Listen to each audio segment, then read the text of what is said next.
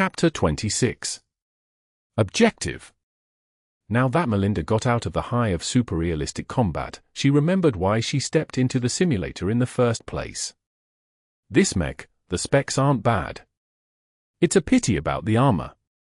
It doesn't hold up in a large melee. The shield's also far too heavy for the scant amount of protection it's offering. Still, when she saw how few gold she had to spend to repair her mech and replace her shield, she smiled. The total amount she lost paled in comparison to the amount of gold she earned from performing well in that last match. She even received the coveted MVP award. The game really went all out in retaining its older customer base with these tricks. Janet whistled her appreciation as she read the score list. Damn Melly, you went to town on them. You've personally disabled 4 mechs. Yeah, and pretty much wrecked my entire mech in the process. At least I won't cry about the repair bill. You wanna go for another match? Yeah. I need to get familiar with this mech. My little cousin did a good job with this machine. That's for sure. If your new mech is fully equipped with the HRF, then he has my respect. Half the red team fired potshots at you and you still made it through the end. I didn't know you were so gutsy for leading the charge. I got caught up in the moment, I guess. She didn't know what made her enjoy piloting the Mark Antony so much. For a 5-star mech, its specs were mediocre and it clearly tried to do too many things at once. Yet when she hopped into its cockpit, she felt as if she embodied a war god ready to wipe out heretics. Its dark paint scheme and blazing red shield brought out the urge to go on the offensive. Janet, do you think the game's become more realistic? I hardly noticed I was playing in a simulator. Duh, that's because you're playing with the Planetary Guard's best simulator pods. They simulate movement and impacts with ship-grade artificial gravity. Maybe that was it. The simulator pods from the Game Center don't go that far in providing the most realistic experience. The simulation pods of the Guard might not be the best in the galaxy, but they still provided excellent training opportunities. The two queued together in another war-torn instance. This one was the map of the day, a 200v200 featuring a massive battleground with multiple objectives to capture or destroy. Matches could last up to 2 hours if both sides were evenly matched. The matchmaking took a few minutes to gather enough players. Once it finished matching players, their team entered another lobby. This time Melinda ignored the posturing and smack talk between her more dominant team members. Trying to assert leadership of a group of 50 pilots was barely doable, but it almost couldn't be done with 200 unless you were famous. Let's stay on the defensive this time. I want this mech to last a little longer this time. How about the forward depot? We can refill our ammo and energy cells there if we need any, which you sorely do if I recall your mecha's energy expenditure. As the match started, the mass of mechs left the giant hangar and entered an urban combat environment. Modeled after an old Terran historically preserved city, most of the structures were only a couple of stories high. Enough to cover mechs at ground level, but not enough to provide significant protection if enemies shot at them from the air. All 200 mechs in their team split up as they attended to their chosen objectives. Some players intended to assault a remote location, while others planned to defend a spot to the last mech. Melinda and Janet were joined by a gaggle of random mechs as they reached a small forward depot that represented one of the secondary objectives in the game. Our main win condition is to conquer the city hall, while the enemy team has to take over our military HQ. The asymmetric conditions forced the two teams to adopt different strategies. The military HQ offered better repair and resupply, while the city hall possessed better active defenses. It encouraged the blue team to attack and the red team to defend. However, if the red team just kept turtling behind their walls, they'd run out of ammunition, energy cells, and other resources. So the fight for the secondary objectives prevailed at the start of the match. When they reached the bunker-like depot, the group of mechs spread out to form an effective defense in each direction. They needed no discussion to decide where they'd be best employed. Janet brought her cannon mech to a reinforced firing position just within the bunker.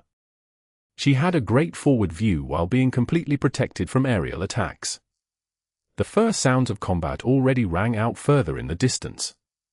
Scouts from both teams encountered each other, leading to limited skirmishes. A distressed light mech with a missing head suddenly barged through the bunker's perimeter. Only its IFF or identification system prevented it from being blasted to pieces. They're coming. 8 mechs. Mediums and lights. The light mech disappeared before providing greater detail. Seeing that no heavy mech had joined their defense, likely due to the depot being situated too far forward, Melinda readied her shield and held her other arm ready to fire laser blasts. The missiles came first. An arcing volley of missiles flew from a couple of blocks away and splashed against the surface of the depot, damaging its reinforced exterior. The second volley that came after got shot down by their team's anti-air. Subsequent missiles kept getting intercepted. While half of their team preoccupied themselves in shooting down the missiles, a couple of townhouses split into pieces as a group of 5 melee mechs burst through. Their guns blazed as they focused their firepower on a rifleman. The structure it hid behind got smashed to pieces, allowing the enemy mechs a clear line of fire to heavily damage the rifleman. Melinda kept her Mark Antony in the open, trying to offer an alternative target to the attackers. Unfortunately, they played it smart, keeping their attention focused on the more vulnerable ranged mechs. "Hey! Over here, buddy!" she indignantly called, and charged towards their position while firing half her missile complement. The projectile successfully diverted the attention of one of the medium strikers, who activated its head-mounted rapid-fire machine guns to shoot down the missiles one by one. Nevertheless, Melinda made it through halfway by that time, and her wrist laser kept pelting the striker, dealing moderate but sporadic damage due to the spread of her shots. The striker retaliated with a barrage of shotgun fire, the pellets stripping the front layers of her shield. Nevertheless, her shield held up against the attacks which could easily shred a light mech to pieces. Melinda stopped firing her lasers. Instead, she raised the mace in her mecha's grip and prepared to smash it down against the opposing mecha's face. The striker responded by activating a wicked-looking bayonet on his shotgun. As her mace came down, the striker dodged the telegraphed attack and thrust with its bayonet. Grinning, Melinda rotated the torso of her mech, causing her unbalanced mech to haul its shield in an angle that neatly deflected the bayonet attack in time. She then leaned her mecha's entire weight against the shield, pushing the striker off balance with its weapon extended. A kick caused the shotgun to fly away, while the mace came around to smack viciously against the striker's face, crushing half its head. A few further whacks on the disoriented mech caused its cockpit to cave in, squishing the pilot into meat paste.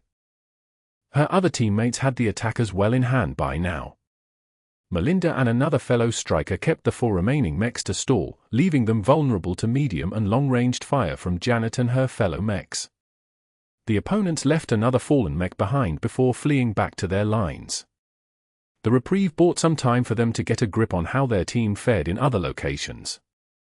Forward depot is secure. Fended off a small raid. The fucking communication center is heavily entrenched. We ain't gonna capture a thing with a squad of heavies ready to rain missiles and cannon shells down on us. We were beaten back at the evacuation shelter. They took complete control of the civilians there. They're loading hostages. I can't make out which kind. The red team is up to something.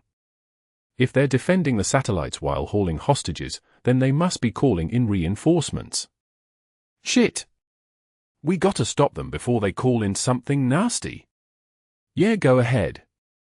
Unless we divert at least 50 mechs to the comm center, we're not going to dislodge them from their cozy position. Well, they're going to win if we're sitting around. Relax. They've diverted so many mechs that the power plant is less secure. Once we take it over, we can pull the plug and say goodbye to all of their fixed defenses. Melinda nodded as she understood why there hadn't been a second wave of attackers. She felt agitated at the lack of heads to bash in. Her mech wasn't made to sit around idly. Janet, let's resupply and go.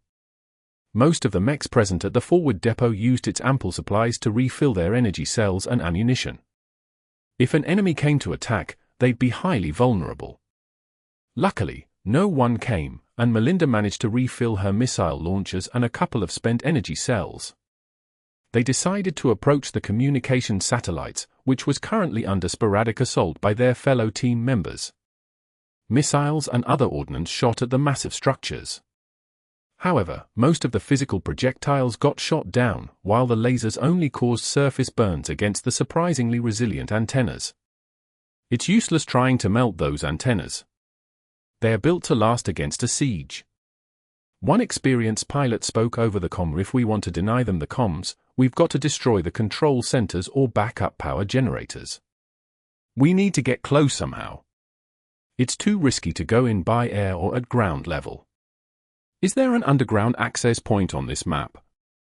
There are, but our enemies have mechs holed up behind a lot of barricades. It's going to be hell pushing through any of the tunnels.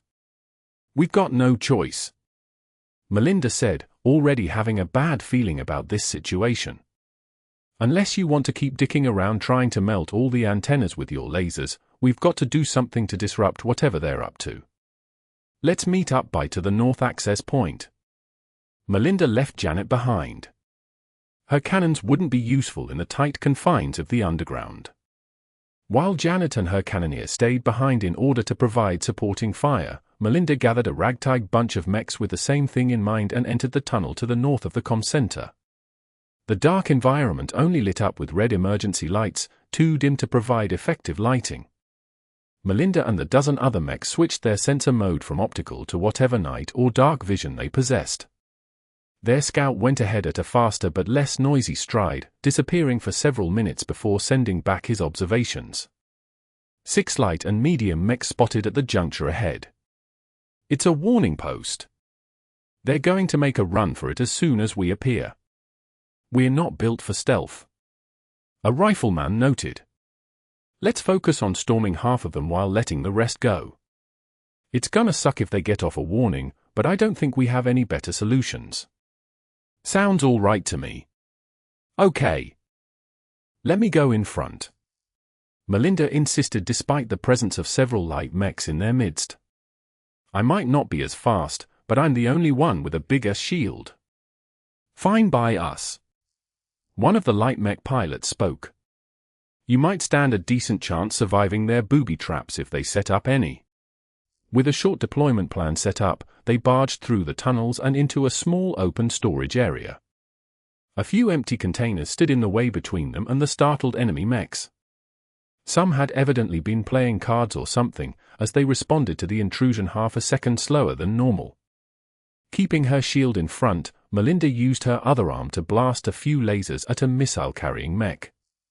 She managed to score a couple of hits at the same place, melting one of its launchers. Sporadic fire from her teammates caused the launcher module to take further damage, until a small shell caused the entire thing to detonate all of its missiles. The massive chain of explosions wrecked the missiler and disrupted the enemy's formation. A few of the nimbler mechs dodged the incoming fire and successfully slipped away. However, the same couldn't be said for the medium mechs. Slower and easier to hit, Melinda's allies shot at their legs to disrupt their posture and prevent them from gaining speed. They eventually reached the outnumbered enemies. Though everyone used their night vision, the eerie red glow of the Mark Antony's eyes gave the dark mech a grim facade. The vapor crest at the top of its head caused the medium mech in front of her to quail. Nevertheless, the pilot was a Platinum Leaguer, and he wasn't resigned to death. The enemy mech fired off an entire salvo of short-ranged missiles that blew back the Mark Antony, yet still the shield held though with half of its layers gone. "You're going to pay for that!" She yelled and dove back in to bash the mech into a battered pile of components. The other mechs finished off the remaining enemies. Let's move on. As they reached the end of the tunnel, they met with a stream of cannon fire. One of Melinda's teammates got hit in the leg, severely damaging his mecha's mobility. "Shit! My left leg's a goner! Make way!" Melinda yelled and surged at the front to hold her shield over the fallen mech. Someone drag his ass behind cover. What do we do now? We haven't got enough firepower to contend against their cannons. Did you forget our objective? Push through no matter the cost. Without waiting for a reply, Melinda stepped forward and bravely took the lead. The other mechs hesitated before deciding that they didn't have another opportunity. They followed with gusto. Those with ranged weapons fired while on the run, causing very little damage to the cannoneers down the tunnel, but it did force them to keep their heads behind cover. As Melinda kept up her run, her mech continued to get hammered by shock waves as its shield received constant cannon impacts. It was tough for her to ball through the sheer amount of kinetic energy thrown in her way, but the adverse circumstances only made her heart pump faster. That's it. Keep firing on me. My mech can take the punishment. The shield started to lose its square shape as the ends got shot off. Some of the shells even exploded against her armor, causing several cracks. Still, she successfully closed the distance before the cannons could do worse. With her halved shield, she bashed one enemy mech aside while her mace pounded against the cannon of another enemy, disabling the weapon. Her opponent retaliated by throwing the useless weapon towards her, causing her to falter in her follow-up. The mech used the gap to unsheath the sword behind its back.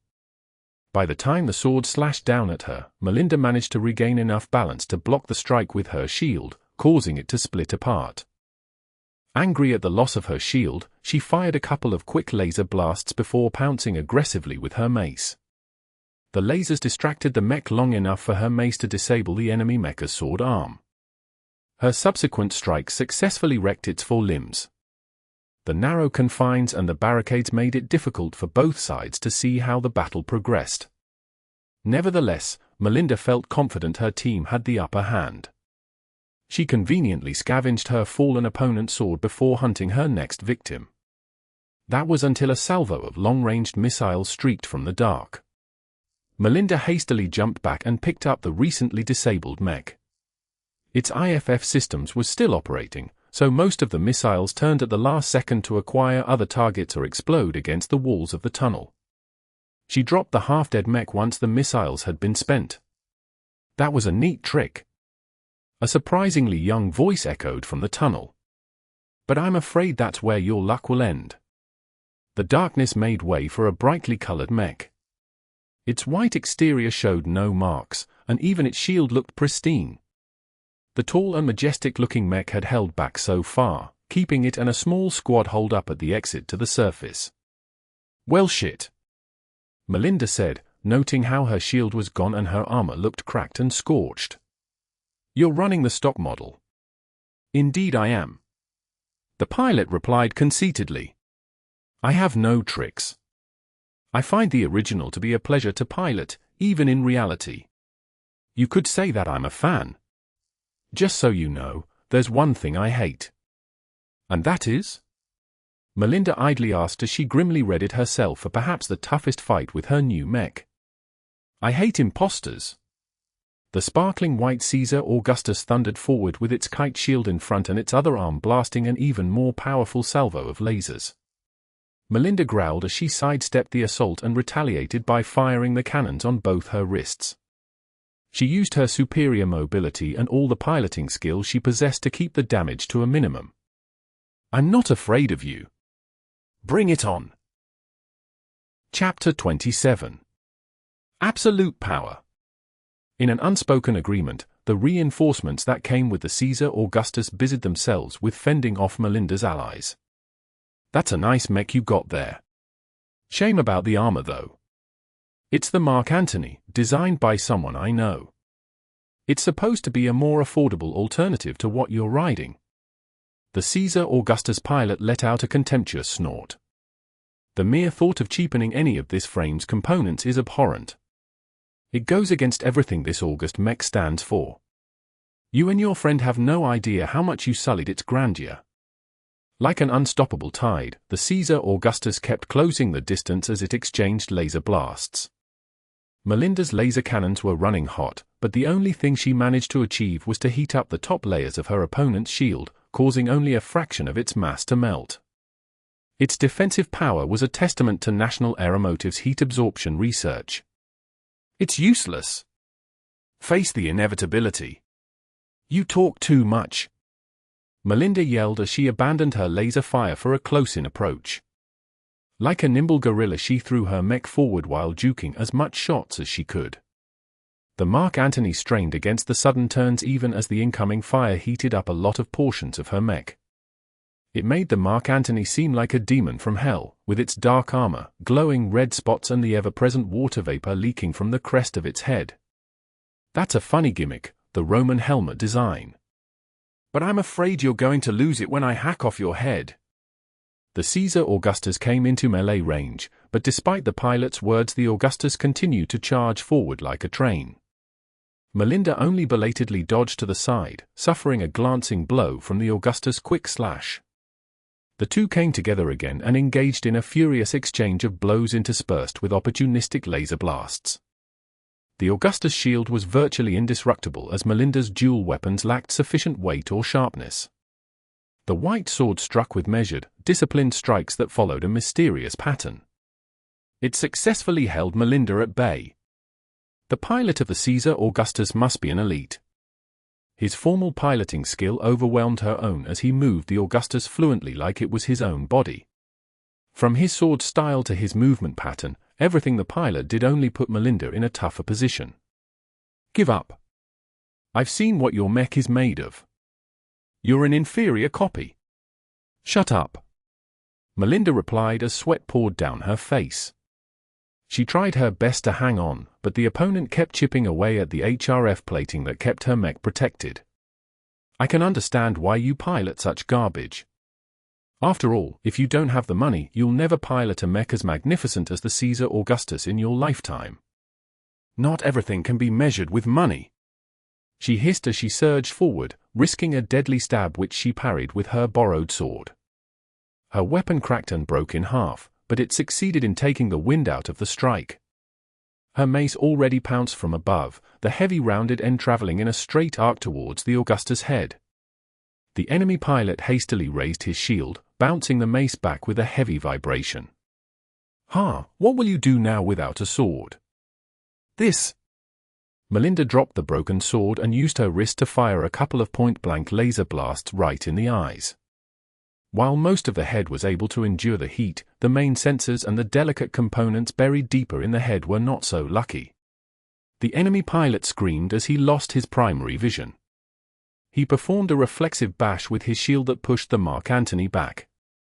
She stepped backwards along with the push, and started to slink sideways in order to take advantage of the fact the Augustus now relied on its secondary sensors. You think you've blinded me? You're wrong. Surprisingly, the Augustus shifted adept in Melinda's direction. Perhaps wary of another point-blank surprise, the Augustus with its melted head kept its distance while firing its wrist laser. The Mark Antony spent its energy at a fast rate trying to dodge the shots. I've been lenient to you so far. I didn't expect you to scorn my face. Very well, let me show you the real power of the first emperor. The Augustus dropped its shield, relinquishing much of its defensive advantage over the Mark Antony. Nevertheless, the Augustus moved forward with renewed grace. The enhanced speed alarmed Melinda, and it took all she had to dodge the Augustus' masterful sword stroke. The follow-up strikes chipped away at the Mark Antony's exterior, shaving off several portions of its arm and torso armor. Melinda pushed down her panic and kept composed as she danced around with her mech. As each second passed, she felt her conscious mind grow more intense. The Mark Antony's dark form echoed her every thought, allowing her to avoid the Augustus swords repeatedly. Even in the instances where she couldn't avoid damage, she exerted her utmost to let the sword strike her mecha's best armored sections. All you can do is run like a cockroach and jump like a monkey. The pilot bellowed, frustrated at the continual chase. That's all a cheap whore riding a cheap imitation like you can do.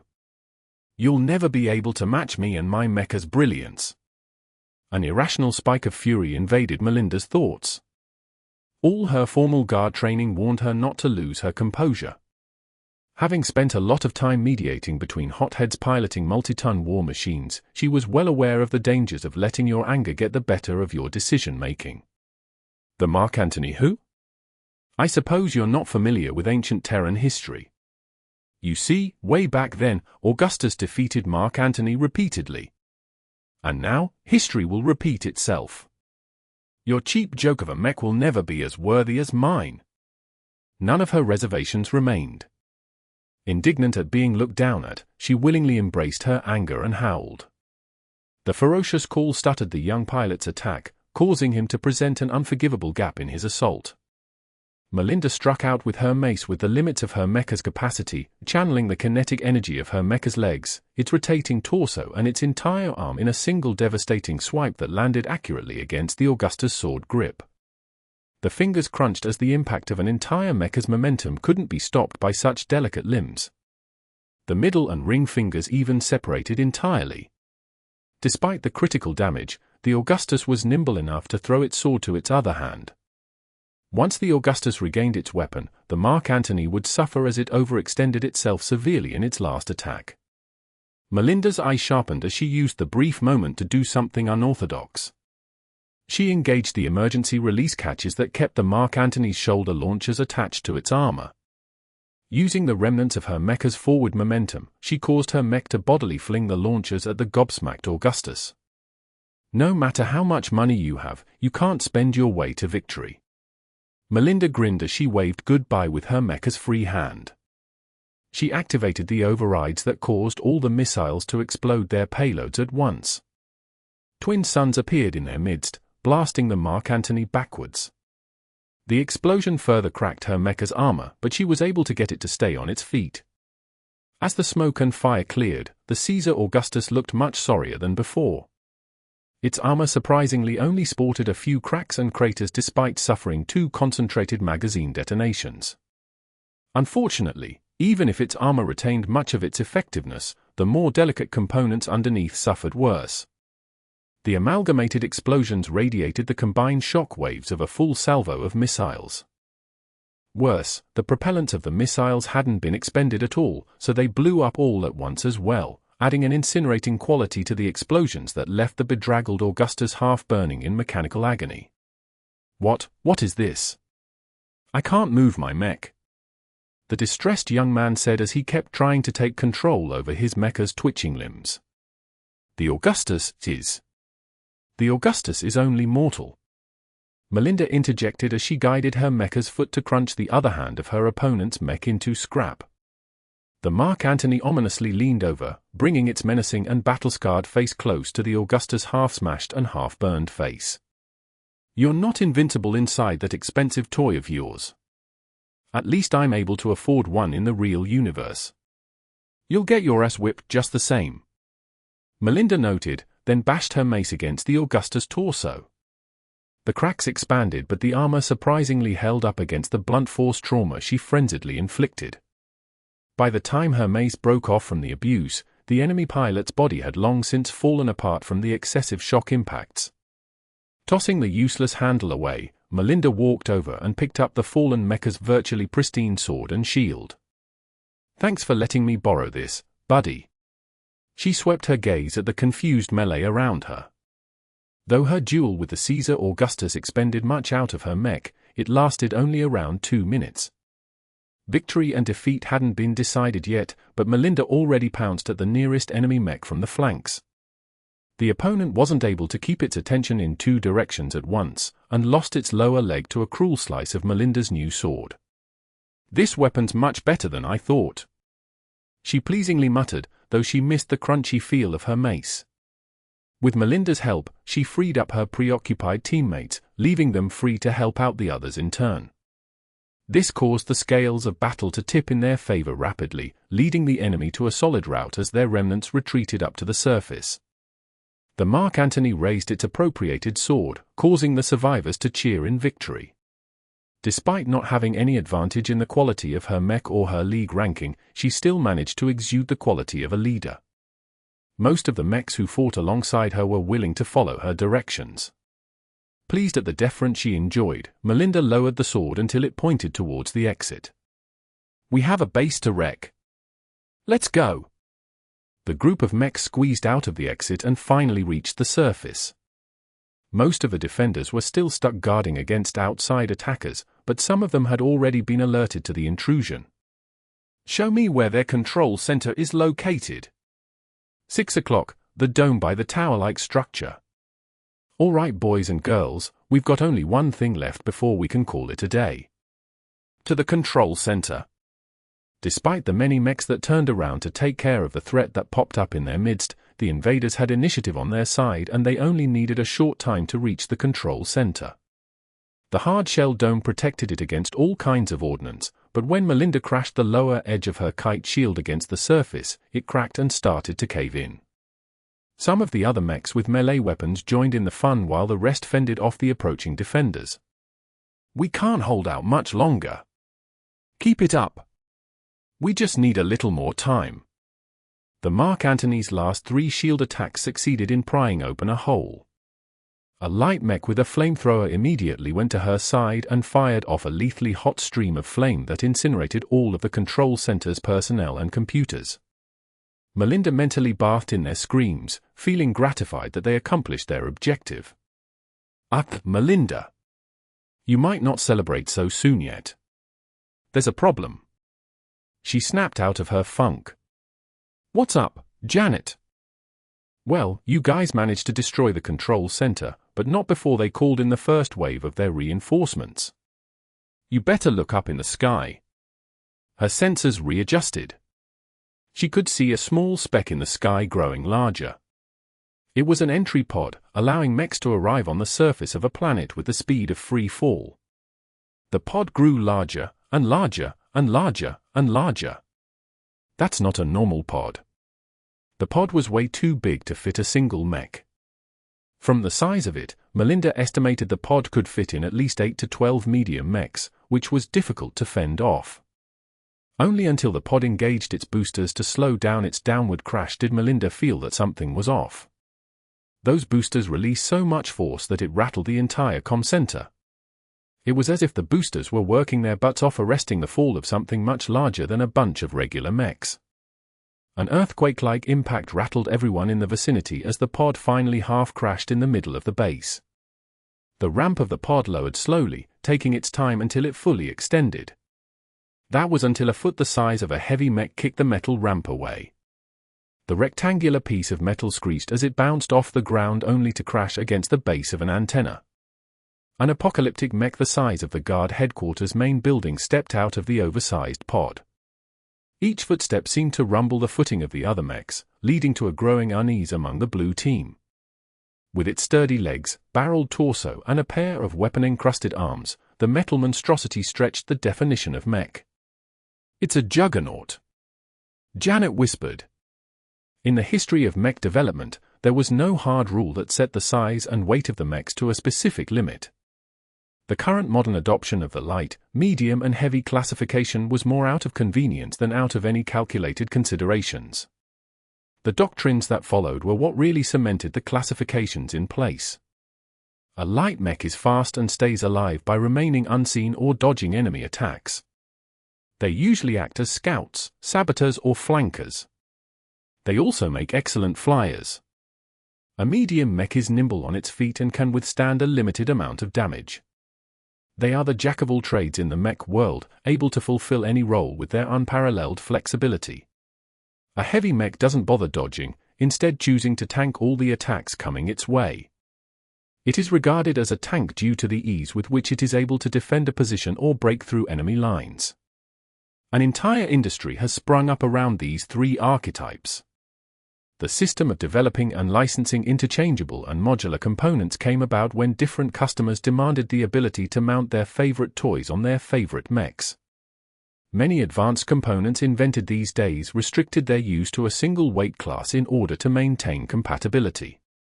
But regardless of this thriving ecosystem of mechs and mech parts, there were always some parties that wanted to take a step forwards for themselves. One such moment happened at the new Rubath Empire's introduction of the Juggernaut to the battlefield. The Juggernaut was a mech that had the ability to contend against a low-flying spaceship. Its frame and its countless components weighed as much as a dozen heavy mechs, but was about 100 to 1,000 times more expensive to build. The many technologies that kept such a gargantuan in one piece and prevented it from collapsing under its own weight were very expensive to reproduce. Such a large and heavy mech simply didn't appear to be economical. That never stopped the Rubathans, though. They painstakingly invested in its development and kept the project under wraps for at least an entire mech generation.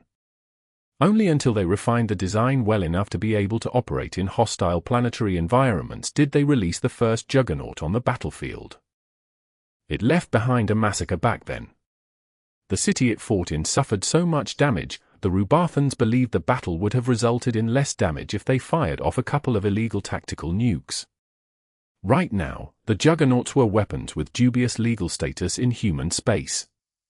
Many states hostile to the new Rubath Empire sought to draft a treaty banning such ultra-large mechs.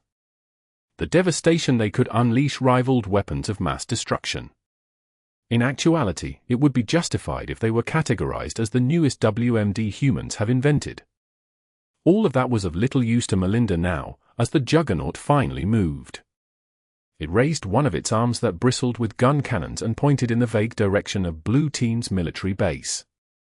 Oh shit. Get out, Janet. I'm already on it. The Juggernaut fired, and the entire world turned white. Chapter 28. Preparation. What happened after that? Vess asked over the comm as he rested on the couch. Lucky curiously tried to paw Melinda's head projected by the comm. The Juggernaut blasted half the walls of the military base apart. It set up a panic in our team. Frankly, the only reason why we lasted so long after the Juggernaut entered the field was because its pilot went drunk with power. He destroyed half his team with all the collateral damage he caused. The two spoke about the performance of the Mark Antony, and how Melinda found it to be a good mech despite its many faults. It doesn't have a good place on the front lines due to its scattered strengths. It's not quite a knight, not quite a striker, and its pitiful launchers don't give the mech a lot of long-ranged firepower. Well, I'm only working with the tools I have. Frankly, if I could replace the mace and shield with something sturdier, I'm sure the mech would perform just as well as the Caesar Augustus. Sadly, that's not an option if I want to keep costs and complexity under control. Vess shook his head. I've anticipated most of the issues you've mentioned, but they're kind of built into the fundamental design of the mech. I'm not aiming to replace the Caesar Augustus. I just want to deliver an affordable variant that can perform well in smaller engagements. Melinda nodded. I'm certainly impressed with the mech. I kind of want to replace my patrol mech with it, but I know the pencil pushers in the guard won't allow such a thing. It doesn't have the endurance. After the conversation ended, Vess put the finishing touches on his second-hand-made mech and sent it off to be sold in the market. Let's see my progress so far. Status? Name, Vess Larkin's son. Profession, novice mech designer.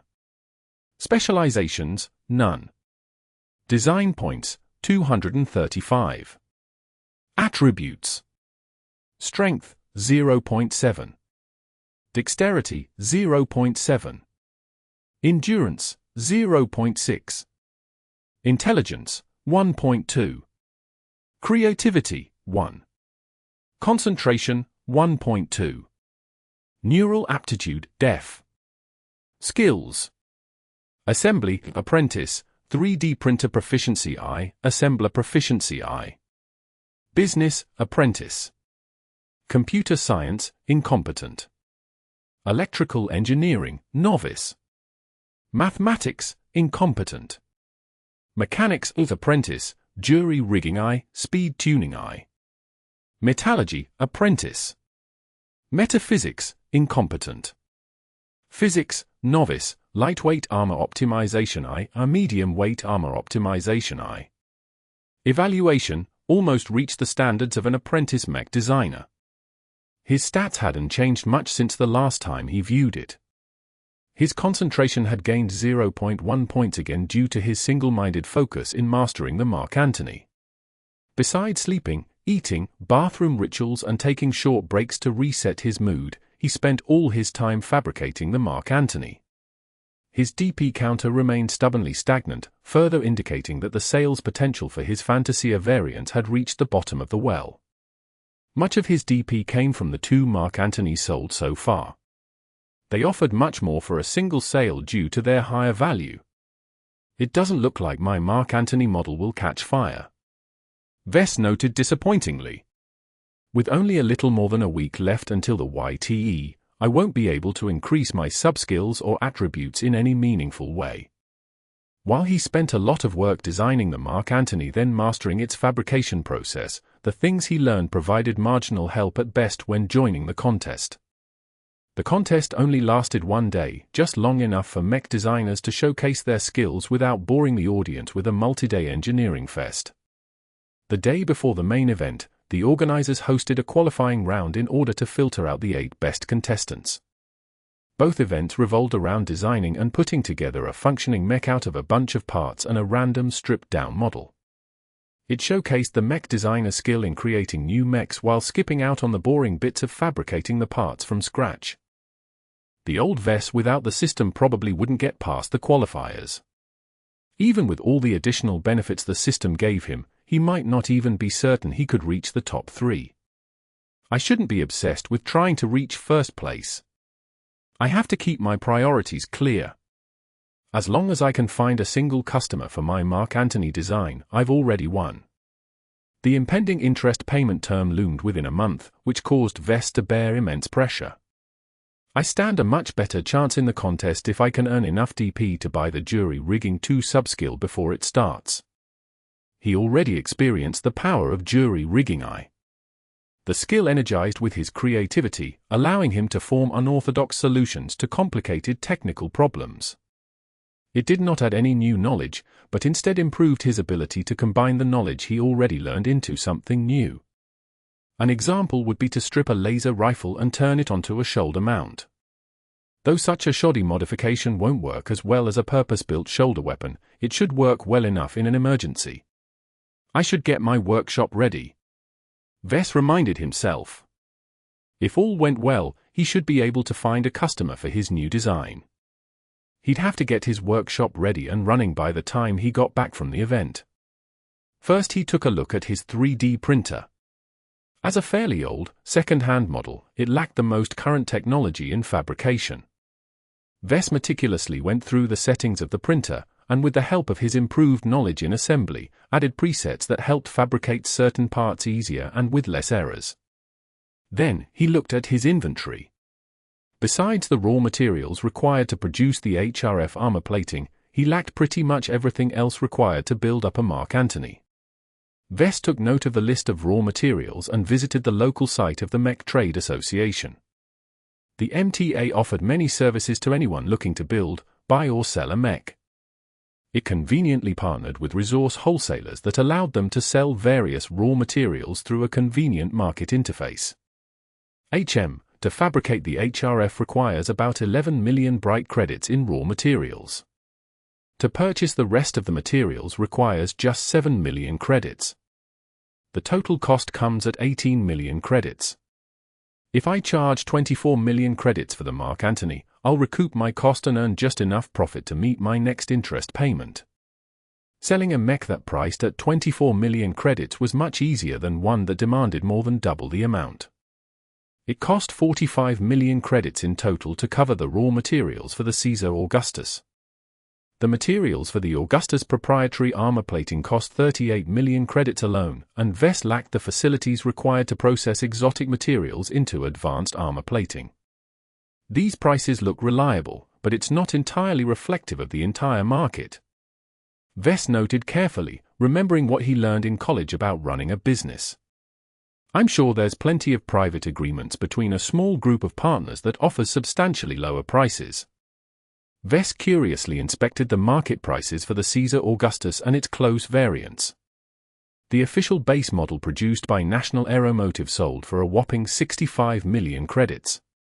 Naturally, as the original manufacturer and with the now mature Jason Kozlowski at the helm, the CA-1 produced by NA was top quality.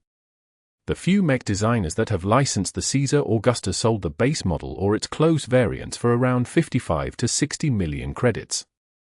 Perhaps they also offered lower prices, though they used private sales channels in order to conduct such business.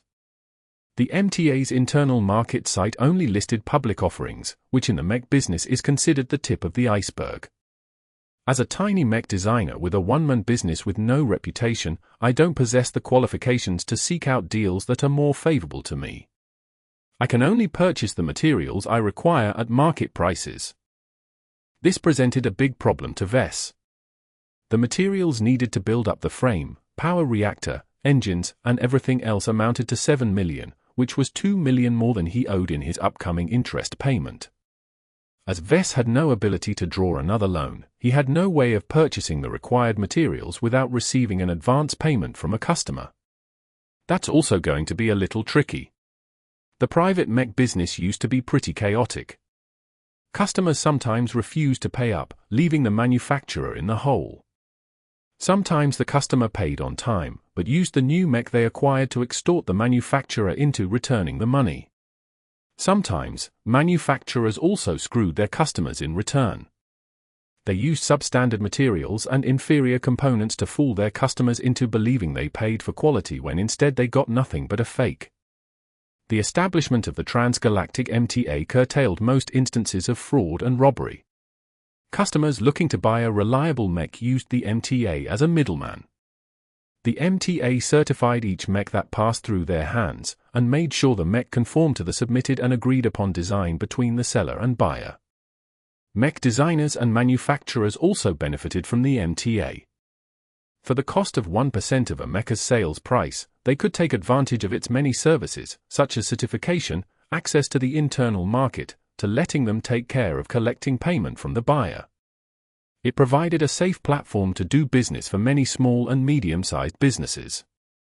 The MTA, though officially a charity, also acted as enforcers. They rigidly enforced the prohibitions on installing weapons of mass destruction onto mechs. Any violators caught with dabbling in forbidden dangers like nukes or viruses would be squashed by the MTA's dreaded compliance department. If I do my business through the MTA, I won't need to worry about the authenticity of the advance payment. My customers will also receive some assurance from the organization. Though Vess had not yet bought anything from the market, he pre-registered his purchase list in order to notify the sellers of those materials that he might buy them soon. It was nothing more than a notification, but the sellers might prepare for the sale by making sure they had the materials in their inventory and could ship them to the Bright Republic. The Bright Republic is small, so shipping times aren't so bad as long as I can find each material in the domestic market. Vess tracked down each material and was relieved there were no problems on that end. With the ultra-fast shipping capabilities of a modern galactic civilization, shipping companies were able to transport all the materials stockpiled in Bentheim to Cloudy Curtain in just 2 days. After that, he contacted the MTA to prepare the paperwork for his expected production.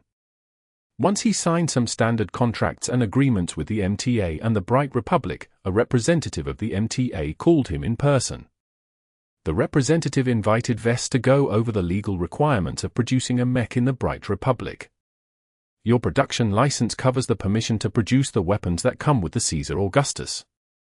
A representative from Bentheim explained over the conf, however, you do not have permission to live fire these weapons even in tests. Furthermore, you are not allowed to produce your own ordnance.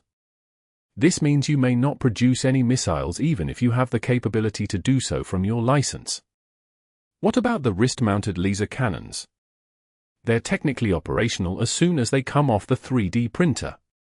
I just need to plug them into an energy source. The representative swiped a couple of designs to Vess.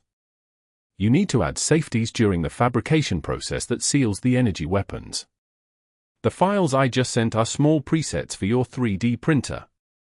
They will automatically incorporate the most optimal safeties to any weapons you produce, but you should always double-check them manually. Will do.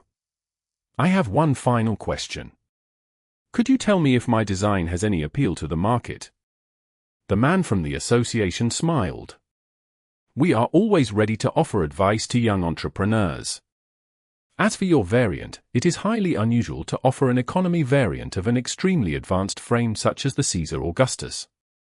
The Augustus already has a small demand. Since you have replaced its armor in your design, thus taking away the biggest merit of that particular model, I cannot be certain whether any potentate is willing to invest in your new concept. There is no existing demand for this kind of product, so you should diligently work on your marketing in order to create demand. Understood. I don't have any more questions, so goodbye. Have a nice day. In other words, Vess had to market his design from the ground up. He couldn't steal any customers from the pilots interested in the base model because they were unwilling to buy an inferior version when they had the money for the real thing. Vess should target pilots with less generous bank accounts, but those pilots usually bought dependable front-line models, not discounted advanced mechs. These two categories differed significantly in terms of endurance, maintenance cost, and overall longevity. Regular front-line mechs were built to last. I'll cross that bridge when I get there. For the remainder of the time, Vess kept diligently producing the Mark Antony in his virtual workshop. He accumulated a decent amount of experience in fabricating the most troublesome parts, and with his deep knowledge of the frame and its base model he felt confident he could fabricate a functioning mech with his own equipment. The days passed quickly. The day of departure arrived. The Bright Republic offered free transportation to Bentheim for all contestants. As one of many participants to the annual Young Tigers exhibition, Vess joined the crowd of hopeful pilots at the spaceport while holding Lucky to his chest and leading a floating luggage carrier carrying his clothes and other stuff. Man, I don't know why I'm even coming. Only Grant has a shot of reaching the top 10. A young graduate complained. What do you know? A tall and heavy-set pilot said with a sneer. If you manage to reach the top 200, you'll easily be able to land a job at a reputable mercenary corps. I'm not talking about the 5 or 10-man shows, I'm talking about the real deal, like Pritchard's Bannermen or the Red Bishops. Seriously? No wonder my uncle wanted me to participate. The YTE not only showcases our generation's talent to the Republic, it also acts as a job fair. Plenty of employers are watching the show. If they like a pilot, they don't hesitate to offer a contract. My brother landed a spot with the Crossmen that way. The idle chatter of the potentates unintentionally revealed many useful things to Vess. Besides the government and the Mech Corps, he could also expect a lot of mercenaries to attend. Their main purpose was to look for fresh blood to replenish their ranks. It was questionable whether they'd be open to buy a new mech. Vess had his work cut out for him in the next couple of days. Chapter 29. Bentheim. The appearance of Vess raised some eyebrows from the pilots and their chaperones. I haven't seen you around in class. One of the men stated as he looked at Vess' collar. Are you sure you've boarded the right shuttle? Every potentate wore a small pin on their collar, chest or arm that denoted their status. It was an exclusive privilege to the 3.5% that marked them as special. With it, they enjoyed priority services, had access to VIP sections, and had their safety taken care of first before the rest could take their turn. The entire scheme originated from the new Rubath Empire, but pretty much every human state other than the Terrans copied the treatment. They also took over the rule that stated that any fraudulent use of such pins invited severe punishment. Security already screened me before letting me in. I'm a participant of the YTE Mech Design competition. Mech Design? A young fresh-faced woman dubiously said. So you're not a pilot? No. That pretty much killed the conversation. The pilots all turned around and went back to their own discussions. The blatant disregard hurt Vess a little, but he had grown used to such behavior ever since he turned 10. Before his genetic aptitude was tested, he behaved just as arrogantly as the other potentates. It took a brutal fall from heaven to realize how conceited he actually behaved. I was a stupid punk back then. I got what I deserved, but the rest ingrained this dismissive behavior. It couldn't be helped. Modern society worshipped martial prowess, and a disproportionate attention was placed on mechs. Sometimes it appeared that society revolved around pleasing potentates. Certainly, placating pilots was important, but the soldiers who bravely enlisted in the other service branches also deserved some honor. Spaceships guarded their borders against capricious aliens while infantrymen occupied territory and cleaned after the messes mechs usually caused when throwing around ordnance. Nothing could be done about it, though, so Vess took the dismissal without complaint. It wasn't as if he achieved anything of note that justified anything more than an absent glance. Only Lucky attracted some attention, but the mostly female pilots were too preoccupied to get distracted by his cuteness. The departure time arrived. The shuttle lifted off after everyone was accounted for.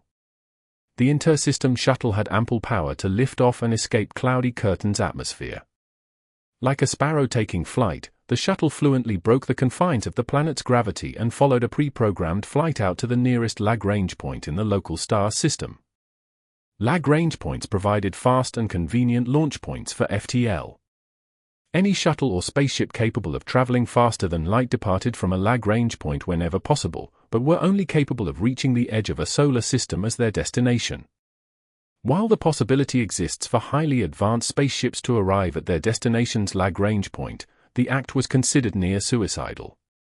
It was like threading a needle, except one single mistake could cause the ship to smash itself apart in weird gravitational stresses, leaving the debris to fall into the local sun. Everyone played it safe, including the transport shuttle. It took only a moment for the shuttle to reach the nearest Lagrange point. It waited in line as other vessels departed first. Once the shuttle came forward, its sleek and narrow form visibly warped into an elongated needle before launching into FTL. The shuttle lurched a little when it entered FTL, but after that the passengers felt nothing else. After hundreds of years of refinement, human FTL technology had earned a track record for safety and reliability. The flight from Cloudy Curtain star system to Bentheim only took less than a day due to Bentheim's favorable gravitational position. It made traveling to the economic heart of the Bright Republic convenient. Besides having no one to talk to, Vess enjoyed the flight.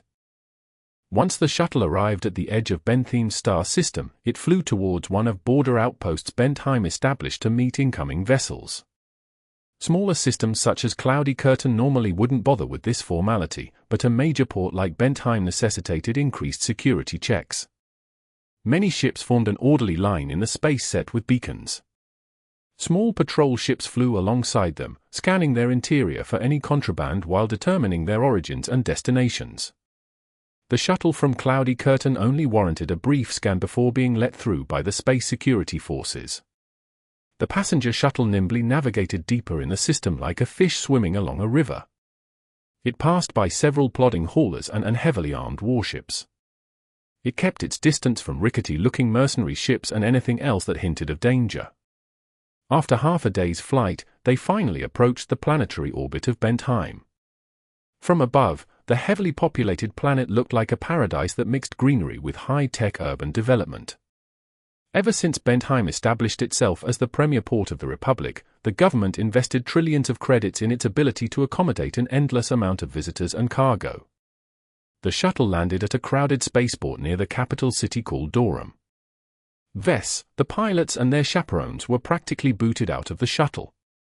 As soon as they stepped out, the shuttle left in order to make way for another passenger shuttle. Captain Gillian, the lead supervisor of the contestants from Cloudy Curtain, led them to a prepared atmospheric transport that brought them to a hotel near the venue. After leaving the shuttle, they entered the hotel in order to check in and left behind their luggage. All right, pilots, the Young Tigers exhibition officially starts tomorrow. You're free for the rest of the day, so go play at the local game center or shop until you run out of credits. I only have a few rules that I hope you can follow for your sake. The captain lifted up a finger. First, be at the venue at 6 o'clock local time. If your comms haven't automatically adjusted their internal clocks, do so now. Tardiness is no excuse. A couple of pilots activated their comms, and some of them had to adjust their settings. Second, you'll be tested for any drugs or intoxicants the moment you enter, so for God's sake don't go party in a club and get smashed. More than a handful of contestants find their qualifications revoked after imbibing a suspicious drink. Don't rule out sabotage from your competitors. There's spies and agents everywhere in the city. This caused a couple of pilots to gulp, though most of them snorted or dismissed the warning as a fantasy. As natives of Cloudy Curtain, the people in power never paid much attention to them. The best pilots of the Republic all graduated from institutions in Bentheim or Rittersburg. Third, do not get into an altercation with your rivals from other planets. We're all briters here, so don't lower your standing in front of the foreigners. We have guests from all over the star sector here, so keep your roles in mind. The young men and women appeared to listen attentively, but Vess knew most of it would be thrown right out the window a few seconds later. If you break any of these rules, don't expect to participate in the Young Tigers exhibition. You're grown-ups, so bear the consequences of your screw-ups yourself. With the rest of the late afternoon and evening free, Vess exited the hotel holding Lucky against his chest alongside the other participants. The mechanical cat opened its artificial eyes wide as it beheld the exciting view in front of him. The crowded thoroughfares revealed that even at the outskirts, the capital hosted a lot of guests at this time. Every YTE was a celebration of martial might, so the Bright Republic hosted a couple of other activities to accompany the event. The Mech design competition was just one of many additions. Let's see. Tomorrow's the qualifiers, the day after that is the main event. Once the YTE ends, I'll have to return to Cloudy Curtain immediately if I want to fabricate and deliver my mech in time. Vess had very little time left, so even his free time should be spent on improving his chances of doing well in the competition. Let's visit the mech showrooms. As the commercial capital of a port system, Durham featured hundreds of mech museums, mech dealers, and mech workshops. It featured a healthy local ecosystem that made it convenient for many people in the mech industry to run a business. Unfortunately, the rent was prohibitively expensive and the competition was cutthroat.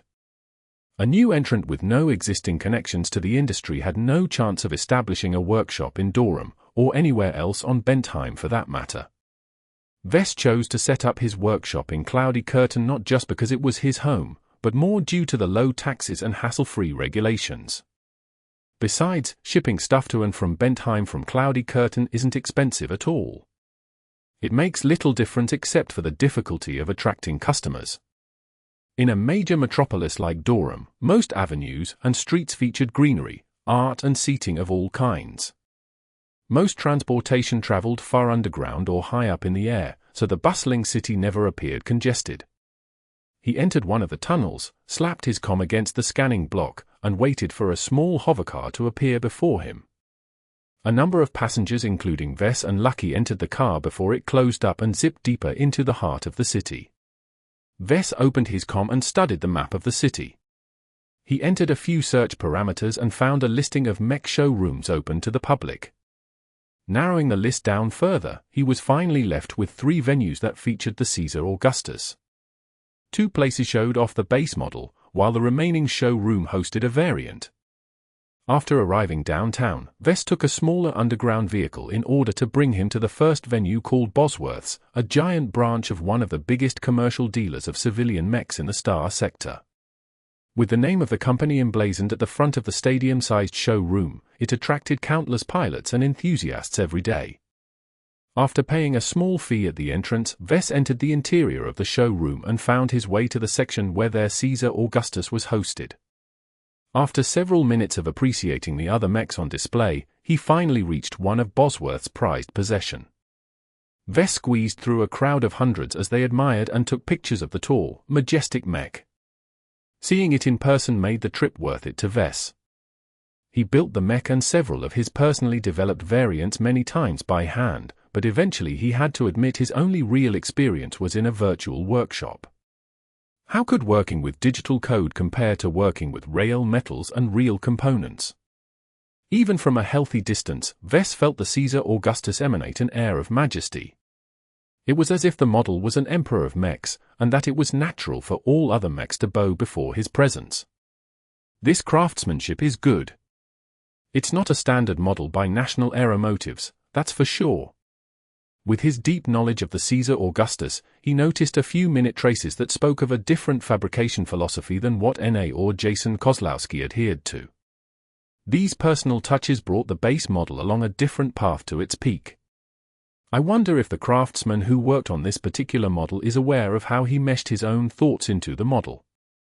With his extensive research on the X factor, Vess started to get a rudimentary sixth sense for the phenomenon.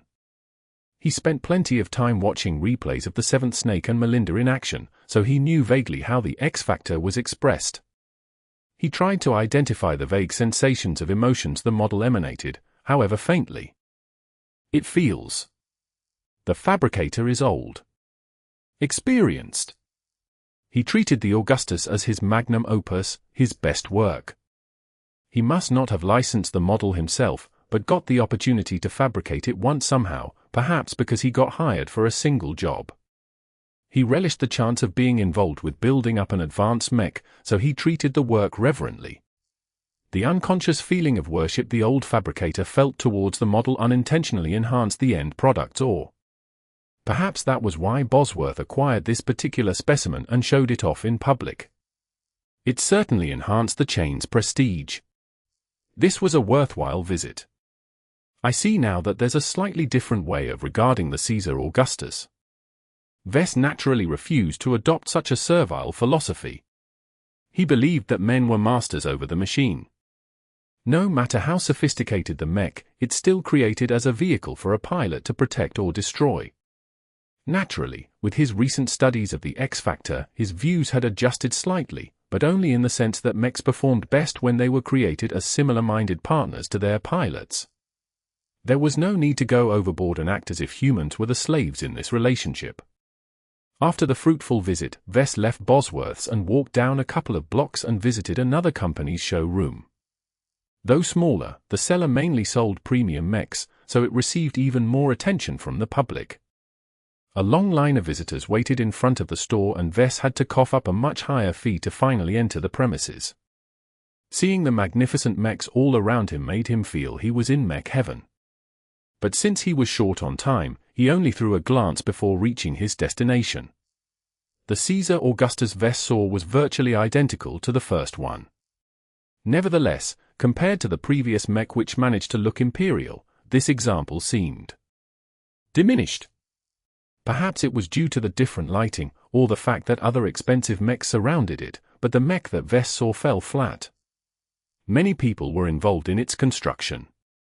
The contours and components rigidly adhere to the standards demanded by its design, but that's the only advantage this model has. It's like this model is built by an assembly line. It was a manner of fabricating that spoke of scale, precision, and efficiency. Instead of letting one fabricator make all the components by hand, a factory employed many people who all specialize in fabricating one single component. There would be one guy who makes only sensors, another person who's in charge of armor plating, and so on. This specialization ensured they maintained quality while keeping up a decent production pace. One of the worst things that could happen to a large-scale manufacturer is the occurrence of faults, so employing specialists or AIS that could take over such a role was key in maintaining consistency. It works if all you care about is the technical performance of the mech. Vess commented, feeling regretful that the manufacturer had not brought this mech to its full potential.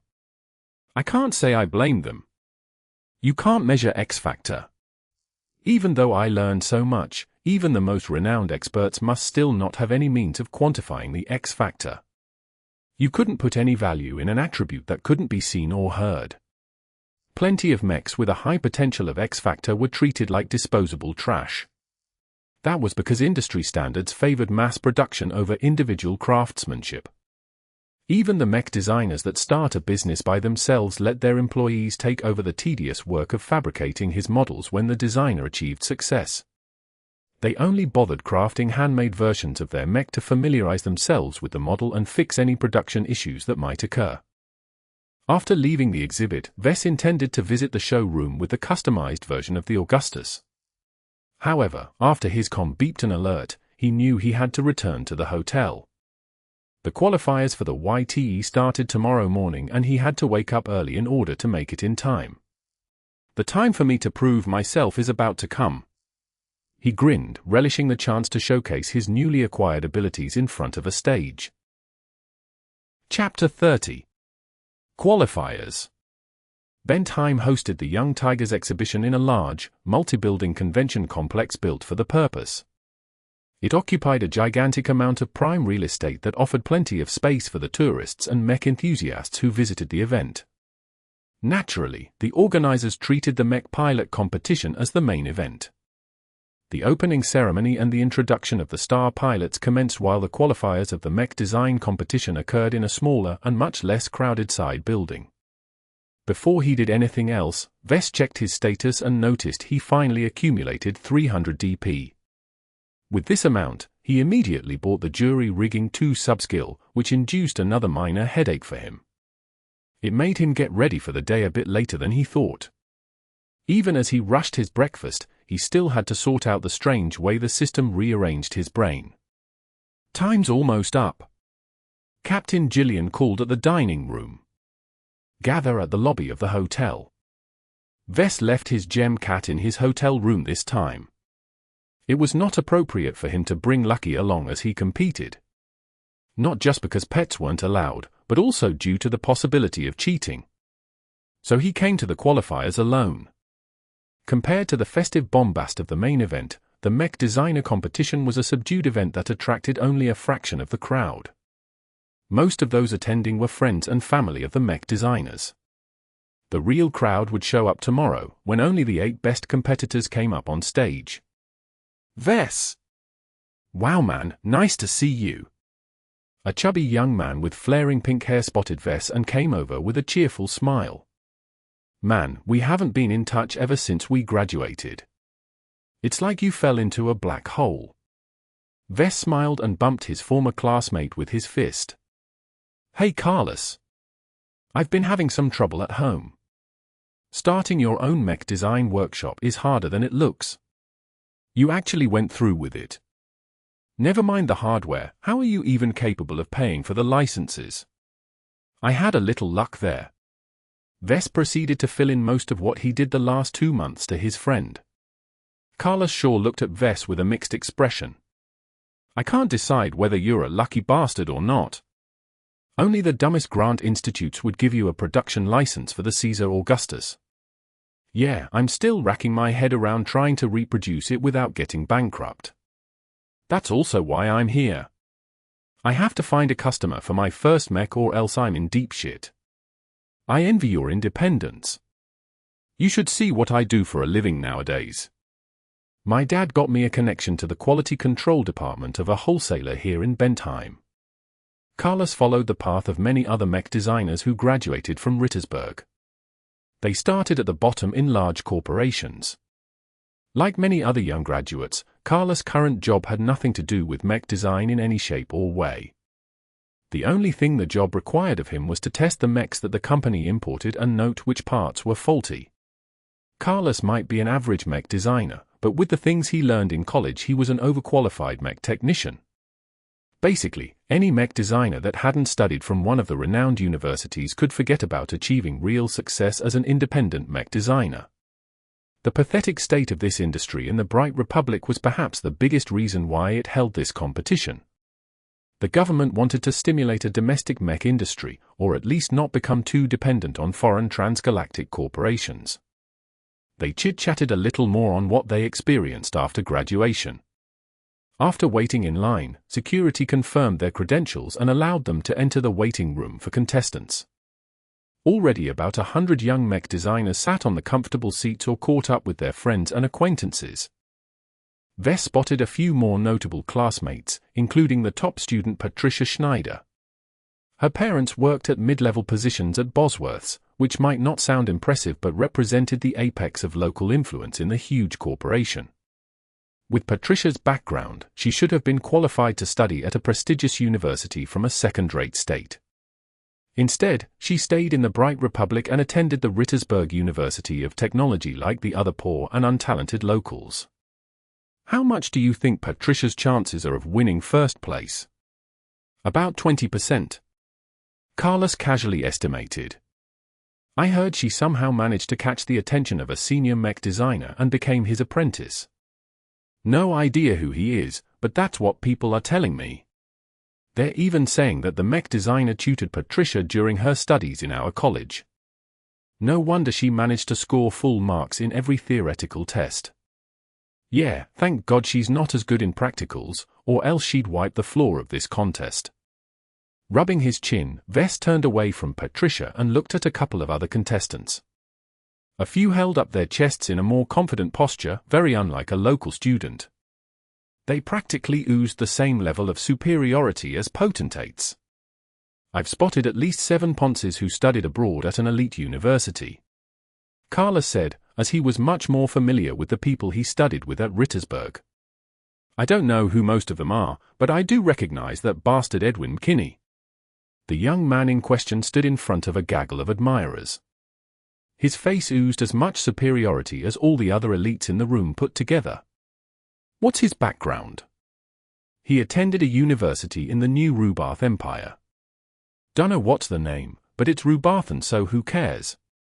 Even though it's not one of the elite institutions at Istilon, he still prances about his prestige whenever he can. It's as if he's an enlightened gentleman bringing civilization to us savages. Though it sounded ugly, the attention was not unwarranted.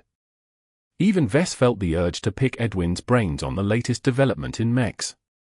Studying mech design in a random NRE university was a wholly different concept than studying the same degree in a backwater country like the Bright Republic.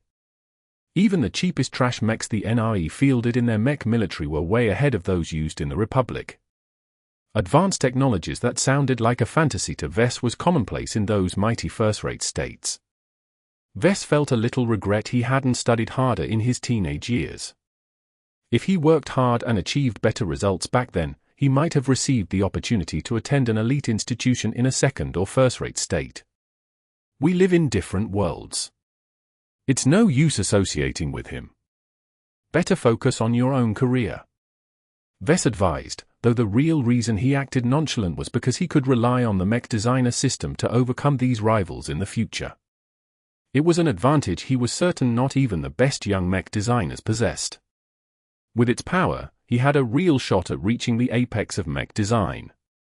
All it took was time. Ladies and gentlemen, please welcome the Bright Republic's best and brightest. An attendant gestured the contestants to exit the waiting room.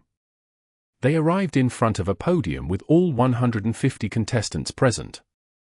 They bowed before a crowd of familiar and unfamiliar faces. The presenter was a silver-haired man with a robust voice, likely another veteran of the Mech Corps. As you can see, it would be too extravagant to allocate a personal workshop and quota of parts to each contestant. With the help of the convention center's holographic projectors, we can nevertheless save space and resources by conducting the qualifiers in virtual reality with unprecedented realism. A few groans escaped the lips of the contestants. They all wanted to play around with real mech parts and were hopeful this time was different. Now, just like last year, we wish to present our young mech designers with the challenge of designing and assembling a functioning mech from pre-selected parts. It is not a challenge to make a mech work, but it takes skill and talent to create the best mech from suboptimal parts. Your task is to create a mech that will be tested in a standard 10-kilometer gauntlet. Your mechs will all be test-piloted by hands over here. Another veteran mech pilot waved his hand from the side. Who is a strict professional and will treat any mech the same. Any questions? How much time do we have? 12 hours from the start of the qualifiers. Are there any limits on weight class and weaponry? The presenter grinned. Design any mech you want to your heart's content. We do not place any limits on the design so long as it fits the definition of a mech.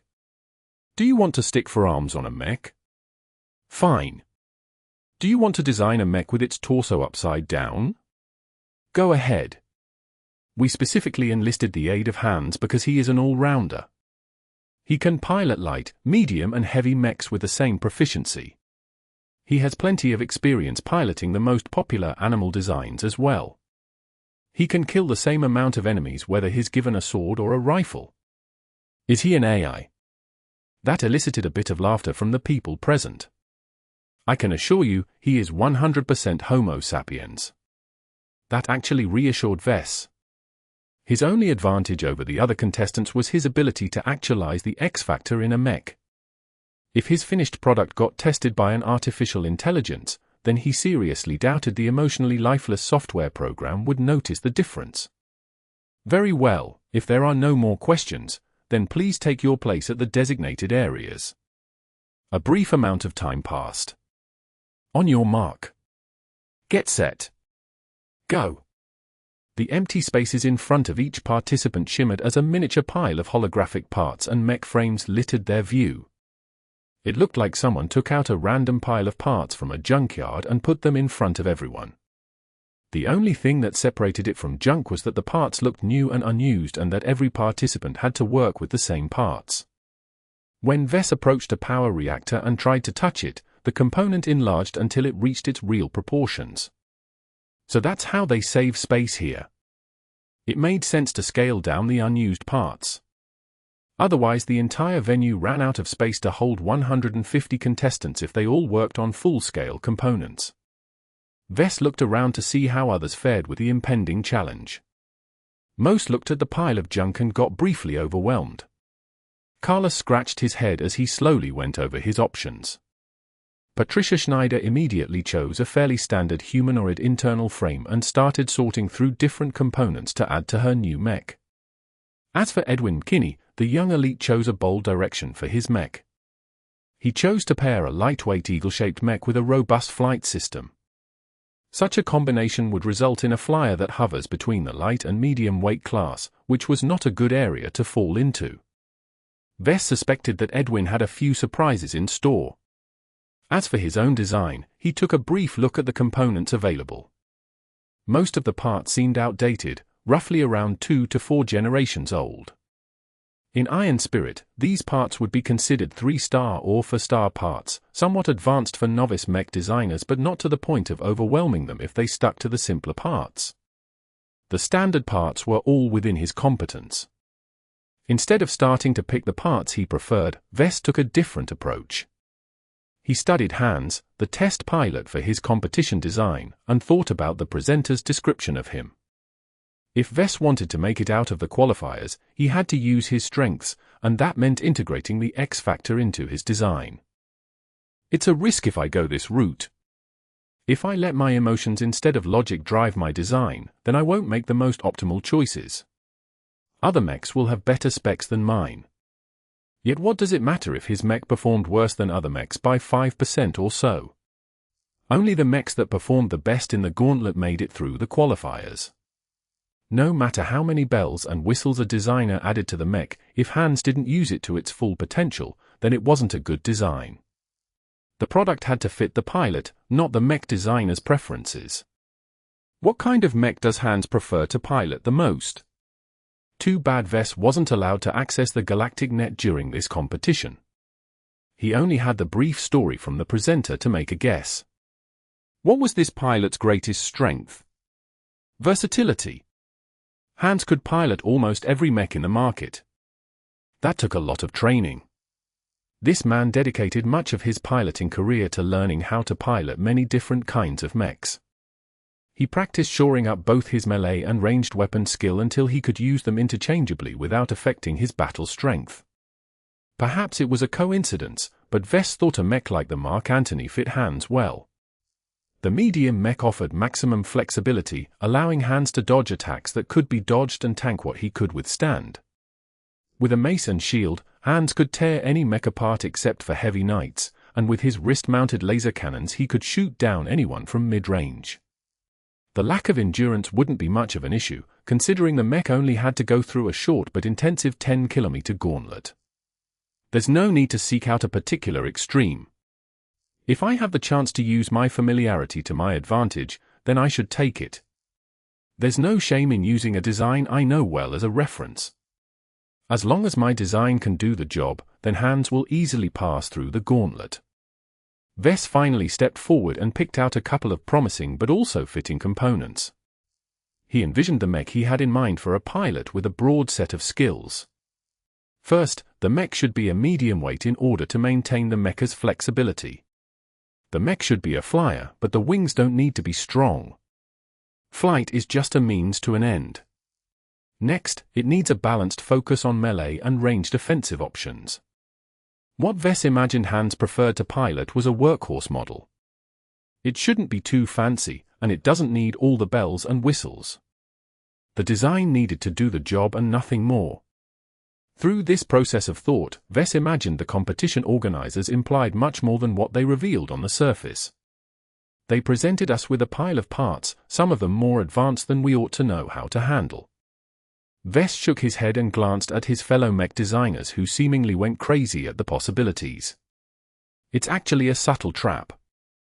If we get carried away with forcing an advanced component into an unsuitable design, then Hans won't be able to perform that well and won't be able to endure in the Gauntlet. Vess felt a little confident in his chances now. While the likes of Patricia and Edwin remained superior contestants, he felt he stood a chance of making it in the bottom of the top 8. Let's see if I can recreate the ghetto version of the Mark Antony with these parts. Chapter 31. Drake. Vess started selecting his parts, all the while keeping his intentions honed to a specific image. He wanted to build a versatile workhorse, a mech that doesn't have flashy features but is able to use the tools it has to their fullest effect. Building a mech started with the internal frame. As the basic skeleton of the mech, it determined the mecha's shape, height, and weight capacity. A sturdy mech not only demanded strong armor, but also a robust internal frame that could hold up its weight under pressure. There were many frames to choose from. Most adopted a standard humanoid shape of 2 arms, 2 legs and an upright posture. Some looked like cats, others like birds and reptiles. Each form had its advantages and disadvantages, but generally the humanoid mechs offered great balance as long as its 2 legs remained intact. As Vess wanted to design a mech with flight capabilities, he chose to pick a medium frame that was on the lighter side. The frame's construction featured a clever arrangement of gaps, hollows, and grooves. It saved a lot of weight while keeping its structural integrity intact as much as possible, though not always succeeding. Nevertheless, the frame held up to stresses as long as it wasn't used too heavily for years.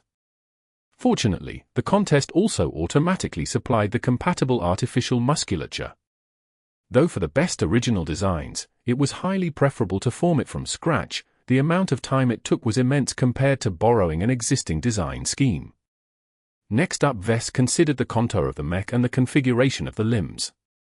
Humanoid mechs differed widely in size, bulk, thickness, and so on.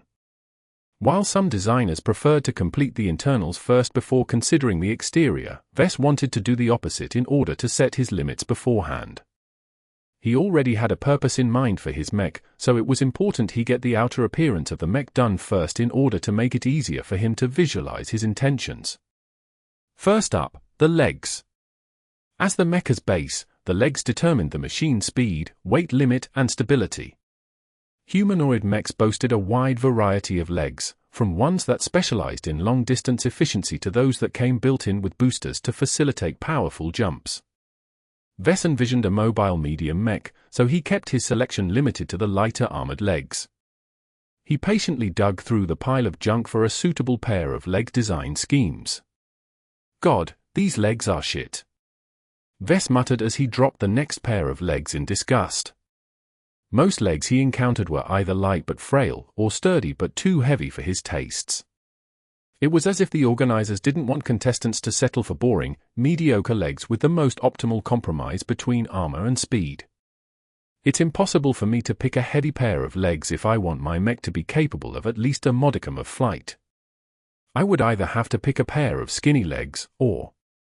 As Vess looked at the pile of animal-shaped legs, his newly upgraded jury rigging subskill tingled in excitement. Mech components and parts had always been designed to accommodate a certain level of modular compatibility, but Vess had seldom heard of cases where a designer attached animal legs to a humanoid upper body. Such things were possible, but it brought a lot of problems concerning reworking the musculature and making sure the mecha's walking and running posture remained balanced. These raptor legs look ideal. He approached the pile and highlighted a pair of fairly robust raptor legs. Raptor-shaped mechs usually featured powerful running gaits that provided fairly good speed at a good amount of endurance. However, they were designed in a way that attached them to the sides of the waist instead of the bottom. Trying to make the legs to the torso of his mech would take a lot of thinking. Let's finish the rest of my selection before I figure this out. The size of the torso determined the maximum size of the engines, power reactor, and cockpit. Larger components were generally more powerful, but Vess had to keep the total weight below the lifting capacity of the legs. Furthermore, certain shapes offered more advantages than others.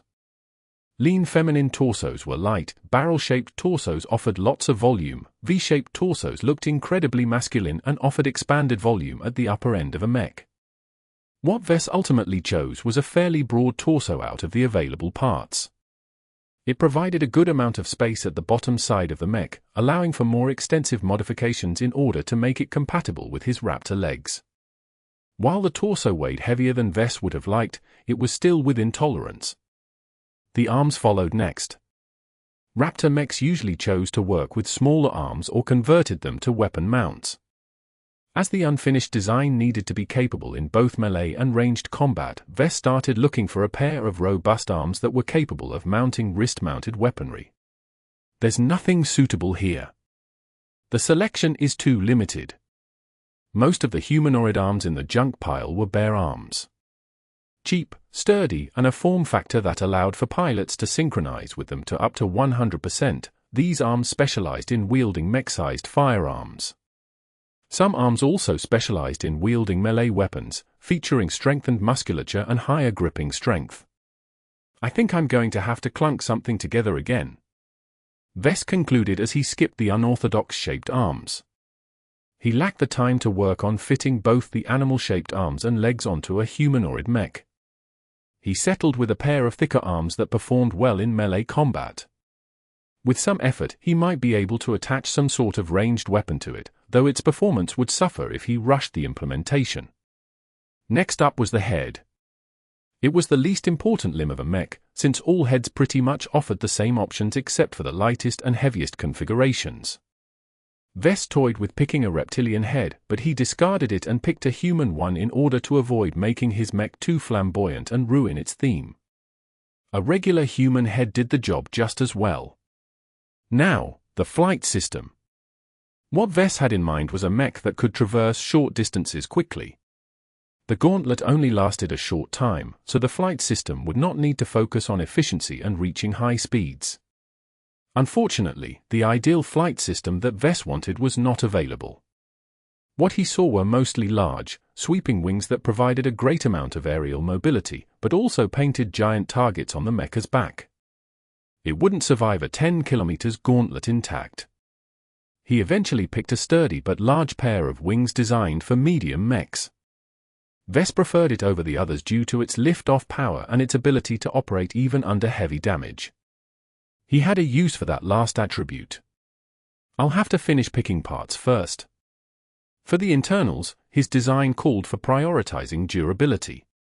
It had to hold up even when the mech was being banged around a lot.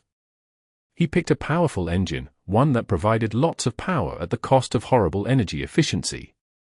For the power reactor, he went for a slightly underpowered one, but it was the only one that left enough space for the engines within the mecha's internal structure. In order to power the mech sufficiently for the entire Gauntlet, Vess added in lots of capacitor energy cells for a quick boost of instant energy. The sensors he chose were some of the most durable ones available, meant for a heavy guerrilla mech. They provided no guidance or targeting assistance, but their viewing range was decent and besides their toughness was almost as good as armor. That should do it for the basics. Vess thought as he scanned the components again in order to make sure he hadn't missed anything. I'll look at weapons later. First, he had to put the basics together. First, he needed to make adjustments to the internal frame in order to accommodate the Raptor legs. If Vess wanted to do it perfectly, he'd use the Mech Designer system's many tools to redirect certain mechanical components in order to achieve a sideways attachment. Unfortunately, his comm was disabled, and even if it were not, he'd be stupid to reveal the system. So he used the basic designer program provided to every contestant and made some crude and drastic changes. He creatively applied his jury rigging skills to clunk something up between the legs and the lower torso. It took a little more time than expected, but by the time he finished the legs appeared to work decently in the simulator, though there was a higher than expected loss in the conversion of motive power. Still, Vess shrugged off the losses, focusing instead on his gains.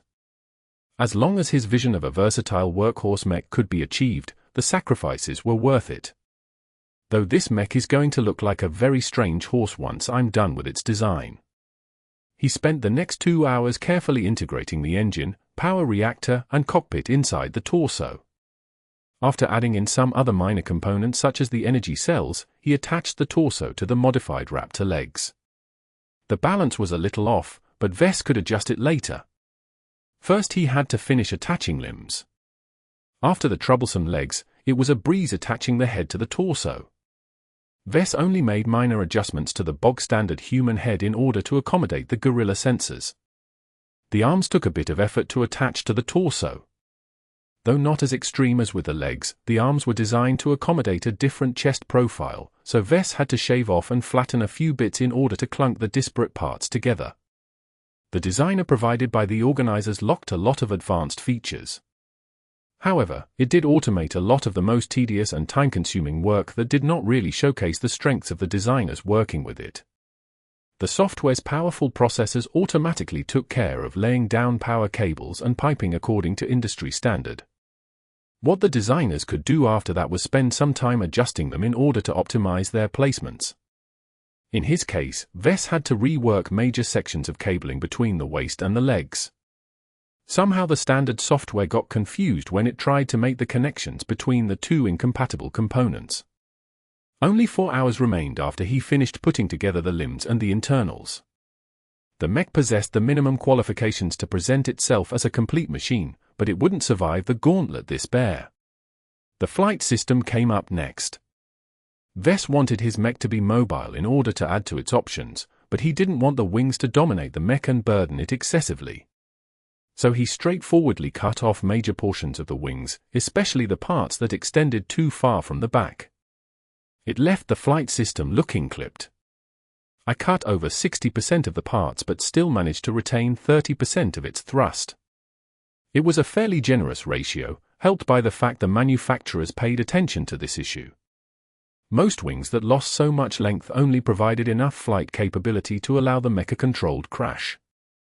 The wings Vess was left with weren't powerful, but they provided a sufficient amount of traversing speed, though he shouldn't expect the wings to let the mech fly high. Attaching the wings to the torso provided little trouble. Despite the fact that the torso wasn't built for flying, it still possessed all the modular connectors that eased the fusion between the two parts. The flight system looked remarkably compact compared to the larger and heavier torso, but that was the image he was going for. The smaller the wings, the longer they stayed intact. It kind of looks like a dragon bred with a human who delivered this mech into the world. The Raptor legs provided the mech with a lot of leg power and mobility while still able to bear a generous amount of weight.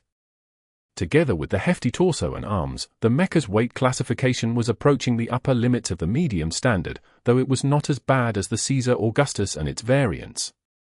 The wings provided enough thrust for the mech to help it move around as long as its weapon loadout wasn't excessive. The great thing about the junk pile was that Vess could pick the best weapons from it without worrying about licenses and fabrication. He rummaged through the pile and found a fairly thin but serviceable sword. He added a pair of lightweight backup knives before picking up a medium-sized round shield for defense.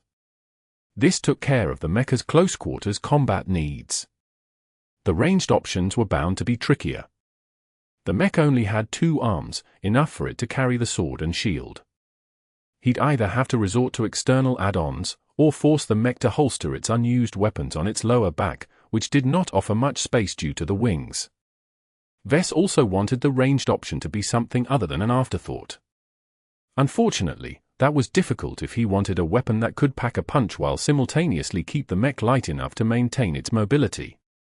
His experience with the Caesar Augustus and the Mark Antony taught him that a pair of mid-powered laser cannons did not kill opponents fast enough, so for a ranged option he also needed a weapon that packed a punch. This was very difficult to deal with. As the time limit grew closer, Vess felt a little anxiety infect his mood, which he absolutely did not want. He took a small break from tinkering and refreshed his mind by having a small meal and taking care of his bathroom needs. Once he exited the toilets, he regained sufficient calm that he was able to focus on envisioning his desired mech again. He thought up a bold idea when he took a leak. It would test his jury rigging as well as many of his other skills, but if it worked, the mech could gain a short-term ranged kill capability. As ballistic weapons weighed too much and missile weapons didn't last long, Vess chose to take a pair of high-powered laser rifles as his weapon of choice. The rifles the junk pile offered packed a lot of punch, but were prone to overheating and gobbled up energy like there was no tomorrow. The first thing he did was strip their stock, optical sight, and other useless doodads. Then he took a pile of light armor plating and crafted a rectangular shell around the rifle as protection. He then stuffed as much energy cells as possible within the casing, and linked it all to the rifle as its primary energy source. He then took a pair of turreted ballistic cannons, cut off their swivels and crudely welded the armored laser cannons onto it. After that, he installed the slightly oversized pair of boxes onto his new mecha's shoulders. The mech had reached its limits in terms of weight, but the shoulder-mounted laser rifles offered substantial firepower at a distance as long as they didn't overheat. Vess spent the remainder of the time refining the coordination between the different parts. He especially had to recheck the programming of the swivels, and made sure that it acted according to the characteristics of energy weapons instead of ballistic weaponry. As his strange, crude Frankenstein of a mech came into being, he attracted a fair amount of unflattering attention. Compared to the elegant lines of Patricia's mech, this boy's work is a total mess. I don't know why he even bothers with the runty wings. It's not like the mecha's going to fly in the first place with all that weight. Vess took no notice of the jeers. He knew his mech better than anyone else. The mech would work as advertised, at least for the duration of the Gauntlet. Alongside its formation, Vess tried to keep his intent focused on one single concept, and he felt he did a decent job with all the limitations surrounding this contest. He wasn't able to fabricate the parts by hand, and most of them were also designed for mechs fulfilling different purposes. Such a disparate gathering of parts might even nullify the X-factor entirely. I'm taking a big gamble here, but I'm confident I'm not wrong in taking this route. His strange mech married a humanoid upper form with a pair of raptor legs and some limited flight capabilities, so he named it the Drake. The mech carried his hopes of a victory in the qualifiers, and therefore allow him to come up to the big stage tomorrow where he could gather plenty of attention. Enough to attract a customer, Vess hoped. Time is almost up. Please finalize your designs. Chapter 32. Gauntlet. When the presenter finally announced the end of the design phase of the competition, a lot of young men and women groaned. While Vess was able to finish his mech with a bit of time to spare, other designers lacked the skill to jury-rig disparate components together without spending a lot of time making the connection work. "You gave us too little time," a young woman complained as tears fell from her stressful face. The mech she worked on only appeared half-finished. "Give us more time. 12 hours is too little. This is unfair." "Silence," the presenter ordered with a bloody air, instantly causing the meek designers to quail. The terms of the qualifiers are published beforehand, so you should have prepared for this round. Last year's qualifiers also took 12 hours. We're on a tight timetable here, and the main round happens tomorrow. We won't postpone the event just so you can put the finishing touches on your work. When Vess looked around to see the progress of his fellow contestants, he judged about a third of them hadn't finished their designs. Many people tripped up because they spent too much time forcing components designed for different mechs to work together. Such failures proved they didn't possess much knowledge beyond the basics in mech design. It was interesting to see that the organizers placed a lot of emphasis on this when holding the qualifiers. Some other designers lost too much time due to faulty judgment. One heavy mech featured highly advanced engines and power reactor. That was all fine and dandy, but the designer spent way too much time adding a lot of toys to make full use of that capacity. If he kept the 12-hour limit in mind and kept his choices modest, he could have made it through with his level of skill. In general, the contestants who left unfinished designs at the end of the period bit off more than they could handle. If they picked simpler, less mechanically complex components out of the pile of junk, then they'd at least have a functioning mech at the end, showcasing their competence in working under pressure. Although I can't say I blame them for being ambitious. Vess might have been one of these losers if his father hadn't left him the system. If he was participating in the contest and wanted to have a shot at getting past the qualifiers, then he couldn't settle for average among 150 other contestants. The mech had to perform better than almost anyone else's work, so taking risks was unavoidable.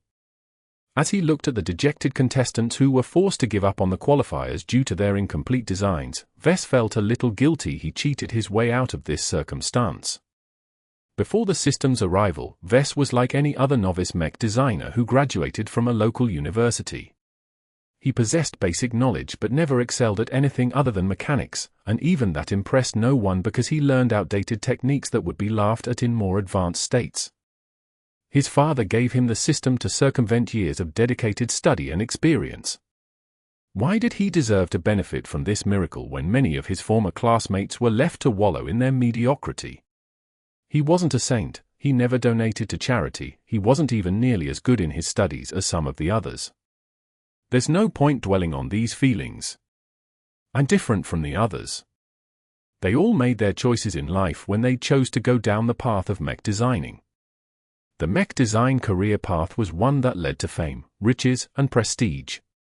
However, it was also a cutthroat business that couldn't fit too many competitors.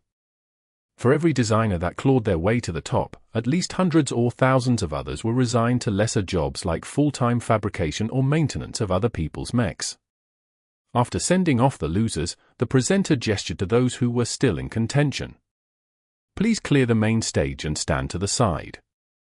Our pilot Hans will soon test the bold designs our young talents have whipped up. A very fancy simulation pod was brought to the very rear of the stage. Hans, fitted out in a skin-tight piloting suit, waved at the audience before entering the pod. The venue darkened and the stage began to light up in a fully realistic projection of a slim but elegant light mech wielding a polearm twice as long. The rest of the environment lighted up after that, showing hints of the urban landscape ahead that represented the testing grounds for all of the mechs. First up is a creation by Natalie Montag. Hans will put the Lance Star to the test after 5 minutes of acclimatization. This preparation period applies to all other mechs tested today. Carlos walked over to Vess and whistled at the polished design in the projection.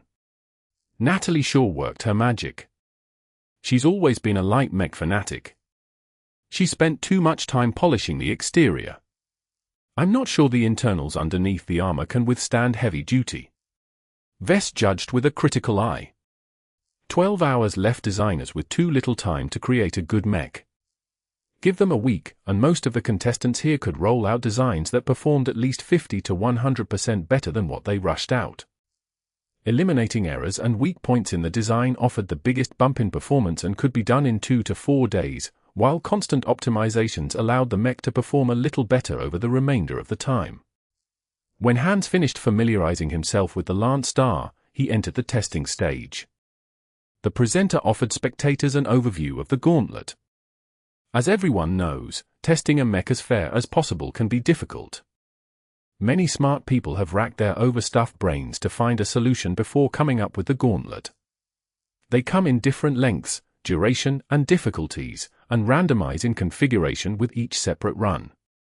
That means that Hans will face similar challenges with each mech he pilots without being able to use his last run's experience to help him overcome his current challenges.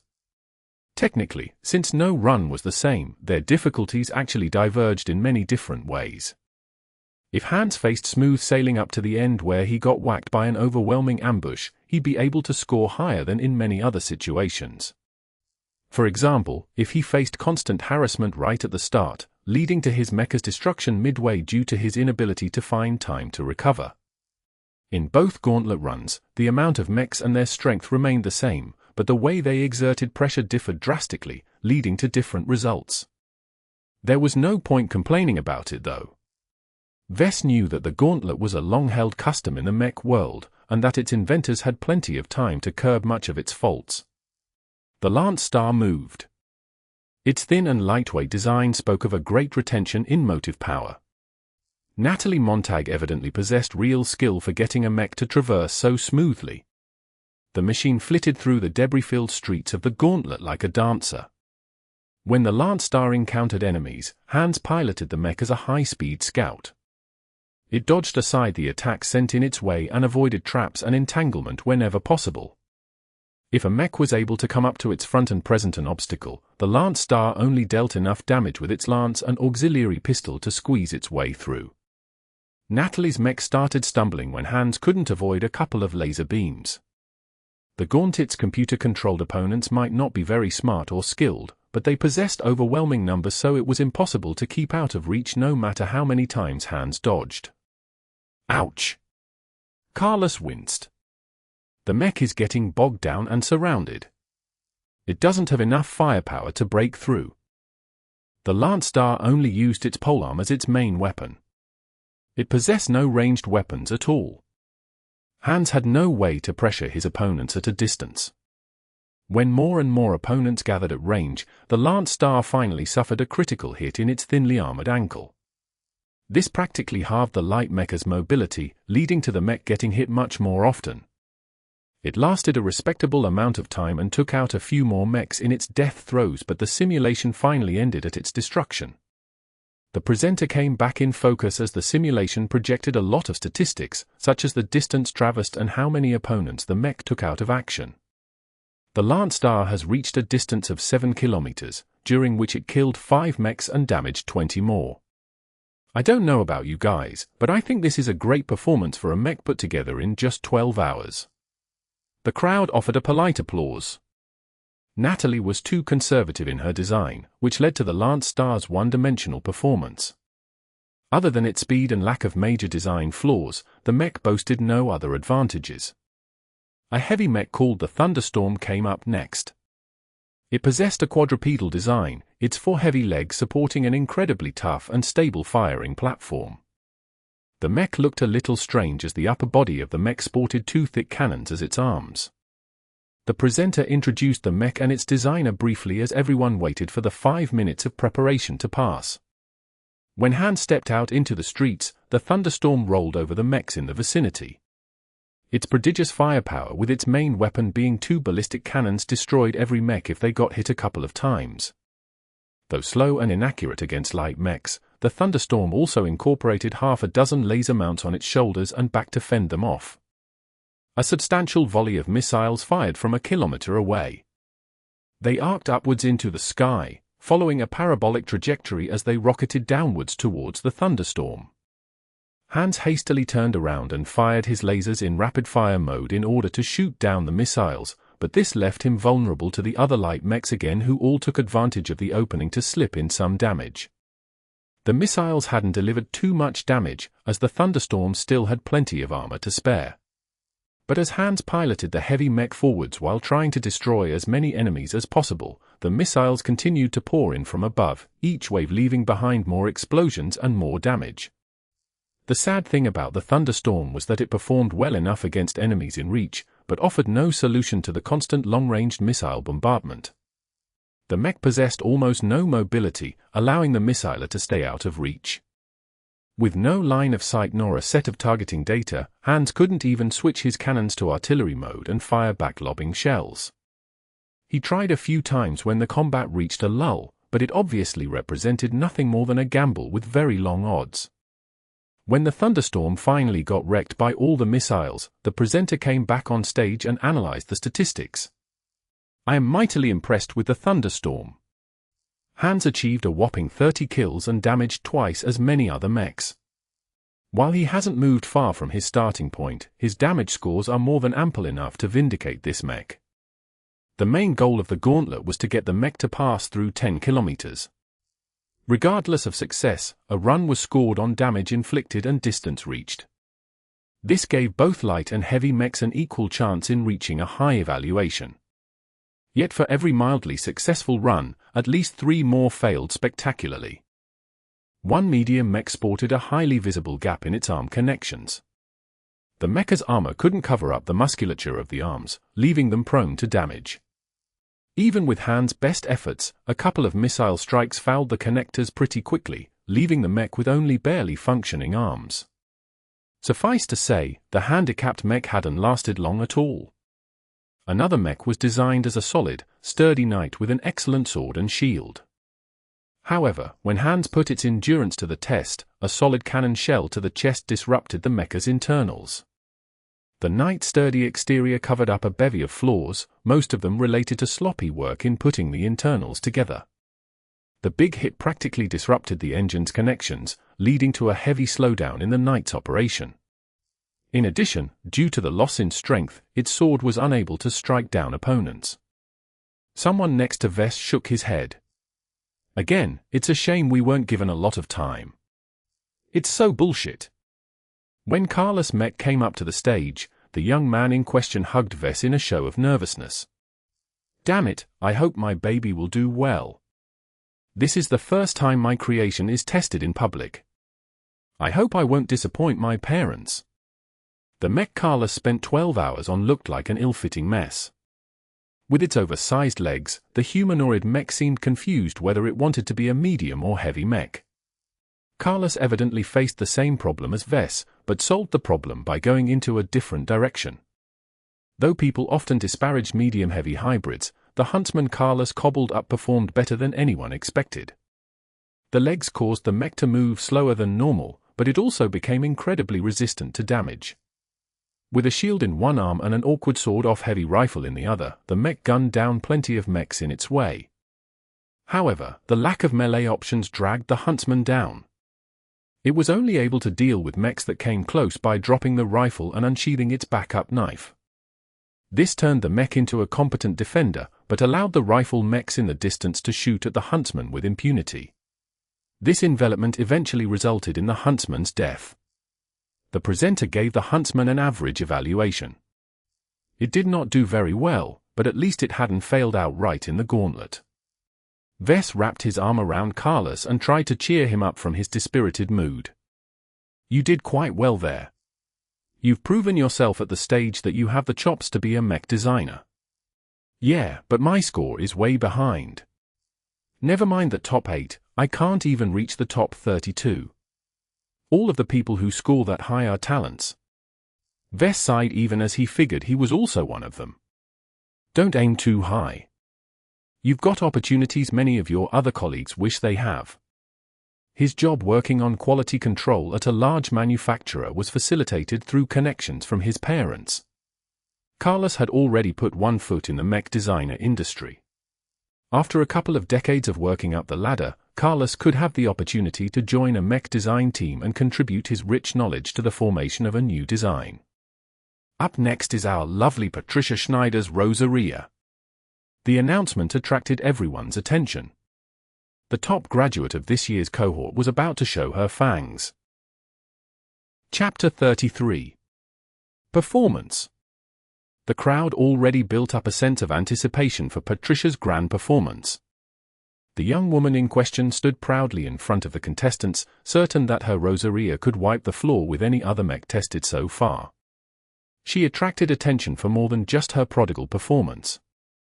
As the unattainable princess of the campus, she attracted admirers wherever she went, able to mesmerize her fellow students with her striking red locks and her enviable figure.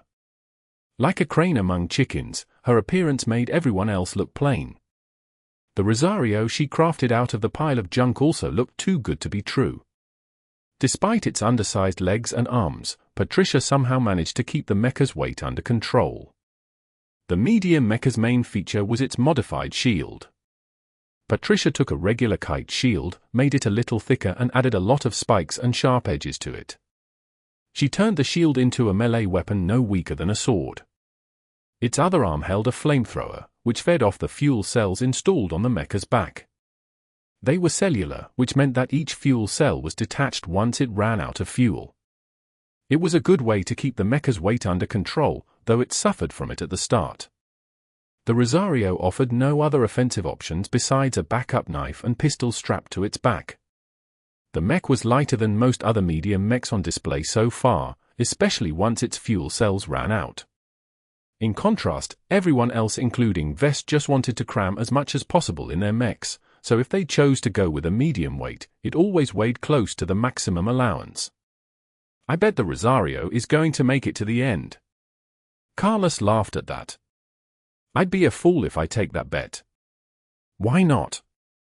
The Rosario's only armed with a flamethrower and a spiked shield. Patricia isn't stupid. I think her mech is going to surprise all of us. When Hans directed the Rosario out of the gates, he immediately came under fire.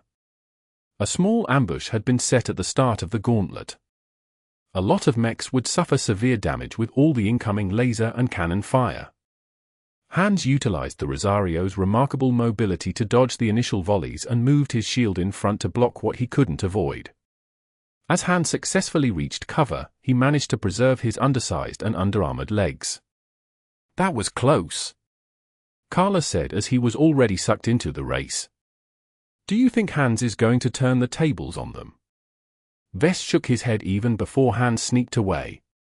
The mech possessed enough mobility to do so without attracting too much attention. Also, so long as the Rosario kept its flamethrower in reserve, the mech kept its heat profile under control, making it difficult to detect out of line of sight. Hans actually progressed 3 entire kilometers into the gauntlet without getting caught. It showcased Patricia's unwavering faith in her mech and the pilot in designing a lighter-than-usual medium-weight mech. The Rosario also possessed unusually long-range sensors, whose functioning had been tweaked to detect enemies further at the cost of longevity. Nevertheless, it lasted long enough for the gauntlet. Only an unusually high concentration of enemy mechs stopped the Rosario from sneaking its way throughout the entire gauntlet. With no other choice, Hans dove into the group of enemies and activated the flamethrower. A white-hot liquid stream escaped the nozzle of the fiery weapon, spraying the unprepared mechs with a shower of heat. The gaggle of mechs all spread out in terror as their armor melted while their softer components burned. Hans left the lighter mechs behind but gave the medium mechs an extra smack. As for the heavy mechs, unless they were armed with missiles and artillery, he left them behind to waddle in his wake. The Rosario's mobility is overwhelming. I'm surprised it holds up under heavy use. How did she do it in only 12 hours? Carlos wondered. She's got a strong grasp of the basics. Wes answered based on his own experience. As long as you know your stuff, you don't have to spend a lot of time wrangling 2 different components together even if they are slightly incompatible. Don't look at the flashy flamethrower and shield, it's the seamless arms and legs that really make it stand out. Compared to the clunky patch jobs many of the previous mechs showcased, the Rosario looked as if the mech had been worked on for weeks instead of half a day. Hans brilliantly pushed his mech to the limits. As his fuel was depleted, he dropped more and more fuel cells, lightening the load which in turn raised the Rosario's speed. Any mech in its way got burned, and those that held out a little longer got bashed by the Rosario's deadly shield. It's starting to accumulate damage. Wes noted. He already expected something like this to happen. The gauntlet had a grueling reputation for a reason. The light mechs were the Rosario's Achilles heel. These mechs took advantage of the Rosario's lack of long-ranged weaponry and kept out of its range. Their superior speed allowed them to dog the Rosario and keep pelting it with lasers, rockets, and ballistics. Though their threat was minimal, the numbers added up to a significant amount over time. Hans couldn't avoid taking more damage. The gauntlet ended before the light mechs finished the job. Give it up to Patricia Schneider? Her Rosario is the first mech to successfully pass the gauntlet. The entire crowd including Carlos and Wes gave Patricia a hearty applause. It truly impressed them all for accomplishing this much in only 12 hours of time. The woman basked in the cheers with a modest smile, as if the victory took little effort. A couple of other contestants followed next. None stood out too much except those made by the elites among the developers. Like Patricia, the designs of their work were sober, featuring not too much toys but using the few they had to their fullest potential. Their designs also focused on maintaining integrity, allowing Hans to push their mechs harder without letting it fall apart around him. Most of the other competitors couldn't even accomplish that much, leading to some embarrassing moments when a leg or an arm fell off. One mech even lost its head after it got hit by a single shell. After about half the contestants' work had gone on stage, the presenter announced the end of the testing. Due to a shortage in time, we will pause the testing and resume it later tomorrow morning. Don't worry, Hans will continue familiarizing with the rest of the mechs tomorrow in order to allow him to run the gauntlet without interruption. The day had stretched on rather late. Many of the contestants hadn't eaten a proper dinner even. Vess dreaded the interruption as his mech hadn't gone up yet. Carlos came up to him and slapped his back, relishing the chance of comforting Vess instead of the other way around. Ha ha, don't stay up all night. It's going to be okay. I looked at your mech and it's a badass design. Nothing will go wrong tomorrow. Vess exited the venue with all the other contestants. Half of them already shook their heads with resigned expressions, while the other half dealt with the anxiety in a variety of ways. Unlike most of them, Vess possessed a decent amount of confidence in his design, so he didn't stew too long over the wait. He went back to the hotel and embraced a grouchy Lucky when he entered his room. Hey there, buddy. I hoped you haven't missed me long. The cat bit his hand a little to let his dissatisfaction be known. It quickly perked back up when Vess fed it a mineral he picked up on the way back. Lucky's company distracted Vess from his worries, letting him fall asleep even as Durham's nightlife grew vibrant at the end of the first half of the Young Tigers exhibition. Many new young talents had shown off their chops, and the most shining stars among them would compete in the second half of the competition tomorrow. The next day came with an alarm. Like the previous day, Vess had to wake up early, though he didn't really need to be present during most of the gauntlet runs. Win or lose, Captain Gillian would inform him anyway. Still, Vess left his bed and prepared to leave early as he didn't want to miss anyone's gauntlet run. Just looking at how each contestant used the same circumstances to build wildly different mechs taught him a lot on how to build a design that was out of his comfort zone. The crowd that came to watch the testing had been reduced by a third. Many contestants who failed had dejectedly bowed out of the competition and left the stage for the real contenders. Vess thought it was a shame, but everyone was different. Like yesterday, the presenter came back up to the stage while Hans entered the simulation pod at the back. Thank you for your patience. I hope you had a good night's sleep, because we are starting the show again. First up, give the stage to Edwin McKinney's Sky Ripper. While Patricia's Rosario awed the crowd in showcasing the Bright Republic's best, it didn't beat the prestige of graduating from an institution of the new Rubath Empire. The gigantic super-state possessed the best mechs, the best education and the most cutting-edge research. Edwin merely stood at the side looking completely unaffected by the glances thrown his way. It was as if he was above such shallow pageantry. The Sky Ripper used a light and nimble avian design scheme, which differed from humanoid mechs in many different ways. Its main divergence is its large, armored wings that integrated flight systems in a deeper level.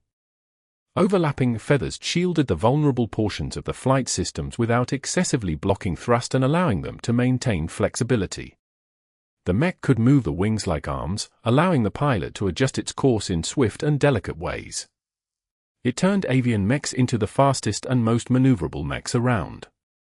When Hans brought the Sky Ripper into the gauntlet, he transformed the light mech into a king of the sky. The mech flew rapidly in the air, avoiding plenty of ordnance thrown its way by maneuvering through the fire with a graceful way of manipulating its massive wings. There comes the first obstacle. The gauntlet's reputation for nail-biting arduousness did not exempt flyers. If anyone thought a flying mech would get a free pass by flying really high in the air in order to reach 10 kilometers in a minute or two, they were wrong. The gauntlet adjusted to flying mechs with a little cheating by changing most of the light and medium mechs to flight-capable versions. The heavy mechs that remained received no change, as they were quite capable of throwing an incredible amount of ordnance at any flyer that was foolish enough to fly around in the open air. Hans encountered a couple of formation of flyers. He reacted to their appearance by diving low and using the structures as a way to cut their line of sight and interrupt their firing lines.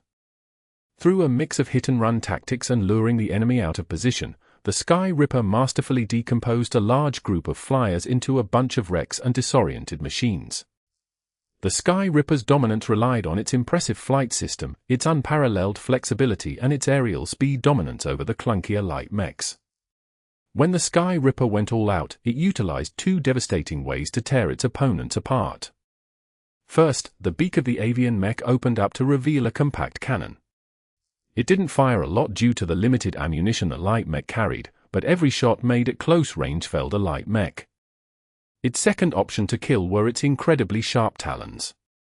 Edwin modified them with sharpened armored spikes that allowed each swoop and diving attack to tear straight through the thin armor of flying mechs. The only mechs that presented a threat to Edwin's masterful implementation of a flyer were the heavy mechs on the ground. While the urban environment posed many problems in firing at the low-flying hands, they still utilized their indirect fire weapons to great effect, especially missiles. Benefiting from the sensors locks the light mechs maintained on the Sky Ripper, the many missiles honed in on hands as if a hive of bees got enraged by a bear that stole their honey. The Sky Ripper responded by spreading its wings and rapidly firing lasers at the missiles. Edwin somehow managed to strip most of the housing off the laser weapons and mounted them on the wings with minimal weight impact. He furthermore linked them to a set of high-quality targeting sensors embedded in the thin mecha's chest. Hans was able to rely on the auto-targeting to shoot down most of the missiles while keeping his attention focused on evading or killing the flyers. Hans easily reached the end of the gauntlet after suffering only superficial damage. The Sky Ripper absolutely smashed the gauntlet. The presenter went on the stage again and highlighted the eye-popping statistics. Edwin has produced a virtual masterpiece, easily transforming a couple of parts into a coherent mech that dazzles the mind. Let's give it up for Edwin Kinney, everyone. Everyone present applauded Edwin, who still looked as if the event meant nothing to him. He easily beat Patricia's records and took absolute first place in the gauntlet runs. Everyone either admired him or wished they could take his place. Sadly, Edwin kept his socialization to his circle of sycophants, making it difficult for other admirers to even come close. Hans took a couple of mediocre mechs out for a spin, this time showing that reaching Edwin and Patricia's level was difficult. Vess thought back on the performance of the two mechs and had to admit they had a much better grasp on the fundamentals than him. It really showed in how well the two integrated the components seamlessly into a whole, while Vess forced his jury rigging skills to forcefully fuse different components. Vess could claim superiority in only one aspect. He designed his mech with a focus on the X factor. Edwin's avian flyer was a technical marvel that astounded the crowd with its high capabilities.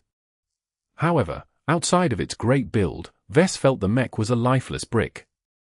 Edwin invested virtually no emotions in its construction, as if the mech was nothing but dirt underneath his feet. Even Patricia did better than him, as she put a tiny bit of care in her own creation. He shook his head. The X factor might be fine and dandy, but the bottom line was that strength trumped over everything. Nobody cared if the X factor allowed pilots to make the most out of their mech if it was built out of paper. On to our next contestant. This bad boy here is the Drake, designed by Vess Larkinson. I love the mix.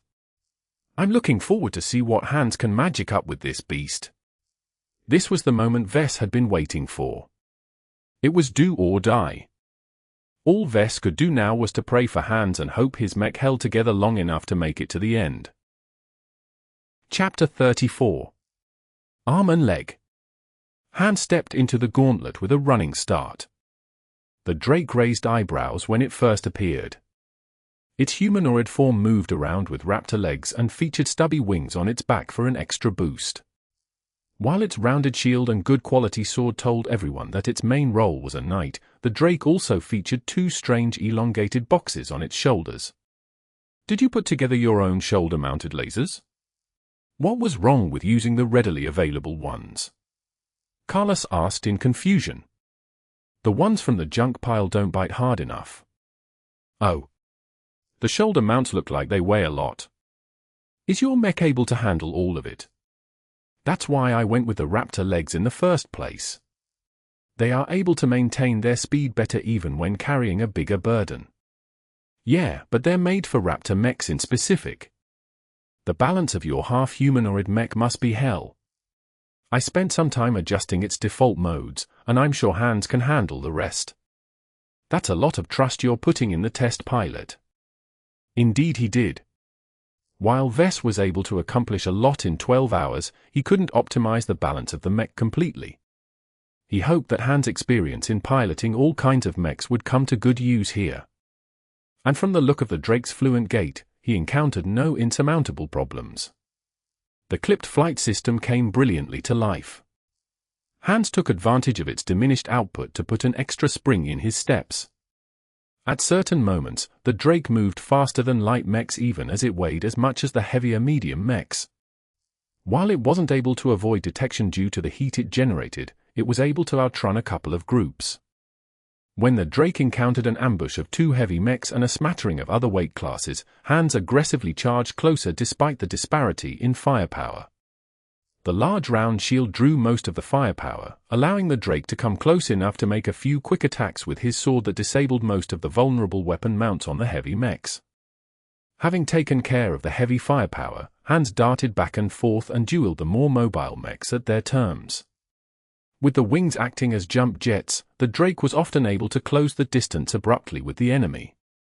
While the laser cannon suffered from poor accuracy and tracking, if the Drake came close enough, the damage they caused always slowed down the opponent, softening them up for a lethal sword blow. The Drake progressed forward on a bloody path. Unfortunately, the constant activation of both its flight system and laser cannons rapidly built up heat while draining the mecha's energy. Vess wasn't worried about the energy, as he had packed the Drake with enough energy cells to last the entire gauntlet.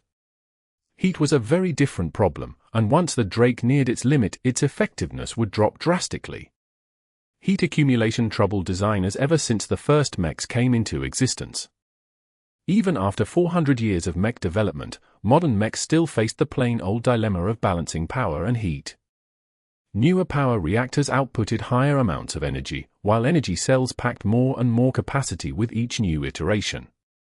Heat absorption and heat dissipation technology only barely kept up with the times. Air was a very poor conductor of heat. This was a good thing for some people, as it meant their coffees and soups wouldn't cool down to room temperature in seconds. For mechs, this presented a big problem, as even the most effective passive radiators could only do so much in normal Terran standard air conditions that so many worlds had terraformed into. It was worse in locations of low air and vacuum conditions like on lifeless moons. The biggest advancement in heat dissipation happened about 300 years ago. The first heavy mechs introduced primarily used missile and ballistic weaponry. Their ammunition took a lot of space, but they generated much less heat than pure energy-based weapons like lasers. A heavy mech built in with lots of lasers was seen as an unrealistic fantasy by most mech insiders at the time. As long as they kept shooting their lasers for a couple of minutes, their mechs turned so hot you could cook an egg on its surface. Out comes a mech designer who one day thought while mechs were not so good at dissipating heat into the air, then what about the ground? Their feet always touch the ground. So the mech designer reworked the internals of a mech and basically reinvented the concept of legs not just as a way of moving and a way to support weight, but also as a tool to help mechs transfer heat into the ground. Through incorporating sophisticated heat-conducting alloys, that brilliant mech designer developed revolutionary new legs with widened feet that could actually siphon off heat pretty decently. Shortly after this bombshell invention got out, other mech developers got into the action. If 2 legs conducted this amount of heat, what about 4 legs? The first quadrupedal mechs were born. These so-called animal and centaur mechs looked highly unusual, but having more legs offered many advantages besides increased heat transfer. The introduction of spider mechs followed quickly after, but that was when the whole leg craze peaked. The one man who tried to design a centipede mech failed miserably, and his abomination was quickly forgotten. Methods to deal with heat had come a long way since then. From the use of evaporating coolants to the incorporation of replaceable heat sinks, mech designers had more choice in how to handle this problem. Vess hadn't included any of that in his mech. Worse, as Hans often hopped and glided around, the Drake's feet wasn't touching the ground, thus further limiting its heat dissipation. Hans kept avoiding the heavy mechs with his mobility while cutting down the medium mechs by jumping close and taking them out with his sword and shield. Only the light mechs posed a problem as the laser cannons couldn't be fired too fast in order to avoid overheating the Drake. Worse, the laser fire the Drake received only increased its heat levels. About 7 kilometers through the Gauntlet, Hans decided it was enough and detached the laser mounts and stubby flight system from the Drake. The mech lost a lot of its mobility and ranged options, but at least its heat generation was cut. Through a mix of clever positioning and a lot of running, Hans was able to pilot his lightened Drake through several blockades. The entire crowd adopted strange expressions when they saw Hans kept surviving ambush after ambush. The Drake often slipped past by the skin of its teeth, its exterior armor and its shield accumulating more and more holes and burn marks. Yet despite the extensive damage, none of them hit anything critical. Hans was somehow able to keep going with the Drake even when the mechs of other contestants would have malfunctioned at this point. Damn son, did you really spend just 12 hours on your mech? It's still going strong. I haven't done a thing. Vess helplessly shrugged his shoulders. I was on the stage just as you. It's not even possible for me to cheat. Maybe you got word of the competition format beforehand. This must be why Patricia aced the qualifiers. Did the two of you do some unspeakable actions in order to get an advantage? Vess really hadn't cheated. He behaved so scrupulously ever since he arrived at Bentheim that he never once opened the system on his comm. The city was really too crowded, so there were many people of all sorts of affiliations spying on each other. He didn't trust the hotel, the wireless net signals or even the open air to be clear of spying eyes. Meanwhile, the Gauntlet reached the endgame as the finish line was in sight. Hans valiantly squeezed the Drake through many tight spots, though his enemies accumulated at his heels. The light mechs posed a great problem to him as they were impossible to shake off for long. Only through taking creative routes such as crashing through thin structures could Hans stay ahead of the baying wolves. Its shield blocked so many shots and sword attacks that it collapsed at a critical moment when the Drake defended against a pair of knights. While Hans crippled the left knight, the right mech was able to hack off the undefended shield arm. The Drake explosively retreated in order to buy time for Hans to adjust his mecha's posture.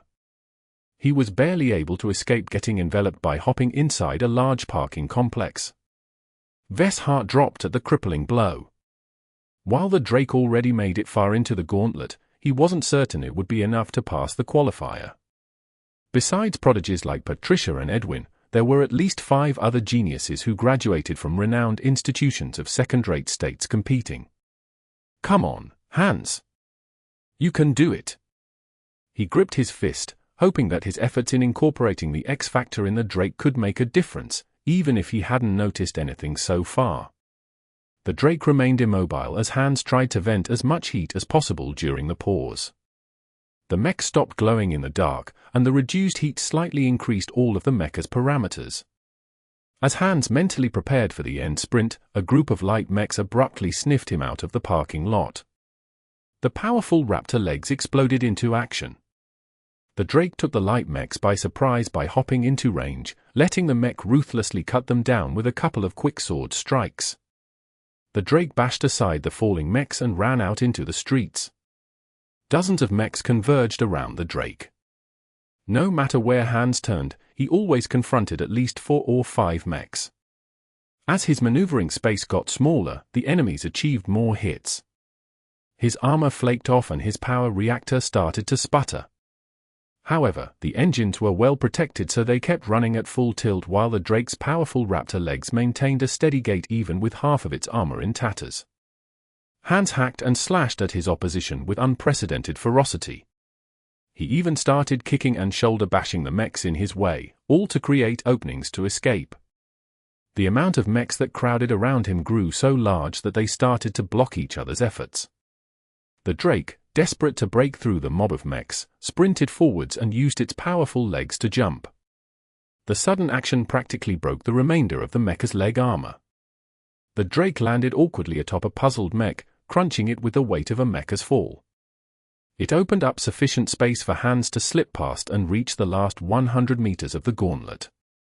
A sniper round cut the unarmored ankle of the Drake, finally felling the mech at the last moment. Everyone let out gasps of appreciation and disappointment. The Drake managed to come so far, outshining almost every other contestant. However, its scores took a big hit if it failed to reach the end of the Gauntlet, which was a giant pity. Not yet. It's not done yet. Vess thought as he gripped his fist so tight he squeezed all of the blood out. He kept mentally praying for Hans to pull a miracle. there's still more you can do with a single leg. It turned out that the Drake wasn't out of the picture yet. Amazingly, the mech threw away its sword and bent forward. It used its single remaining arm to support the mecha's upper body. Hands awkwardly piloted the two-limbed mech forward. Its intact leg hopped forward with powerful force, while the arm kept the mecha's forward portion from crashing on the ground. With each misaligned hop, the mech awkwardly neared the finish line even though the arm took more damage from the stresses of carrying so much weight. The sniper shot again, this time taking off half the Drake's arm. Hans couldn't avoid falling forward, yet he kept fighting defeat by practically crawling his mech forward. Only several meters separated victory from defeat, and even as other mechs fired potshots at the Drake, the crippled mech wriggled its remaining leg in a way that allowed the Drake to slide past the line. The entire crowd was speechless. Even the presenter looked dumbfounded at the Drake's incredible integrity and Hans' brilliant performance. Contestant Ves Larkinson has designed a magnificent piece of work. The Drake has officially conquered the Gauntlet. Congratulations! The applause Ves received reached the level of Patricia's. Many contestants and spectators looked at him with a renewed eye. This gratified Ves, though he didn't let the praising contestants coming up to congratulate him get to his head. He participated in this contest in order to make himself known to potential customers. Already Ves started to eye the couple of servicemen and mercenaries in the crowd. It's not time yet. Let's wait until I officially pass the qualifiers. Most of the other mechs that went through the Gauntlet after that failed to excite the crowd. It trudged on, and besides the contestants whose mechs were on display, Ves was growing bored. He had seen most of the varieties of mechs by now, and many designers failed to think out of the box, resulting in many similar mechs coming out one after another. Well, if Ves hadn't benefited from the system, he'd probably design a similarly crappy mech as well with his once horrible 0.3 creativity score. After a couple of excitements involving the mechs designed by the geniuses, the end results were clear. The presenter enthusiastically announced the 8 lucky designers that could go on to the main stage of the YTE this afternoon. And the 6th place goes to Ves Larkinson. Congrats, pal. I already knew you'd win. Carlos hugged Ves tightly. Ves kept a small smile on his face as he basked in his first victory. If he couldn't make it this far with the help of the system, he had no reason to be here in the first place. It was a sure thing to pass the qualifiers. As for the main event, he was not so sure. Both Edwin and Patricia were strong, while the rest of the contestants who studied abroad couldn't be underestimated either. Still, 2 of them slipped up during the qualifications, causing Hans to fail before he reached the end of the Gauntlet with their mechs. The next phase of the design contest happened in the afternoon while the mech pilot competition ended its semifinals. The start of the design competition would be put on the front stage in front of a live audience of thousands. His face and image would also be projected to the rest of the Bright Republic, which was an unprecedented glory for him as he never really excelled in anything before. He sighed at the happenings. No wonder so many of my colleagues chase after fame and fortune. It not only feels great, it's also good for business. While the crowd started to disperse, Ves already turned on his meager business charm as he walked over to a group of idle mercenaries. Hopefully he could generate some interest for his product in these battle-hardened men and women. Chapter 35. Main Stage. Despite turning on the charm, Ves only managed to generate noncommittal interest for his mech. He expected it to be a challenge, but the soldiers and mercenaries all treated him like a fly. Oh, the potentates were polite about it, but the disdain and dismissal was clear in their eyes. His status as a promising young mech designer who just got through the qualifiers meant nothing to them. He lacked the opportunity to show off the Mark Antony as they brushed him aside after a minute of polite talk. My apologies, my department is not in a hurry to procure a new mech. Our budget is tight. We don't make a lot of profit per operation. We can barely keep our mechs afloat. I'll look into your products a couple of years later when our current fleet of mechs needs replacements. The crew I'm running with is already trained in a specific configuration of mechs. Introducing a different type of mech will disrupt the balance. I'm not specialized in melee combat. A mech that uses a mace and shield is not suitable to an unskilled pilot like me. The excuses sounded the same no matter where Vess tried to find a customer. As the people left the venue in order to grab a bite or visit the main event in the central stadium, Vess was left with empty hands. "Hello there, Vess." He turned around to see an unexpected sight. Hans came up and addressed him personally. "Hans, what brings you here?" "I just want to let you know that out of all the mechs I've piloted today, yours is one of the few who took the comfort of the pilot into account." Vess raised his eyebrow. This was definitely the X factor at work. I design my mechs with the user in mind. My products are more than the sum of its parts. I put my heart into each of my designs. I've refined my craft by designing and producing many mechs for Iron Spirit, where I've enjoyed a substantial amount of sales. I'm currently trying to branch out my real-world business. That sounded professional enough, right? The pilot nodded and looked interested. "I'd like to see more of your work." "Ah." Vess quickly activated his comm to swipe his virtual sales page to Hans. "My digital storefront is here. Please feel free to browse my wares, though I advise you to look at my Mark Antony variant first. It's based off the Caesar Augustus, but I've reworked it extensively with more affordable armor. This is also the design that I'm offering for sale from my Real Universe workshop. You are able to produce a variant of the Augustus."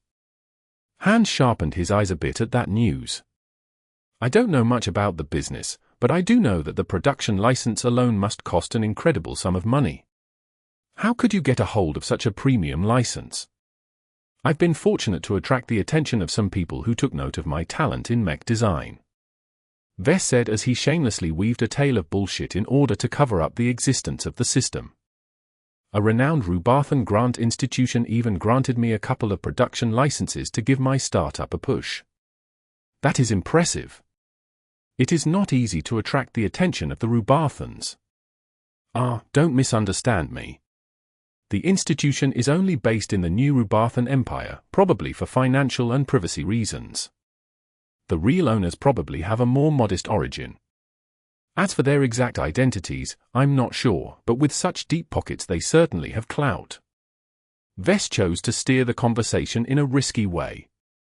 By not so subtly talking about the non-existent rich people behind his back, he was weaving an illusion of having the support of a mysterious and powerful backer. While rich people often like to waste their money, they never threw away their wealth to useless people. Vess therefore implied that he possessed a unique talent in mech design that distinguished him from the hundreds of other contestants who took part in the qualifications. The fact that it was one of the few truths he tried to convey helped sway Hans over. The man rubbed his blonde stubble. "You're an interesting fellow. I'll keep my eye on you." Hans stepped past Vess and exited the building. Vess felt as if his tricks were seen through somehow, but then he shrugged. Whether Hans committed to looking up the Mark Antony in the game was more important. At least give me a solid answer instead of letting me hang. He left the building and joined Carlos for dinner at one of the many eating venues available. As Vess took a bite out of a meat pie, Carlos enviously gazed at his friend who seemed to be reborn ever since they graduated. "I feel like you took everyone's luck except Patricia for attracting such a ridiculous grant.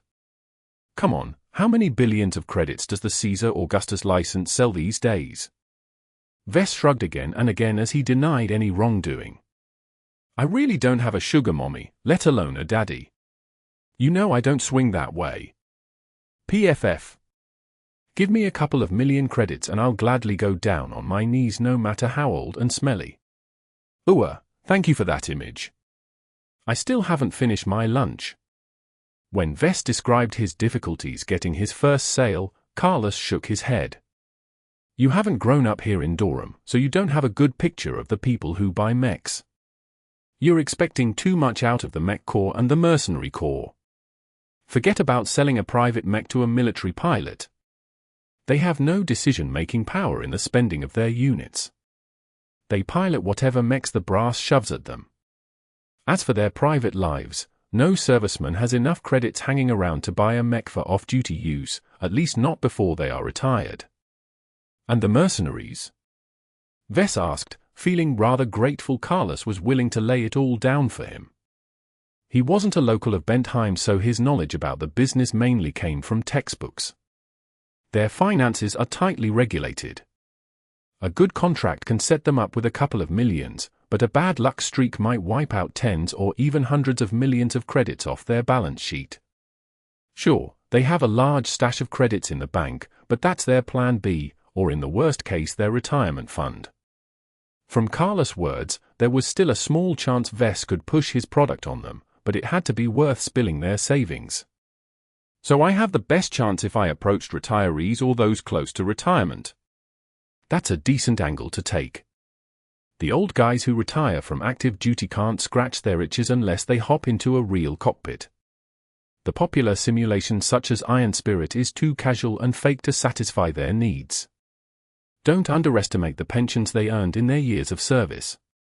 Mech pilots were hard to come by, and their services were important in securing locations and projecting power.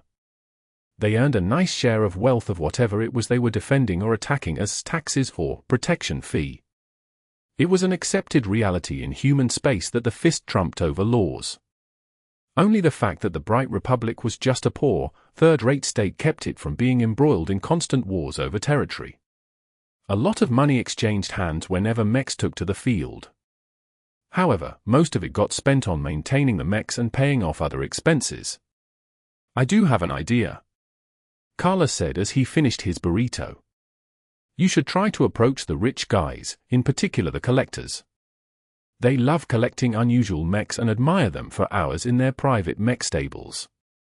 Some of them aren't even potentates. They just love the feel of owning unique mechs. Vess thought his chances there were bigger. That's a good angle, but they're often inapproachable, right? If you're some average hobo, then yeah, the security won't let you come close. But what if you're the winner of the Young Tigers exhibition? Collectors love unearthing gems in the rough. If they can snap up the very first handmade mech of a budding mech designer with bright prospects, they don't care about the piddling millions of credits they have to throw at you. It's peanuts compared to the potential collector's value when you become a household name in the Republic. This was a tall order for Vess to fulfill. This year's competition was incredibly tough, and even he couldn't guarantee victory against 7 other talented geniuses. It all depended on the format of this afternoon's competition. After finishing their dinners, they walked over to the gigantic stadium at the center of the exhibition. A large crowd of fans cheered as they saw their favorite pilots triumph over their opponents. It took quite a bit of squeezing for Carlos and Vess to reach the crowded entrance. The security portal let both of them pass without issue once they identified themselves as mech designers who participated in the design competition. It was a nice freebie given to them by the organizers. A regular ticket to attend the competition in person reached in the tens of thousands of credits. The well-planned layout of the interior of the stadium allowed the 2 young designers to get a glimpse of the excitement all around. Through the clever use of height and depth, the entire venue was transformed into a 3-dimensional set of arenas where spectators could sit and watch the matches safely from above. Highly durable protective screens protected the onlookers from incidental projectiles and impacts, though the violence still led to some frightening moments. The Young Tigers exhibition introduced the true world of mechs to its visitors. Vess gobbled it all up like a junkie getting his fix. He eagerly approached the nearest arena battle, showcasing a tense sword duel between 2 nearly identical medium mechs. Both of them had been at it for a while, damaging their shields to such an extent that they were forced to throw it away. The red mech, piloted by a talent from Bentheim, circled around the purple mech painted in the livery of an academy in Rittersburg. The 2 core planets of the Bright Republic often competed against each other in any field imaginable, from sports to mech competitions like this. The usual stereotypes were that the people of Rittersburg were polite and stuffy, while Bentheimers were cosmopolitan and greedy. However, when one met the other, they both turned into raving madmen eager to put the other down a notch. As a native of Cloudy Curtain, Vess had no stake in the match. Even though he studied at Rittersburg, he possessed no sense of belonging to that beautiful but ultimately elitist planet. As for Carlos, he felt a bit torn between rooting for his home planet or the planet where he spent much of his time partying. Shit, who's going to win? Carlos bit his lips. Neither of them were pilots, nor did they possess the aptitude to become one. Their knowledge on mech fights largely came from entertainment and the occasional classwork in college. Wes only possessed a slight advantage over Carlos due to his Larkinson military family background. The Bentheimer is a bit too impatient. Wes judged as he took in the tempo of the match. Both sides looked evenly matched, but his eyes discerned a little bit more due to his studies of the X factor. It left him more sensitive to the emotions of the pilots running the mechs. He thinks he's running out of time. The longer the wait, the more the Rittersberger is accumulating strength. The Bentheimer is trying to find an opening before his opponent erupts. The blue mech sporting Bentheim's planetary symbol darted forward and poked with his sword. The Rittersberger refused to take the bait, slipping back just out of range. The two mechs continued to circle around as they let the anticipation among the crowd grow. The purple mech took the blue mech by surprise as it jumped forward. The mech from Bentheim hastily parried the sword slash, only to receive a punch on the mecha's face when it tried to retreat. The disruption of the mecha's main sensors gave the Rittersberger enough of an opening to stab his sword past its defenses. As the tip of the sword touched the armor plate just in front of the cockpit, both mechs immediately immobilized. The safeties had engaged, bringing the match to an end in favor of the purple mech. That was a good show. Wes commented with appreciation. The Rittersberger had a great grasp of timing. He struck when the Bentheimer thought he was in for the long haul. Carlos shook his head as he looked perplexed. Dunno. The guy from Bentheim should slap himself for letting his opponent get close enough to deliver that punch. They took the time to spectate the other matches, enjoying the visceral feel of real mechs clashing against each other with the naked eye. Experiencing such mech battles personally was a treat, and Wes improved his understanding of mechs every time he watched the pilots exert their mechs to the utmost. After having his fill of mech battles, Wes parted with Carlos and reached the backstage area. After a stern search by security, an attendant guided him to a waiting room where the 7 other finalists of the mech design competition waited. None of them smiled or took any note of Wes. Only Patricia gave him a second look, and it was more of the likes of recognizing a tiny mouse that scurried underneath her feet now and then. The group hadn't acknowledged him, which suited him fine. A lull appeared as the sounds of weapons fire and crashing mechs ceased. A couple of attendants exhorted the mech designers to get ready to step onto the main stage. An announcer introduced the upcoming event. Citizens of the Republic, I hope you have enjoyed the clashes happening so far. I certainly have. Well, if you think we're holding the quarterfinals next, then be prepared because we have something special to introduce to you this year. The projectors behind the announcer lighted up in a collage of mech designers and fabricators working diligently on their mechs. A good pilot can't do without a good mech. For every pilot on the field, there are at least 10 to 20 people supporting him from behind. It is at the hands of mech designers that a new mech comes to life. We here at the Young Tigers exhibition wish to do our part in honoring this important profession. Now, let me introduce the 8 brightest mech designers of the year. The 8 of them stepped forward onto the stage. The audience gave them a polite applause. There was modest interest in their appearance, but they'd rather go back to seeing mechs bash their heads against each other. After a brief bow, the announcer detailed the upcoming contest. I'm sure it's fascinating to see our budding engineers tinker with machinery, but it can get a little tedious if they go on for days. We've taken your comments to heart about last year's event and decided to put a new spin on the format this year. Oh, that didn't sound so good, Wes thought. Chapter 36. Fusion Cup. The announcer let the anticipation build up a little before detailing the mech design competition. As you know, many talented pilots have the opportunity to show off their skill on stage. Where there are winners, there are also losers. Mech warfare can be a cruel business, but what if some of our pilots have a second chance?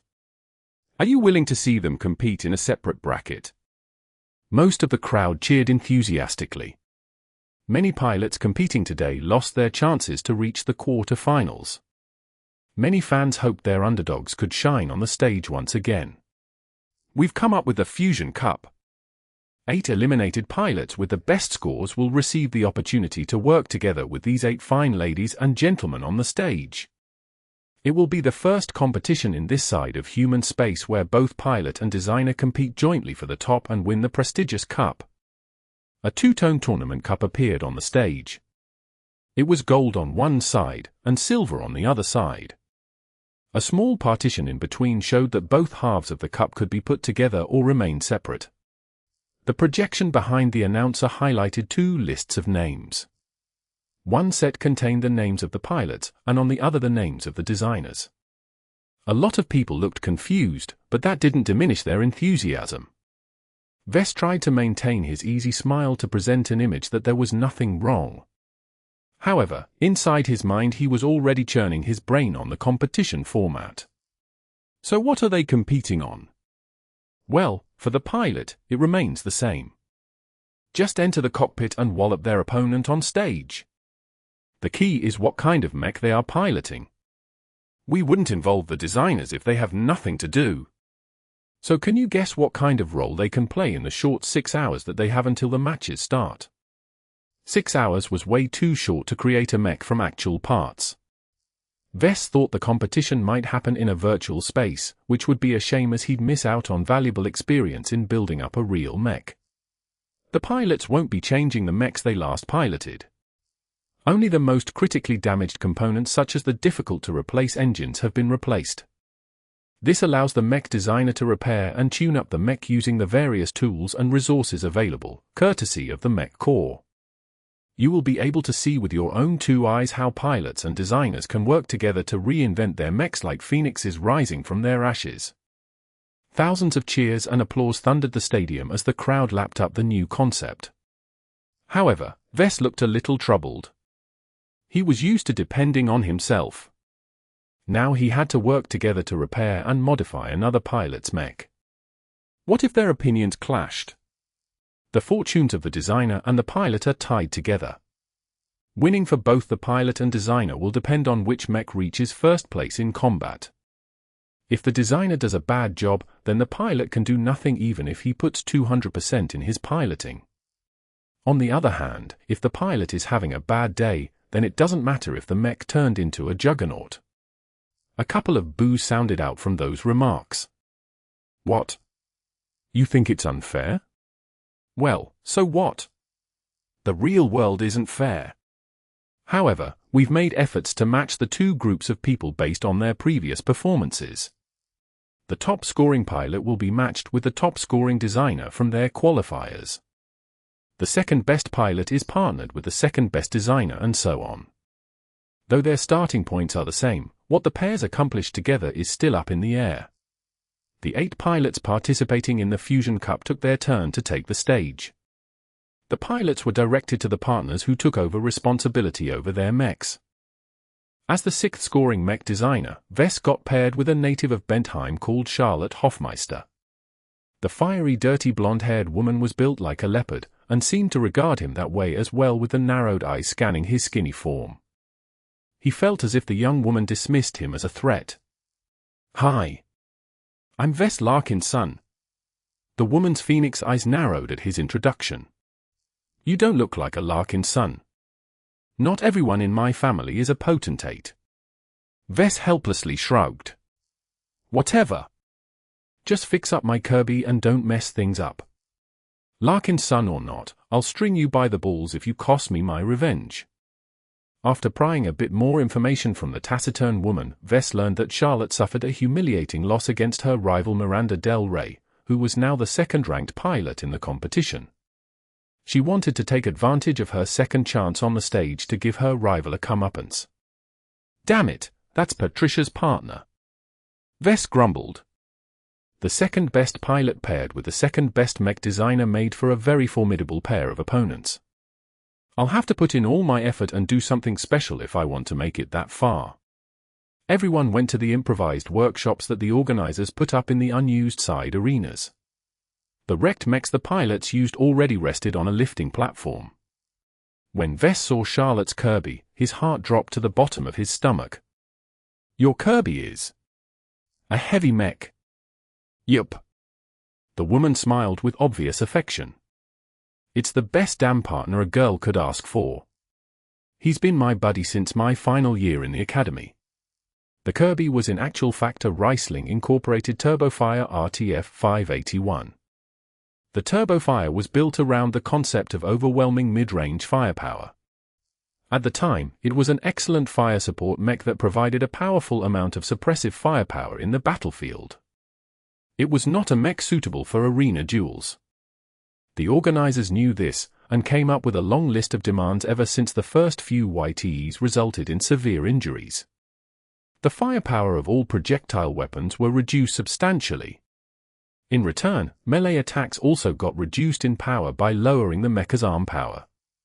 Naturally, the latter could be circumvented by putting the weight of the entire mech in the blow. This also resulted in melee dominating over ranged weapons in the tournament, which Vess supposed was the intention of the organizers. Too much firepower strained the protective screen that kept the spectators safe from the explosions. In any case, Vess had to get this lumbering, bipedal gun platform in working condition in just 6 hours. This might not sound like a problem, but when he saw what Miranda Del Rey did to it, he practically despaired. The Turbofire's legs both suffered amputations, which led to the scrapping of both whole legs. In addition, the rest of the mecha's surface sported nefariously thin sword marks, which made it easy to exploit the damaged sections. "This is going to take a lot of work to fix up," Vess said grimly. Luckily enough, he shored up just enough of his skills to conduct the repairs within a decent amount of time. The only problem was that he could only work on the most critical parts, and leave the cracks in the armor alone due to lack of time. Heavy mechs demanded a lot more resources and time with regards to maintenance and repair.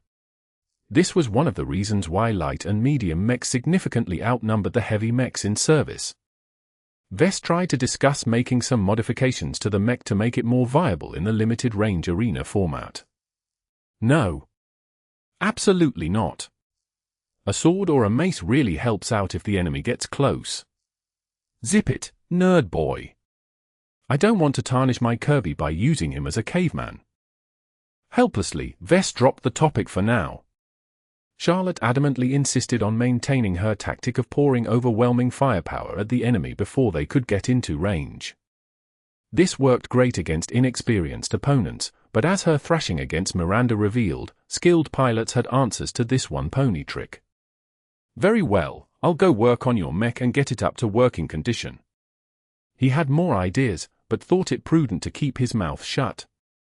He got the measure of Charlotte now and knew he couldn't get a word through her stubborn mouth. It frustrated him a little that the organizers forced him to work with an uncooperative client. Everything they did in the competition was broadcasted live to the rest of the Republic. If Vess and Charlotte lost at the first round, they'd end up as laughing stocks.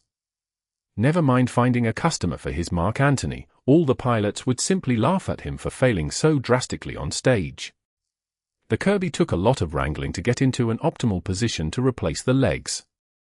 In his own workshop, such a job took days, of which most of the time was spent on fabricating the huge legs.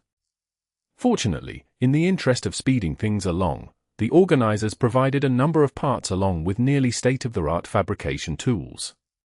The cost of the 3D printer and assembler was worth at least 5 times more than the second-hand goods back home in Cloudy Curtain. This is the power the government has at hand. Vess thought ruefully as he started to inspect the damaged underside of the Kirby. Any small mech designer will just get crushed if he tries to compete against the wealth of an entire state. He shook his head and even slapped both of his cheeks. He needed to get his head in the game and avoid any distraction. "I wonder if I can impart some X-Factor magic with my repairs." Theory made it possible, but frankly Vess was dubious it could work this time. The organizers already fabricated and supplied most of the parts, which meant he had no opportunity to build up a mech using parts he designed and fabricated on his own in a significant amount. Still, he spent his time refocusing his thoughts in order to keep a narrow intention in mind. I want to make the Kirby a worthy partner for Charlotte. This was the angle he went for. Charlotte obviously already developed affection for her mech and piloted it for an extended time. If he could reinforce that connection in a minute way, it might mean the difference between victory and defeat. With the help of the loaders, Vess was able to get the mech into a position to remove the useless remains of the upper legs. He turned the assembler machine into disassemble mode, which allowed him to gently pry off the legs and clear the sockets underneath the torso of any remaining debris. The installation of the new legs went smoothly. He selected a pair of legs identical to the old ones from the limited selection available. He had no reason to change the model of the legs. Attaching them to the Kirby was similar to assembling the legs of a new mech, though there were a couple of differences. The most important was that the internal frame needed to be attached perfectly to the legs. While Vess had done such things many times in Iron Spirit, doing it for real on stage brought about immense pressure. Still, the legs attached perfectly to the mech in the end. It helped that Vess avoided thinking negative thoughts by adamantly adhering to his intentions. He wanted to seriously repair and tweak the Kirby until it became a great tool of destruction in the hands of Charlotte. Maintaining mental discipline allowed him to work on his mech in a calm fashion, which slightly impressed the spectating crowd. As the mech designers quietly worked on restoring the functionality of the mechs, the quarter-finals of the YTE continued. Only one match took place at a time, which had the effect of drawing most of the spectators away to the main arena. The people who watched the matches only turned around and looked at the mech designers busy in their work as the matches ended and the new one had yet to start. Hours passed by as Vess diligently used his knowledge in mechanics and what he learned from the system to make repairs. He replaced faulty bolts and other minor parts and tested to see if any of the components needed replacing, as the main sensor did as it sported a hairline crack. After that, he tackled the fractured heavy armor of the mech. This was a tricky problem. The right thing to do was to replace the damaged armor plates with newly fabricated ones, but that took days. He could either crudely bolt over the cracks with additional plates, which unnecessarily thickened the armor and burdened the mech, or he could fabricate a special armor solution that he could use to fill up the cracks. Both solutions weren't ideal, so he asked for Charlotte's opinion. Just fill up the cracks. Don't you dare put more weight on my Kirby. I need my mobility for something special I have planned to get back at that bitch Miranda. Vess could only follow Charlotte's decision. Personally, he thought that if Charlotte insisted on sticking to her ranged weapon focus, it was better to turn her mech into an armored firing platform. Too bad her obsessive hatred of Miranda gave Charlotte a phobia of turning into a sitting duck again. She wanted Vess to install a couple of knife holsters onto her Kirby, as if she could actually wield them with her heavy mecha's sluggish arms. It'd be like a bear trying to play table tennis. He worked quietly to fulfill the basic needs of the Kirby. After filling in most of the holes and finishing a quick weld to affix the holsters onto the mecha's hips, Vess noted he had less than 2 hours of time to make a single substantial change to the mech. He considered making adjustments to the mecha's formidable laser and ballistic weapon loadout, but he hadn't received permission from Charlotte to tweak such a fundamental aspect of her mech.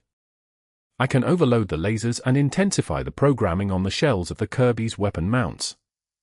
It'll wear down the weapons drastically, but it can give the guns a good boost in power even if the competition technicians already neutered their power ones. Naturally, the rules of the competition explicitly forbid reversing the safety measures, but there were many ways of increasing the prowess of a weapon. The problem was if he asked Charlotte for permission, she'd just shoot him down again. Vess felt tempted to just bypass the smoldering woman and let her deal with his work in the arena. It's better to ask for forgiveness than beg for permission. Most of his instincts called for going through, to do what was nagging on his mind and therefore increasing the odds of success. But there are billions of people watching this competition. Can I do something this despicable in broad daylight? Also, what would Charlotte think of him? He'd be betraying her trust. He constantly focused on his purpose to make the Kirby a good mech for Charlotte. If he wanted to follow this creed in good faith, then he had to keep in mind that what he thought was a good mech might not be what Charlotte preferred. Also, If he dared pull this trick when billions of people were watching the YTE, he might never enjoy a good reputation in the Bright Republic ever again. He had to perform scrupulously proper on stage if he wanted to attract future customers. Vess eventually firmed up as he stuck to his principles. I'll ask for permission first. Chapter 37. Kirby. Charlotte glowered at him. Are you fucking kidding me? No. I won't sacrifice my Kirby's long-term health for a short-term boost. Only scum do those kinds of things. No matter how many times Vess tried to explain it, the pilot kept sticking to her stance. He understood then that to Charlotte, her Kirby's health was more important than even getting one up over the hated Miranda. Maybe we've gone off on the wrong foot. Let's try this a different way. Vess said in a conciliatory tone. Tell me more about your Kirby. Why do you want to know that? Charlotte looked at him with suspicion. We've got 2 hours of time left and maybe I can make a few tweaks here and there if you'd let me. The only way I can do that is if I know more about the mech and be able to suggest improvements in line with your thoughts. Though she showed she still had misgivings about it, when it came to her mech, she felt better if she bragged about the Kirby. I won the top marksmanship prize in the Academy tournament. They loaned me the Kirby as the first place prize. It's the best mech I've ever piloted so far. He's an old training mech, but he's got the best specs among the heavies in terms of firepower. Charlotte went on and on as she gushed about the mecha's substantial firepower. She really obsessed over the ability to turn an enemy mech into Swiss cheese before they even reached her. Vess thought the reason why she personalized the Kirby so much wasn't because she considered the mech a person, but that its weapon loadout featured tons more firepower than all the other piddling mechs she practiced with. In her words, those smaller medium and light mechs were pansies. I think I see what you want. Vess nodded his head. Your training mech is a great fire support mech, but Miranda is going to destroy you with her sword again if you go on stage with the same mech. You have to plug your vulnerability to close-ranged mechs if you want to stand a chance of winning the cup. I don't want you ruining my Kirby. No, I've got something different in mind. I'd like to install some temporary additions to the Kirby. What do you say about bolting more guns to the Kirby's frame? The prospect of even more guns excited Charlotte a bit, and after Vess detailed his plans based on the Kirby's build and the available parts, she enthusiastically gave her approval. As a turbofire model, its design had proven itself over the years as a sturdy and reliable way to deliver heavy firepower. It featured a large, stocky bipedal build, allowing it to hide behind hills or structures and fire its weapons over the top without exposing itself excessively. Its main weapons were its 2 heavy cannons that took the place of the arms. This left the turbofire with a well-integrated pair of weapons that could easily be fired around corners and over other obstacles. Naturally, this also prevented the mech from wielding external weapons such as rifles or swords. Though much of the mech was devoted to supporting the 2 cannons, the mech also featured twin laser shoulder mounts. Each mount carried 3 medium-powered lasers and normally fired in rapid-fire mode in order to take down missiles and light mechs. The turbofire design incorporated extra-large and extra-sophisticated sensors. Their best feature was their strengthened targeting systems, allowing the laser mounts to fire more accurately at fast-moving targets. Charlotte always relied on the autonomous shoulder mounts to take care of rushing mechs. Unfortunately for her, Miranda knew about this detail and confronted the Kirby with a Knight-type mech. The shield was specifically prepared for this arena duel. Hiding behind the reinforced shield, Miranda was able to dodge the heavy cannon shots and shrug off the laser beams long enough to reach Charlotte's rear. As the Kirby lacked any way to turn her weapons around, Miranda had ample opportunity to do all manner of things to the lumbering heavy mech. Even the shoulder mounts couldn't turn around due to their excessive length with the mecha's large head in the way. To plug this gaping weakness in the turbofire's design, Vess offered to add a small change to the Kirby. He wanted to add a couple of rear-facing weapons on the Kirby's back. With relatively little experience in this area and only less than 2 hours to accomplish the job, Vess knew it wouldn't look pretty. But right now he needed to impress the crowd, and just sticking to safe and boring repairs wouldn't cut it. The Kirby also deserved better. Mounting weapons on the rear of the mech was a tricky operation. It couldn't be something with a long barrel such as a cannon because the enemy mech could just stand to the side or even cut it off. The weapon should also be limited in weight, or else it could shift the mecha's center of gravity too far backwards, making it easy to trip on its back. Lasers could do. There's a couple of small amounts available. Still, they don't pack enough of a punch. There was really only one solution. Missiles. The basic ranged weapons available to mechs consisted of 3 separate choices. Laser weapons boasted high accuracy, weighed relatively little and required no physical ammunition.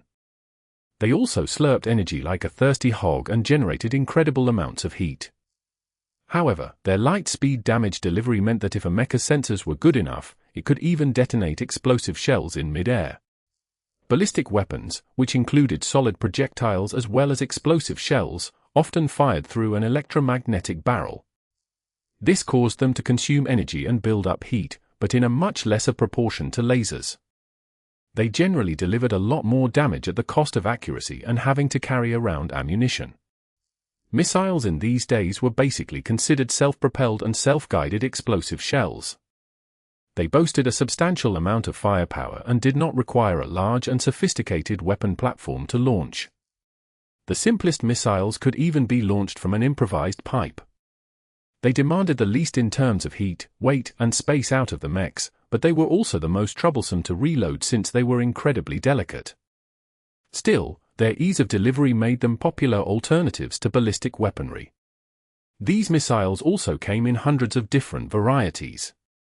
The most dominant type of missiles were long-ranged missiles, which could travel at long distances and arrive at a target with pinpoint accuracy as long as it was supplemented with decent targeting. What Vess decided to incorporate in the Kirby's back was something different. Long-ranged missiles were all fine and dandy, but the close-range nature of the tournament meant that much of the propellant in the missiles would never be fully utilized. He decided to go with short-range rockets instead. While they didn't possess enough propellant to travel beyond a kilometer of distance, they used up all of the freed space for extra explosives instead, leading to a bigger boom. Their relatively low-tech and self-contained natures meant that mounting the launchers carrying the rockets was as simple as welding a metal box to a surface. Vess installed 3 separate launchers on the Kirby's broad back in a slightly angled, semicircular arrangement. The middle launcher pointed its rockets straight ahead, while the 2 launchers to the side angled a bit to the left and right respectively. This eliminated the Kirby's blind spots. Naturally, the actual installation was a bit more complicated than described, but he still managed to hook up the launcher systems to the Kirby's operating system. Alright, time's up. The first match of the Fusion Cup will commence in a single elimination bracket style. Matches will last at most 20 minutes, after which each mech can be serviced until the time they are called up to the stage again. You won't have too much time between matches, so make the best of your time and conduct only the most essential repairs. The rules of the Fusion Cup posed slightly harsher restrictions compared to the main tournament. In the normal YTE competition, repairs to the mech were always done by a team of professionals. The Fusion Cup placed all responsibility on the mech designer alone. In practice, this meant that Vess could only spend a small interval of time effecting repairs before Charlotte took the Kirby for another match. Therefore, to make it to the finals, Vess had to make the best use out of a very limited window of time, while Charlotte was forced to defeat her opponent while suffering as little damage as possible. Vess refused to look down on Charlotte's opponents. 5 of them achieved a higher ranking in the main tournament, and all of them were well aware of her fighting style by now, so they could prepare countermeasures. The only good thing about the Fusion Cup's rules was that the announcer revealed the randomized matchups at the end of the modification period. This prevented Charlotte's immediate opponent from bringing in a mech specialized in taking down heavy gunners. The announcer revealed the brackets. As expected, the organizers probably nudged a few things here and there in order to make sure that the first and second place teams faced each other at the finals if they won all the matches. Vess wouldn't be dealing with Edwin and his partner just yet. Instead, their first match surprisingly coincided with what he desperately did not want to see. Let the first match begin. Charlotte Hoffmeister and Miranda Del Rey, please enter the arena. A light and heavy mech both entered the stage. Charlotte's Turbofire's footsteps cracked the surface of the arena with each step due to the additional weight. Though the rear-mounted rockets weighed relatively little, that was only the case compared to other weapons. It made Charlotte's mech into an even bigger sitting duck once its ammunition ran out. Miranda's mech was a statement in elegance. Not unlike the Fantasia, Miranda's training mech looked thin and feminine. With his familiarity with the Fantasia, Vess spotted commonalities that convinced him that Miranda's mech was designed by Kezia Armaments as well. Only this company insisted the most on feminine appearances. Say goodbye to winning, because this lady is going to teach you a lesson. Charlotte taunted as they waited for the ready signal. Heh. Miranda arrogantly trash-talked, not even bothering to keep her conversation private. I whooped Eurus once, I'll whoop it again. Oh yeah? Well, I got a few surprises ready. I'll spank you and send you back to your mom if you think you can get the drop on me again. Vess just palmed his face. Why did it seem like he was back in high school? Coincidentally, he looked at Patricia, who looked similarly exasperated. Mech designers possessed cooler minds. They had to in order to endure the mind-numbing texts they had to read.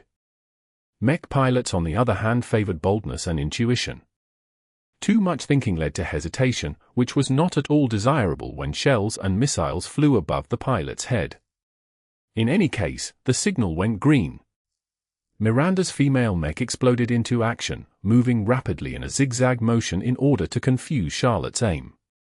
Her mecha's highly advanced ECM systems pumped into action. Other auxiliary systems made their presence known as well. One module caused distortions to appear in the naked eye, the result of a special smoke that hindered optical targeting systems and fed them a whole bunch of garbage data. However, Charlotte showed the audience that she wasn't a heavy gunner specialist for nothing. Without waiting for her targeting systems to punch through Miranda's ECM, she fired her cannons and lasers in a wide spread without fine-tuning her aim. The chaotic spread of laser beams and projectiles failed to hit Miranda, but some of it came close to damaging her just by proximity. Miranda stopped fooling around and circled her way forward at an oblique angle, always making sure she never closed the distance in a direct path that allowed for easy hits. Despite Charlotte's prodigious firepower, none of her weapons hit. Only when Miranda reached halfway did she suffer minor damage to her mecha's legs when an explosive shell detonated a bit too close. It peeled a few layers of armor but nothing more. I told you, Charlotte, you'll always be beneath me. Charlotte appeared to have panicked a little and overloaded her laser mounts. The weapons pushed past their maximum cycles and fired until the systems overheated. Vess winced as he thought how troublesome it was to repair the laser systems. Overheating affected laser weapons a bit more severely than other components due to the high demands of integrity the weapons required. If the focusing elements were a little bit off, then what the barrel spat out wasn't a tight beam, but a wide spread that felt more like a tanning machine than a deadly weapon. Miranda suffered a number of hits not just due to the increased frequency of shots but also due to the shorter distance. Getting closer meant her profile grew in Charlotte's targeting vision. This increased the heavy mecha's chances of hitting the light mech. However, as Miranda continued to close the distance, the hit rates decreased even as the lasers kept their frantic firing. Her mecha's sideways dodging increased the amount of degrees Charlotte had to adjust her aim once the distance between the two narrowed. It was like the difference between shooting a clay pigeon 5 meters away and 50 meters away. If the clay pigeon was thrown in the air from a distance, the shooter only needed to shift his weapon a couple of degrees at most to track the projectile. If the clay pigeon flew a lot closer, then the shooter might even be forced to turn his body over 100 degrees in a single second. Heavy mechs notoriously turned their frames slowly. Even the Turbofire's large but sluggish laser mounts failed to keep up with Miranda's mech. Ha ha, if you think I'm going to fall for your stupid trick, then think again. My partner's not blind and neither am I. Miranda's mech struck out with her sword as she kept to the sides of Kirby. Vess was afraid of that. While the Kirby posed a lot of threat at its front and rear arcs, the sides could not be covered by any weapons. Patricia must have recognized what Vess cobbled up and reminded Miranda of the threat to Kirby's rear. However, just because Vess was afraid of the option didn't mean he or Charlotte couldn't anticipate the action. Vess passed on a tactic he learned from the online adventures of his cousin Melinda to his partner, hoping she could utilize it at the right time. As the sword was about to hit Kirby's arm, Charlotte chose to retaliate by forcefully detaching the nearest laser launcher. The overheated component blocked and foiled Miranda's sword strike, causing the light mech to pause. In the meantime, Charlotte successfully used the time she bought to turn her mech about 45 degrees, enough for one of her rocket launchers to face the gobsmacked feminine mech. The launcher disgorged its entire complement of rockets practically right at point-blank range. Chapter 38. Tough. What happened if a launcher spat out its entire complement of rockets at once? Something really fantastic and terrible, depending on who you asked. Miranda immediately became aware of the crisis and proved her chops as a young elite by throwing her sword forward while huddling behind her shield with both of her mecha's hands, making sure to crouch to present as small of a profile as possible. The sword knocked a couple of rockets aside. Due to the safeties built into the warheads, they failed to detonate early due to their close proximity to the launcher. Instead, they flew or fell to the floor largely inert. As for the other rockets, the upper portion harmlessly flew past the crouching mech while the lower portion exploded harshly against the shield. Due to the decrease in lethality among all projectiles, the rockets failed to penetrate the shield, though they did cause quite a few layers to peel off. The force of the explosions also rocked Miranda's mech backwards. I've got more where that came from. Charlotte taunted as her heavy mech turned another 45 degrees so that her Kirby's back faced her opponent at a straight angle. Shadash, Miranda got cut off as another volley of missiles came in her direction. She tried to do a roll while keeping her shield forward. This successfully let her avoid most of the rocket barrage, though the lower corner of her shield finally fell apart from the few projectiles that managed to hit it with sufficient force. Before Miranda could celebrate her survival, Charlotte's final launcher disgorged its payload. You moth dash. The feminine mech finally escaped the last wave by the skin of its teeth. The few rockets that detonated against its armor managed to crater a portion of the chest. It's checkmate for you, Charlotte gloatingly said as she kept turning slowly, allowing her to present her outstretched cannon and laser mount. The weapons at that side spat out a furious salvo that further damaged the bedraggled Miranda and her mech. Damn it, if it wasn't for those stupid rockets, I'd have peeled your limbs off by now. Ever since Miranda dodged further away in order to escape the rockets, she lost the initiative. Her mech needed time to build up speed, and before she built up her momentum, Charlotte got a prime opportunity to sneak in a lot of damage. The Kirby sinisterly aimed at the legs, hoping to impair Miranda's mobility. A lucky high-explosive cannon shell managed to detonate close to the legs, which stripped off the rest of the armor of the female mecha's feet. The force of the small explosion also unbalanced Miranda's gait, causing her to lose crucial speed. Alright, I wanted to save this for the finals, but you leave me no choice now. Let me show you what Patricia gifted my mech. Oh. Vess bit his lip as Miranda finally took the match seriously. He knew that Miranda always kept something in reserve, as a mech designer as renowned as Patricia wouldn't just let her partner go out in a boring stock mech. The female mecha's back armor opened up to reveal a stubby flight system. Vess almost couldn't believe what he was seeing. That fucking Patricia stole my design. Patricia not only stole his idea, she improved upon it. She expanded and sloped the back armor in a way that freed up space while not making it obvious a miniature flight system was attached in that location. The amount of engineering it took to create such a hidden surprise boggled Vess' mind. He had to admit that Patricia possessed terrifying competence. Miranda's mech ceased to care for its damaged legs as the compact flight system allowed it to travel above the floor with sufficient speed. The light mecha's ability to dodge improved substantially. After building up sufficient speed, it flew towards the Kirby for a second showdown. Charlotte gritted her teeth inside the cockpit. Her rear armor was burdened with empty rocket launchers. Though they already released their payloads, they still weighed her down a little bit. In addition, she sacrificed one of her shoulder mounts in order to fend off Miranda. With only one laser mount left, she was sorely pressed to keep off the looming threat.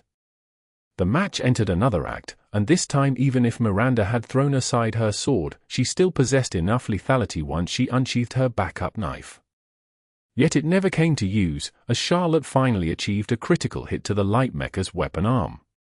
Miranda managed to swap the knife to her mecha's other arm, but the damage it suffered when holding the shield caused the fingers to grip the knife unsteadily. The distraction allowed Charlotte to get in another couple of shots. When her next cannon shell impacted the light mech again, the competition's inbuilt safeties kicked in and turned the projectile inert. Everyone was silent for a moment, then cheered massively as they experienced an upset. The number 2 favorite of the Fusion Cup surprisingly lost to the 6th-ranked contenders. Charlotte whooped through the microphones even as the people rooting for the other side stood silently, as if still not believing this was happening. Both pilots exited the cockpits while technicians lifted the damaged mechs back to their workshops. 2 pilots and 2 mech designers met in the middle of the arena to congratulate each other and shake hands. Smugness overwhelmed Charlotte's grin as she beheld her defeated rival. "It was a good match. I got lucky." Miranda snorted at that. "They should penalize heavy mechs even more in these bullshit tournaments. Your mech weighs at least 3 to 4 times as much as mine." "Well, the rules don't say you can't bring one too. You're welcome to join the heavy club. We got the fattest asses around." The defeated pilot just huffed in reply. As the 2 pilots talked smack, Vess hesitantly shook hands with Patricia. Her gentle smile and soft, small hand mesmerized him for a moment. Being this close to her amplified the effect of her striking red locks and her lovely dimples. "You did a really great job with integrating the flight system to the chassis. It's a lot better than welding a couple of boxes to the armor like I did. If my mech partner hadn't achieved a lucky hit at the end, then this contest might have ended differently." Patricia shook her head. "Don't belittle yourself. What you chose to augment worked out much better in the end. You chose to plug a gap while I doubled down on Miranda's strength. I don't think either choices are wrong, but as you said, it worked out better for you as the extra firepower was a lot more useful than flight capability in our matchup. To be honest, both Miranda and I expected to fight a medium or light mech. Yours is the only heavy mech in contention."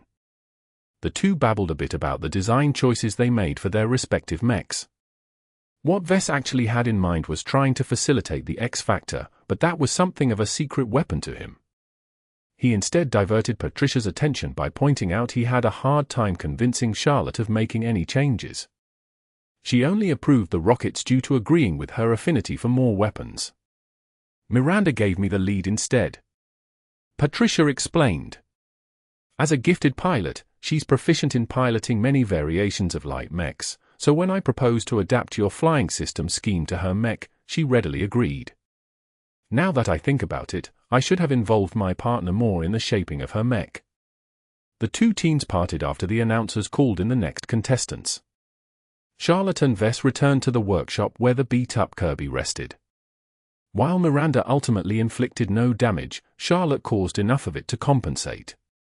The mecha's left shoulder was absent a laser mount, and the entire mech still suffered minor internal damage due to overheating. An overheating mech posed serious problems in terms of repairing them. A mech that ran as hot as an oven all over meant that the damaging heat penetrated to the very deepest interior of the mech.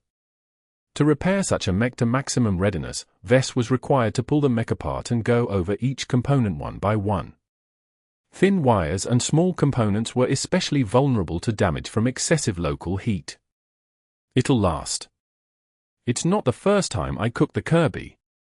He's built to take a pounding," Charlotte nonchalantly declared as she sank down in a nearby sofa and sipped her energy drink. Vess sighed in exasperation. "We only have about an hour to 2 hours before we're called up on the stage again. That's barely enough to refill the rocket launchers and roughly slap another laser mount on the Kirby's empty shoulder. I don't have the time to do the repairs I'm certain this mech needs." "Then don't. I'll just roll with the punches. If my Kirby's a little slow, it's no big deal. I'm already used to moving at a snail's pace." Vess really preferred not to hand his chances of winning over to fate.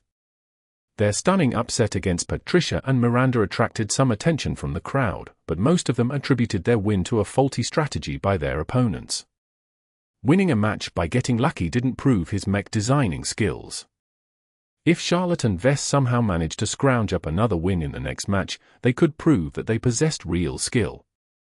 If Vess sufficiently proved his capabilities, then he'd have a much easier time selling off his own mech. He still kept his ultimate goal in mind. Winning the Fusion Cup was not a life or death matter. It only helped fulfill his other goals. He got on with the repairs while keeping an eye out for how his competitors were doing. Most of them involved high-speed duels or tense battles where both sides clashed their swords against each other. This excited the crowd much more than the one-sided shooting fest Charlotte went through in the previous match. Refilling the empty rocket launchers took very little effort. It only took a little time because the machines available to Vess could only put in one rocket in its tube at a time. After that, Vess dug into the pile of spare parts the competition offered and picked the closest-looking equivalent of the Turbofire's standard laser mount.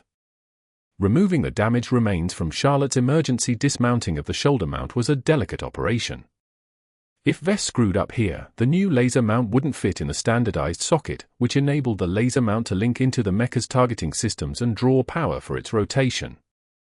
Luckily, the mech appeared to have been built for these kinds of actions, as Vess encountered no bumps into making the socket clean. After carefully attaching the laser mount, Vess spent some time making sure the mecha's processors correctly adjusted its targeting system to the new mount. Different models require different parameters in order to fire accurately. It didn't perform as well as the original model, but for a quick fix it did the job. Vess swept the moisture from his forehead as he finished the essential repairs. Barring the damage the mech previously suffered before its entry in the Fusion Cup, the Kirby recovered its highest combat state. In the meantime, a couple of other matches took place in the arena. Mechs sporting different amounts of damage and variation entered the stage and duked it out with their counterparts. What Vess paid the most attention to was the match that decided his next opponent. The match progressed in a one-sided fashion.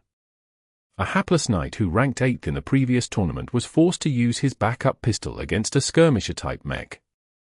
The skirmisher wielded 2 submachine guns and ran circles around the mech with ruthless patience. "Looks like that SMG fellow will be my next opponent," Charlotte remarked as she already sized up her next likely opponent. "I hope my armor will be up to the task." The skirmisher fell under the medium weight class but moved almost like a light mech. Vess checked the names of the participants and learned the skirmisher's pilot was called Alexander Steele. His mech designer was a fellow named Michael Dumont, who studied at a private institution based in a second-rate state. "This guy looks tricky." Unlike Patricia, who merely mastered the basics to the utmost level, Michael is more familiar with new advancements and better techniques. "I think Alexander is holding back the full potential of his mech. His current opponent isn't worth exposing his trump card." Charlotte's easy smile turned into a serious frown. She had reason to worry if Alexander's skirmisher possessed a hidden card.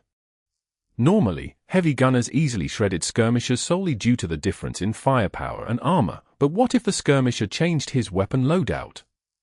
The submachine guns work great against knights because they can't catch up to you and don't possess enough firepower to compete at range. But that's obviously not going to work for you, Charlotte. She nodded at that realization. Unlike her own mech, whose weapons were pretty much fixed, Alexander could just put down the SMGs and take a more appropriate weapon into battle, such as a heavy shield or an armor-piercing rifle. This flexibility was an intrinsic advantage all humanoid mechs with functional arms enjoyed. Vess paid attention to Alexander's mech. With his previous experience in optimizing the armor for the Caesar, Augustus and Mark Antony, he recognized the mech battling it out in the arena followed a completely different design philosophy. It looked lean, sleek and aerodynamic, as if it wanted to pursue speed much harder than a light mech. And in a major sense it mostly achieved such a result at the cost of limiting its onboard loadout of weapons. The mech lacked any indications of possessing wrist, shoulder, or back-mounted weapon platforms. By the time Alexander achieved victory over his humiliated opponent, Vess knew he had very little time left to make some last-minute changes. Should he improve the Kirby's targeting system? Perhaps add a couple more armor plates to increase its bulk? He disliked falling into this guessing game. Every decision was plagued with an indeterminate fog. Did a choice lead to riches or ruin? Stop procrastinating, Vess. You're not even going on stage, yet you're sweating bullets. After taking a deep breath, Vess regained much of his composure. You're right. With the time we have left, I doubt I can make any substantial changes to your loadout. I'm going to work on refining the Kirby. I didn't say anything about keeping my Kirby bare bones. You've done right by Kirby, and I appreciate it. You mech designer types aren't as stuffy and close-minded as everyone says you guys are. You're cool. Thanks. So what's your idea? Charlotte recovered her cheer and grinned deviously at him. Seeing as I'm going to face another speedy type, I'd like you to make the following tweaks. Chapter 39. Luck or Skill. When Vess sent off the newly repaired and modified Kirby, his expression was mixed. The modification Charlotte suggested changed the Kirby in a way that hopefully would come as an unwelcome surprise to Alexander Steele. Michael Dumont must be thinking the same thing. The low-key fourth-ranked mech designer from the Qualifications hadn't raised eyebrows like Patricia or Edwin, but he possessed real capabilities to make it this far. The skirmisher's smooth and practically undamaged form was a testament to his repair skills. The Kirby's heavy, burdened form stepped forward into the arena yet again. Its steps echoed the quiet arena as it beheld its opponent. The medium mech looked as spotless as ever, though it exchanged its twin submachine guns for double kite shields. Damn, this is ridiculous. Vess muttered to himself as his eyes widened at the ridiculous loadout. It wasn't unheard of for mechs to bring double shields to the battlefield. Two shields offered a great amount of protection against range damage. Knight-type mechs holding a defensive position often made for great defenders for their more vulnerable comrades if they carried two shields for maximum cover. Some savvy manufacturers even got in on the action by selling purpose-built tower shields that weighed like a brick but could withstand incredible punishment. That was why the notion that Alexander carried a pair of heavy shields for his swift and agile mech sounded ridiculous. Why give up his advantage in mobility to gain an average amount of durability? The shields may prove useful against the Kirby's guns, but their weight turned the skirmisher into a sitting duck, allowing Charlotte to pound Alexander into a pulp before he'd even reach his enemy. Could it be that Alexander is carrying another weapon? The timer counted down. Plenty of people in the audience took note of this match. Not only did it determine which team entered the finals, it also signified a battle between two unusually modified mechs. The crowd was beginning to come around to the idea behind the Fusion Cup. It not only tested a pilot's judgment and skill, it also involved his partner's craftiness. The mech designer's role might not be as flashy as the pilot's, but his every move affected the battlefield in a way that was no less influential. Vess feared Michael quite a bit for this reason. The man hid his competence well, for the skirmisher that he fixed up revealed no hints of what lurked beneath its spotless facade. 3, 2, 1, start! The match exploded into action as Charlotte fired all her guns without waiting to engage her targeting systems. Her manual aim proved sufficient as pretty much both of its explosive shells detonated squarely against the skirmisher's shields. Surprisingly, the shield held against the immense assaults. The lasers fired from the Kirby's shoulders merely splashed the shield's surface with ineffectual heat. The second volley of shells from the Kirby's arm cannons failed to deal any substantial damage to the sturdy shields. The skirmisher calmly stepped forward, leaning its posture square against the shields just before Charlotte fired. While the shields contributed much to the skirmisher's unyielding pace, Alexander's impeccable piloting skill made sure his mech maintained its balance. How can this? I don't even. Vess tried to pass the sight in front of him. The shields were able to withstand incredible punishment far beyond the materials provided by the organizers should be able to withstand. Are they cheating? In front of a crowd of millions? Likely not. Such blatant rule-breaking threw away all credibility for the young Tigers exhibition. Then, considering all the state-of-the-art machinery the mech designers had at their disposal, then Michael must have treated an existing pair of shields with a highly advanced composition so far ahead that it must involve some secrets from a second-rate state. He grimaced at the guess. The organizers were probably overjoyed when they got to peek over Michael's shoulders. The technique he used might not be known to the higher-ups at the Bright Republic. Perhaps the Bright Republic introduced the Fusion Cup for reasons other than allowing mech designers to gain some fame alongside pilots. This implied the Republic was desperate to steal new technologies, which was ridiculous. Though it only ranked as a minor star country, it still possessed unimaginable wealth compared to most corporations. The income they made off Bentheim and the budding mech industry there ensured they possessed the resources to enhance their tech base. There must be something else behind the Fusion Cup. Something I can't see yet. In any case, nothing Vess figured out could change the situation in the arena. The shielded skirmisher came quite close and only failed to reach the Kirby because of the kinetic force of the explosions pushed it back. Hark! What does it take to crack open your shell? Charlotte shouted in frustration as she slowly stepped her mech backwards while continuing to fire her cannons. She kept her laser mount silent. The lasers inflicted negligible damage to the shields. It hurt her more than the enemy if she kept shooting to the point of overheating. When the skirmisher finally came close enough to engage in melee, Alexander patiently waited for another pair of shells to impact his dented but still intact shield. The moment the cannons fired off their payload and loaded another round, the shields dropped and a twin pair of heated knives entered the mecha's hands. "So that's what you were hiding," Charlotte yelled as she finally re-engaged her lasers.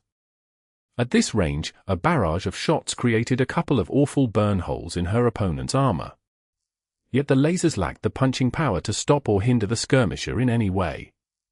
Mechs often used rapid-fire lasers to deal a great amount of constant damage in an efficient way, but such a narrow focus made them vulnerable to sudden strikes like the one Alexander performed. The skirmisher jumped in the air and landed both ends of its knives into the Kirby's shoulder mounts, instantly piercing them and rendering the lasers scrap. Too impatient to wait for her next shells to reload, Charlotte simply bashed her cannon tubes against the hanging skirmisher, successfully dislodging it from her mecha's frame.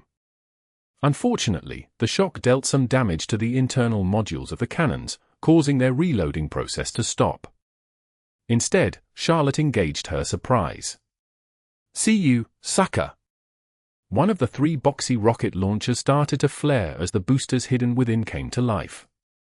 This was what Charlotte requested Vess to incorporate. In her opinion, 3 rocket launchers mounted to her back was a little excessive. She'd rather replace one of them with some boosters angled in such a way that it could help her turn her mech around rapidly. Most heavy mechs turned like whales on land. Charlotte loved her new rocket launchers, but she was aware her opponents wouldn't obediently stand behind her and let the rockets launch at them with a smile. So she conceived of the creative idea of hollowing out one of the launchers and stuffing some acceleration boosters in its place. As a pilot, she lacked the background to appreciate the challenges involved in such an operation, especially since they were short on time. Nevertheless, his budding jury rigging skill worked full tilt in order to produce a solution that turned the impossible into something that might work. The operation had to finish swiftly in order to make it in time for this match. In record time, Vess managed to hollow out the launcher, crudely using an advanced cutting and scraping tool to crudely scrape away the internal space. Then, he went to the pile of parts and dug up a pile of small, emergency boosters. Mech designers often mounted these one-use booster units on light or medium mechs to provide a one-time emergency boost or to launch a module outwards. Such boosters weren't designed to support a heavy mecha's entire bulk. But if the Kirby borrowed the additional force produced by the boosters to turn faster, then they possessed just enough power to make the trouble worthwhile. Alexander responded quickly at the sudden turn of events. Before the Kirby could turn around and present its rockets at him, he used his superior speed to keep up with the rotation. The response came a little late. Charlotte already fired her middle launcher as soon as she caught him in her firing arc. Most of the rockets that launched failed to hit anything and miserably flew away to explode on the ground or against a security screen. A couple of rockets managed to catch the skirmisher in glancing blows. Their proximity detonations crumpled and damaged the mecha's right arm, causing the poorly armed mech to drop a knife. The explosions also caused the skirmisher to lose its balance, an almost fatal consequence for a mech that relied on speed. "Take another round!" Charlotte yelled with vicious glee as she activated her second and final rocket pod. The rockets flew out uncontrollably in multiple directions, a sign of poor and shoddy installation. Nevertheless, the inherent spread of the rockets helped Charlotte cast her net wider, causing the skirmisher to get hit near its waist, buckling a few armor plates and disturbing the engines that rested nearby. Right now, both mechs were at an impasse. Charlotte emptied her rockets and lost her lasers. She re-engaged her cannon arms and prayed her mech could reload them as fast as possible. Alexander, on the other hand, lost an arm and got some damage onto its armor. While he hadn't suffered a fatal hit, his mech was dangerously off balance and out of position to attempt another attack. He had to get close. It took a bit of time, but Alexander's mech passed by Charlotte still loading weapon tubes. With a lunging stab, he struck the Kirby's head, successfully damaging and disabling its main sensors. The sudden strike caused Charlotte to flinch, but she retained enough sense to kick out with one of the Kirby's heavy legs. The medium mecha's legs took a glancing blow, crunching a side armor and damaging a couple of sensitive knee components. Alexander tried to command his mech to pull out its knife and stab the Kirby again, but his mech lost its balance for just a tiny moment due to the damage. After switching over to the Kirby's chest-mounted backup sensors, Charlotte aimed again with her freshly reloaded cannon arms. She shot her left cannon as soon as the barrel tracked her opponent. The weapon fired just as the skirmisher's knife sliced into one of the Kirby's armor gaps. Shit! The explosive shell failed to detonate due to impacting within its minimum safety range. If the shell detonated its explosive payload at full strength, both the target and the Kirby would get hit by the blast radius. The Kirby's ammunition was significantly tuned down for this tournament, so the Kirby might have stayed safe, but the safety range remained unimpacted, which led to Charlotte's curse as she realized her mistake. The knife impacted the gap near the Kirby's left arm joint, which disabled the arm cannon. But before Alexander could pull out the weapon and retreat, Charlotte went berserk and knocked the Kirby's upper torso forward, causing it to fall in Alexander's direction. Still recovering from its previous attack, the skirmisher failed to disengage in time, causing it to get caught into the Kirby's falling momentum. No one spoke. Even Vess stood with his mouth wide open. Everyone just watched as the skirmisher comically tried to wriggle its remaining limbs underneath the Kirby's prodigious weight. It was like watching a tiny mouse scurry from underneath the paw of a cat. Nothing worked. Charlotte could just keep rocking the Kirby's weight against her opponent to crush it into a pancake. The winners are Charlotte Hoffmeister and Vess Larkinson. Their team has successfully advanced into the finals. An alarm went up as the referees activated several safeties. Thick robotic arms emerged from underneath the arena floor and lifted up the Kirby with difficulty.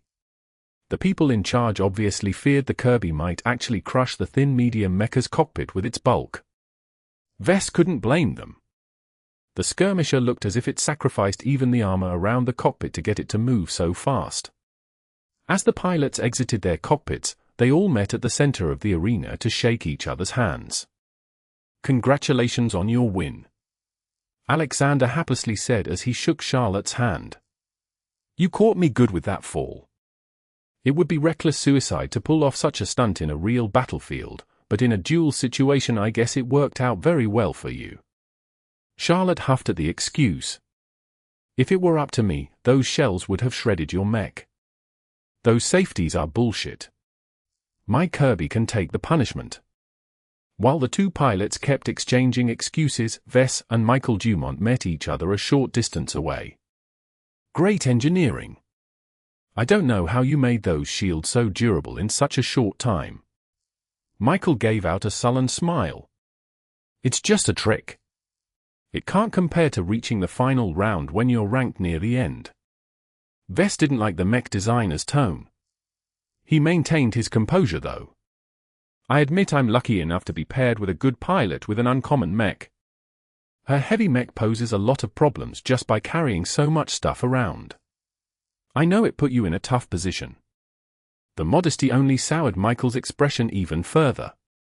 If this year's mech design competition hadn't switched to this bullshit Fusion Cup, then you'd be congratulating me. You're right in that you got lucky, punk. Your team beat mine fair and square, but if it came down to a showdown between just you and me, then I'd wipe the floor with you 99 times out of 100. If Vess wasn't aware that quite a number of recorders were pointed in his direction, then he'd give the prick a piece of his mind. Instead, he kept up his smile and straight up turned his back at Michael, signaling that the conversation was over as far as he was concerned. You should gracefully resign now while you can. Michael gave his parting shot. Don't think you can overcome Edwin McKinney. He gained the qualifications to study in the new Rubath Empire for a reason. You can't imagine the depth of his knowledge. Fair enough. The Kirby looked awfully wrecked, having lost both of its shoulder-mounted lasers while getting one of its arm cannons disabled as well. More troubling, the Kirby's abrupt fall at the end of the match left repercussions in the mecha's internals.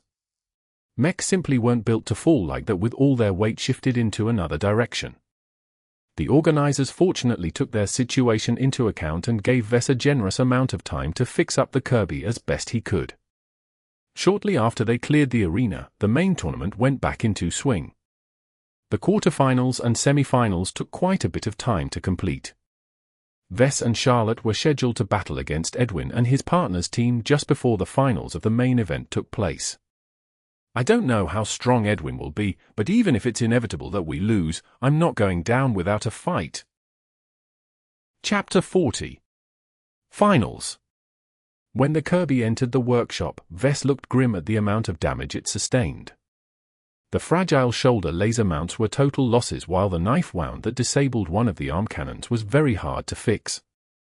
In addition, the overheating damage from the first match still plagued the mecha's internals in addition to the abrupt fall that certainly knocked a few things loose.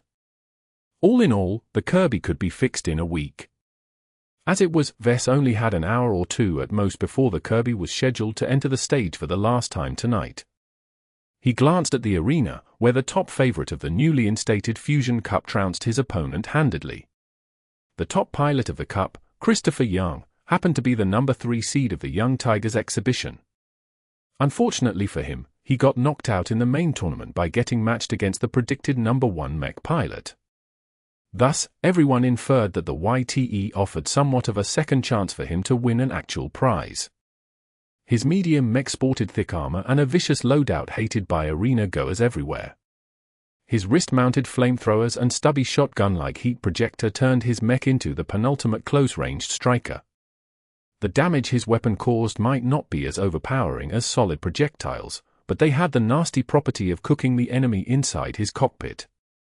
In optimal circumstances, the striker tanked everything its opponent threw at them and simply blasted them with constant heat, leading to an inevitable victory when the enemy's machine practically looked like it took a dive inside a volcano. Such a mech was terrifying already in an arena environment, but Vess cared more about Edwin McKinney. The prodigal son who returned from one of the biggest human superstates, Vess really dreaded what he cooked up. From what he saw so far, the striker moved more fluently than he'd expected of such a well-armored mech, and he spotted no gaps at all in its defenses. Christopher's current opponent managed to test his mech a little bit, but not to the point of actually threatening Christopher's lead due to the damage he sustained in the previous match. Charlotte grunted at Christopher's indomitable performance. Christopher's an arrogant son of a bitch, but he has the accomplishments to back it up. He rose up to become one of this year's top graduates due to his own hard work. He overcame poverty and lack of training resources to beat a lot of other mech pilots who were born with a silver spoon in their mouths. Vess could imagine how tough that was, being from the Larkin-Son family as well. Pilots in well-off families and organizations enjoyed specialized diets, personal mech simulators in your home and sometimes even private tutors instructing you from the ground up. The longer the match goes on, the more advantages Christopher accrues. We'll need to configure the Kirby in a way that will help end the match quickly. Tell it to me straight then. How's the arm? Can you fix the knife wound? After consulting a high-powered scanner, Vess grimaced at the results. The knife dug in too deep. That heated knife cut through several essential cables and feeds. I can't fix it without dismantling the entire arm. It's better to dislodge the arm from the shoulder socket and stick another arm in its place. Obviously, Charlotte disliked the idea very much. The Turbofire sported a very specific set of arm cannons. The spare parts provided by the organizers didn't include a weapon arm of the same model. She'd have to get used to a different weapon or switch over to a fuller-fingered humanoid arm. What about the shoulder launchers? I can replace them with generic launchers. They don't have to be lasers either. When Alexander wrecked your laser mounts, his knives only penetrated the casing and inner components. They stopped piercing through after that, leaving the modular sockets intact. If you don't care about fast and accurate targeting, I can whip up a new pair of shoulder mounts for you in a rush, but don't expect a good performance. Charlotte considered her options for a moment. Do the shoulder mounts first. If you can, mount rockets or something else that packs a heavy punch. As you said, my only chance to win is if I punch Christopher first. Nodding, Vess immediately went to work, selecting the same pair of rocket launcher mounts that he already mounted on the Kirby's back. Due to the lack of time, he hadn't bothered replacing or refilling the back mount that turned into an improvised booster. This should still leave the Kirby with 5 rocket pods in total, which would wreck any mech at close range if fired upon successively. Vess worked hard in accomplishing the job in time. Even as the main tournament caused plenty of mechs to get wrecked while crowds of fans shouted the names of their favorite pilots, Vess fully concerned himself with bringing the Kirby back to a semblance of life. He poured as much of his emotions into the work as possible, hoping it could knock the presumptive champions off their thrones. What resulted from his hour-long frenzied tinkering was a heavy mech with 2 crude rocket launchers affixed to its shoulders. Unlike the streamlined laser mounts, the boxy, oversized rocket pods weighed the Kirby down significantly more. Together with the pods affixed to its back, the Kirby was dangerously top-heavy in its weight distribution. I can't do anything about the balance. Vess warned Charlotte as he moved on to working on replacing the arm. You'll have to move carefully and never let yourself get tipped over. Right. I'll keep that in mind. The work on the arm proceeded even faster and shoddier than Vess thought. He practically ripped the damaged cannon arm from the Kirby's shoulder socket, rendering it even more damaged, but Vess hardly cared at the moment. He inspected the socket and hastily removed whatever debris remained. Then, he picked up a generic heavy mech arm from the pile of parts and hastily installed it in the empty shoulder cavity. Even as the semi-finals of the main tournament started to wrap up, Vess hastily connected all the necessary cables without testing them to make sure they properly exchanged information and power to the empty arm. He skipped the fine-tuning and calibration of the arm entirely, which was a big taboo in his profession. An arm that wasn't tuned right felt like a crude prosthetic to a mech pilot. The responsiveness of the arm suffered greatly, but it couldn't be helped. The competition pushed Vess into cutting pretty much every corner he could find. The announcer already got ready to warm the crowd up as Vess asked Charlotte what weapon she wanted to wield for her new arm. And now, get ready for the final round of the Fusion Cup. Who will win the grand prize?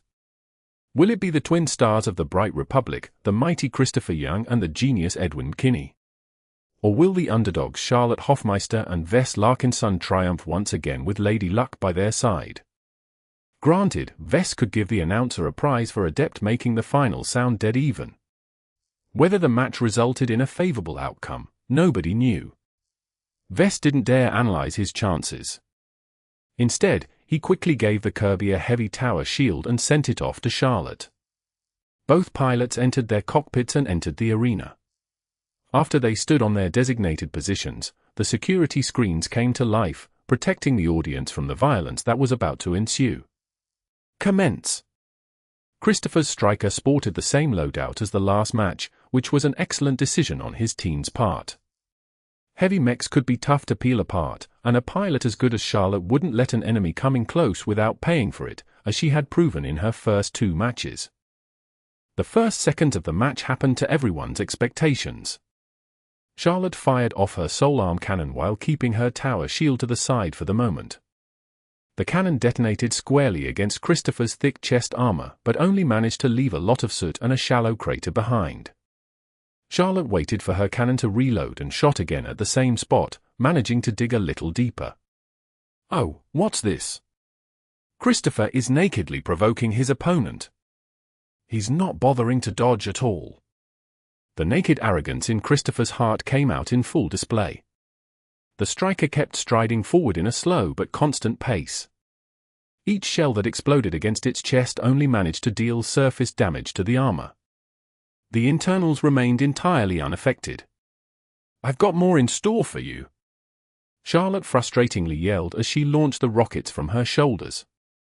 She actually fired them a bit further than optimal, but perhaps she figured it was better to make her move before Christopher changed his pattern. The inaccurate but powerful rockets flew straight ahead, most hitting nothing but empty air or the arena security screen.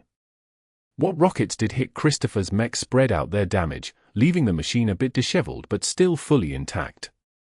Vess gaped at the sight. It was one thing to treat a shield's armor, but to adjust the entire armor scheme of a mech in just half a day's time boggled the mind. This goes beyond the competence of a novice mech designer. Edwin's at least a journeyman in the standards of the Bright Republic. Perhaps he's even a master. This was the first time he truly felt he was a frog in a well. The galaxy possessed limitless wonder and countless treasures. Though it irked him to admit his current capabilities could not even touch Edwin's shadow, he was confident the mech designer system could pull him up to the standards of the bigger and wider galaxy in time. I wonder how the system is doing. It must be feeling a little cramped and lonely in my comm unit. Though Bentheim welcomed every visitor with a smile, Vess was under no illusion that much of his actions were monitored.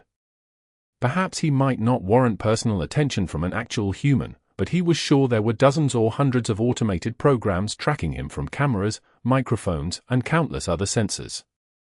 Only in the safety of his workshop where he meticulously controlled his own workspace did he truly feel safe in activating the system. Keeping my system locked in my comm unit is tempting fate. I should try and find a better solution to house the system once this ordeal is over.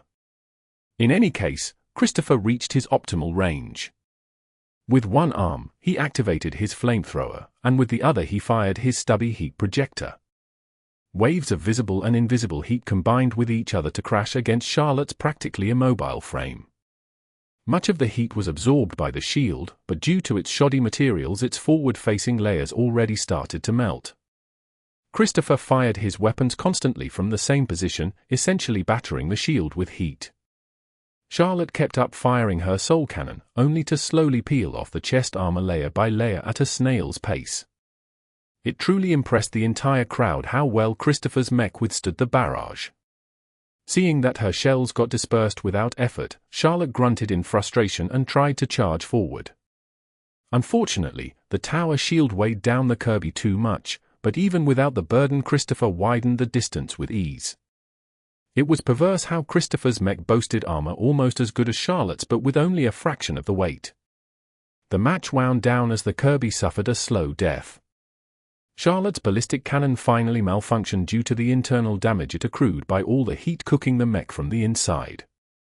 It signaled the end of her chances of ever killing her opponent's mech. And we have a winner! The crowning champions of the Fusion Cup are Christopher Young and Edwin Kinney. Congratulations to Larkinson and Hofmeister for putting up a valiant struggle. Please give it up for our hometown boy and girl. Perhaps admitting that this competition's balance was grossly out of whack, the audience clapped appreciatively at Vess and Charlotte's efforts to fight to the very end. Somehow, Vess felt most of his frustrations fade away. He got over the unfairness of competing against a prodigy who studied at an elite institution and using his advanced knowledge to his advantage. Second place is good enough, especially since I never intended to compete to the very top in the first place. From all the attention placed on him, Vess felt optimistic he could find a customer in the crowd. While Edwin proved his overwhelming dominance in the local mech scene, he was too unapproachable.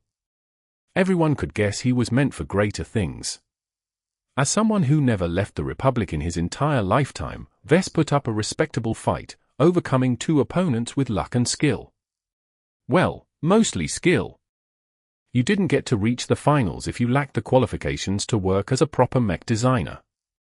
As the two teams met in the middle to shake each other's hands, the organizers set up an impromptu podium nearby. They waited for the announcer to finish his spiel so that they could accept their awards. "So, can you give me a hint on how you made Christopher's mech so durable?"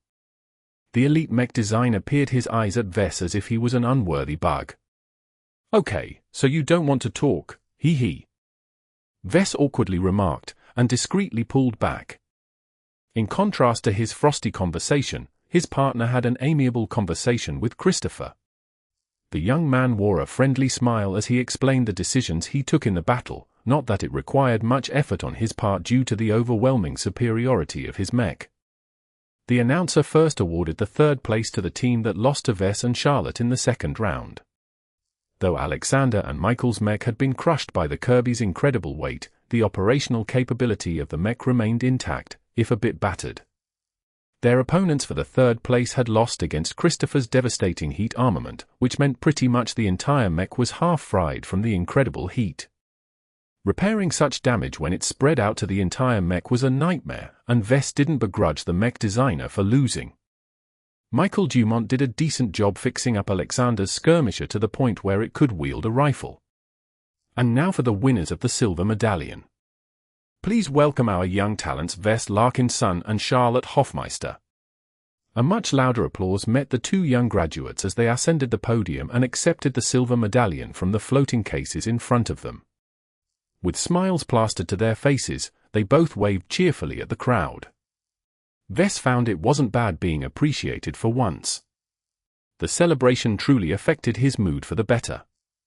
In addition to receiving a commemorative medal to the first ever Fusion Cup held in the Republic, our two winners will also be awarded with a cash prize of 250,000 credits each, along with preferable treatment akin to veteran status by the Bright Republic.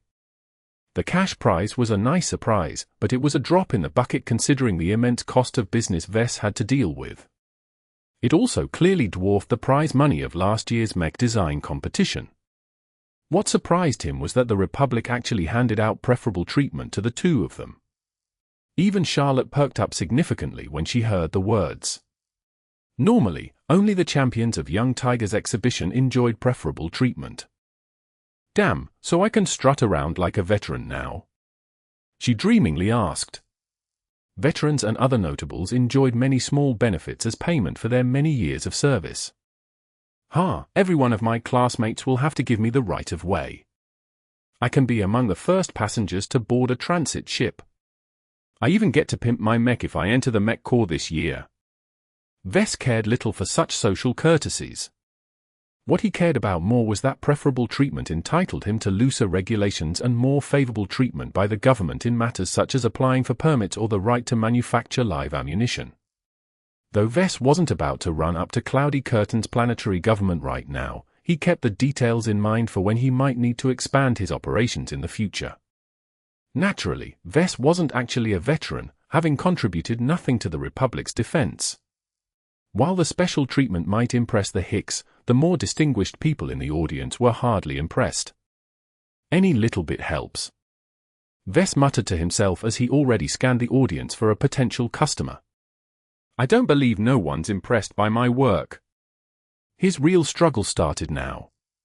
With only half a month left before the bank demanded their 5 million credit interest payment, Vess had to find a market for his mech. The Mark Antony wasn't going to sell by itself. Chapter 41. Sale. As the Fusion Cup came to an end, Vess and Charlotte stood at the side of the arena. Despite their exalted status as second-place winners, hardly anyone paid attention to the two. The climax of the evening was about to start, as the two most talented new mech pilots ascended into the main arena. The greatest show in the Bright Republic practically hammered in that the Fusion Cup was a side event in the end. No matter how impressive their winnings, they could expect to receive only 1% of the attention placed on the finalists of the main tournament. As Vess was never a mech pilot, he was indifferent to chasing personal fame. He'd rather build up the reputation of his business in a more sustainable way. I've got some business to do. Oh. Charlotte raised her eyebrow. Bailing out on me, are you? I was planning to bring you out to a sweet place that makes the best spare ribs in town. I'm kind of in a time crunch. I've started an independent mech design studio and I'm practically buried in debt as a result. I was kind of hoping to canvass the audience and find a market for my product. Oh. I see. I heard you nerdy types like to pursue a career at the big companies. It's pretty brave of you to start out on your own. We all have different dreams. Vess smiled ruefully. I know it's a tough road, but I don't regret stepping on it. I'm confident I can make it to the top someday. Wow. That's really impressive. Anyway, I won't distract you any further. Let's exchange contacts before you go. After they added each other to their contact lists, they separated. Charlotte headed over to her fellow pilots who congratulated her on her excellent showing. Vess on the other hand made his way past the families and other regular people and headed up to the spectating area reserved for the first-class ticket holders who wanted to enjoy the exhibition without screaming children nearby. Security let him in without a fuss, a perk for being a participant. Vess walked past an invisible screen that dampened most of the noise from the crowd down below. The dim lighting, luxurious upholstery, and the plentiful private viewing rooms gave the first-class area a sense of exclusivity. The people who possessed the qualifications to enter this area all emanated an air of class or martial might. Those present in the public areas all congregated into small groups of close-minded associates as they paid attention to the spectacle unfolding in the central arena. Vess took a deep breath and made sure the silver medallion he just won was visible on his chest. Then, with a pleasant smile, he approached the nearest group of people who looked like they wouldn't totally shut out others. A trio of what looked like industrialists and a couple of mid-ranking Mech Corps officers took their eyes away from the tense and slow-paced duel to focus their attention on Vess. Ah, you're the second-place winner of that side contest, aren't you? Are you related to the Larkin sons? Vess nodded politely at the officer. My father's been on border patrol for many years, though recently he went missing. Everyone politely adopted a mourning expression, including Vess. That's a shame. Those who guard our borders against the aliens are performing the highest duty for our nation. I'm still hopeful he'll live. Vess shrugged, but resumed smiling, not wanting to tread down on this topic any further. In any case, I was hoping to interest you in a new mech variant I've recently developed for my startup business. One of the businessmen laughed politely. As a matter of fact, I'm here to do the same thing. I'm a representative of Jackson and Partners. We were just discussing the Mech Corps potential renewal of their oldest 400-unit fleet of scout flyers. Well, that was awkward. They exchanged a little bit more before Vess was politely sent off like he was a toddler intruding upon adults doing serious business. He hadn't expected instant success, so his first rejection shouldn't affect him so much. Still, he felt he was being disregarded by the people around him. His youth and lack of track record weighed him down more significantly than he thought. We only source our mechs from established suppliers. We sign fixed-service contracts with our long-term partners so they can offer the best support for our mech needs. I have to admit, for a last-gen mech your Mark Antony variant belongs to the middle-upper tier. Nevertheless, my core only runs current-gen models.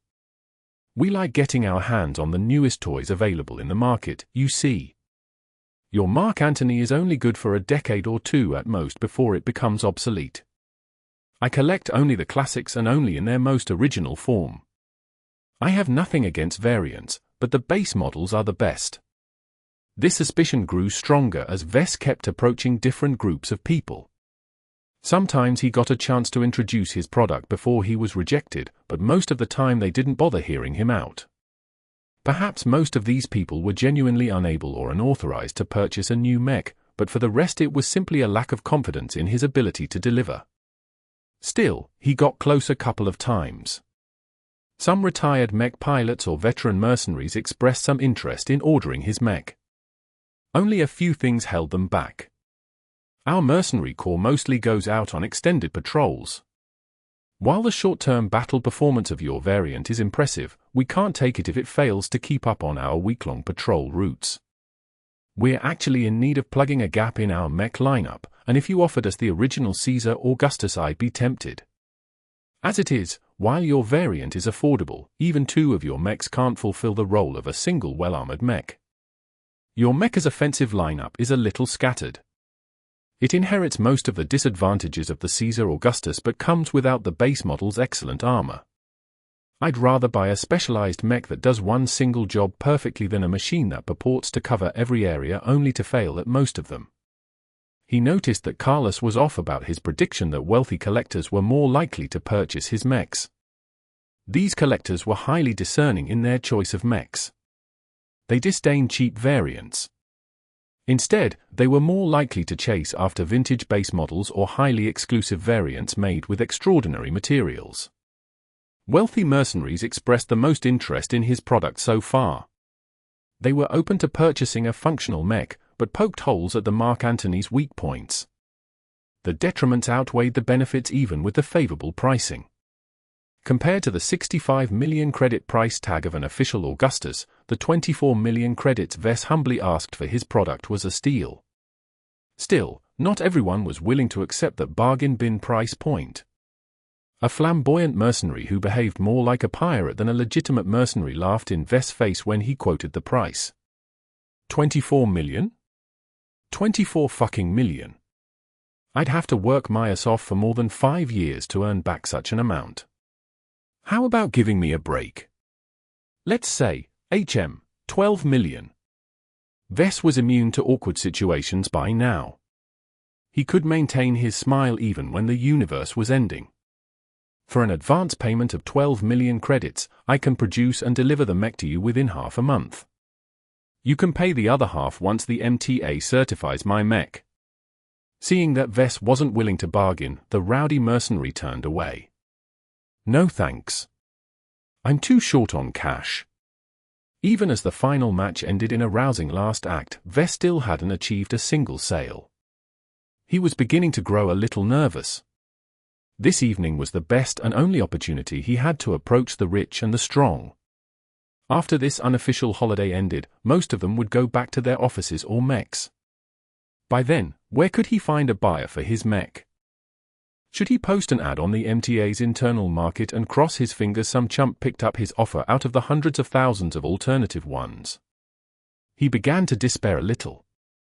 He was so desperate, he'd get on his knees and beg if it increased his chances. The more he interacted with the people around him, the more he realized the mech market was more insular than he thought. The vibrant market the MTA portrayed did not apply to the situation on the ground. The MTA's market communities mostly encompassed entire star sectors.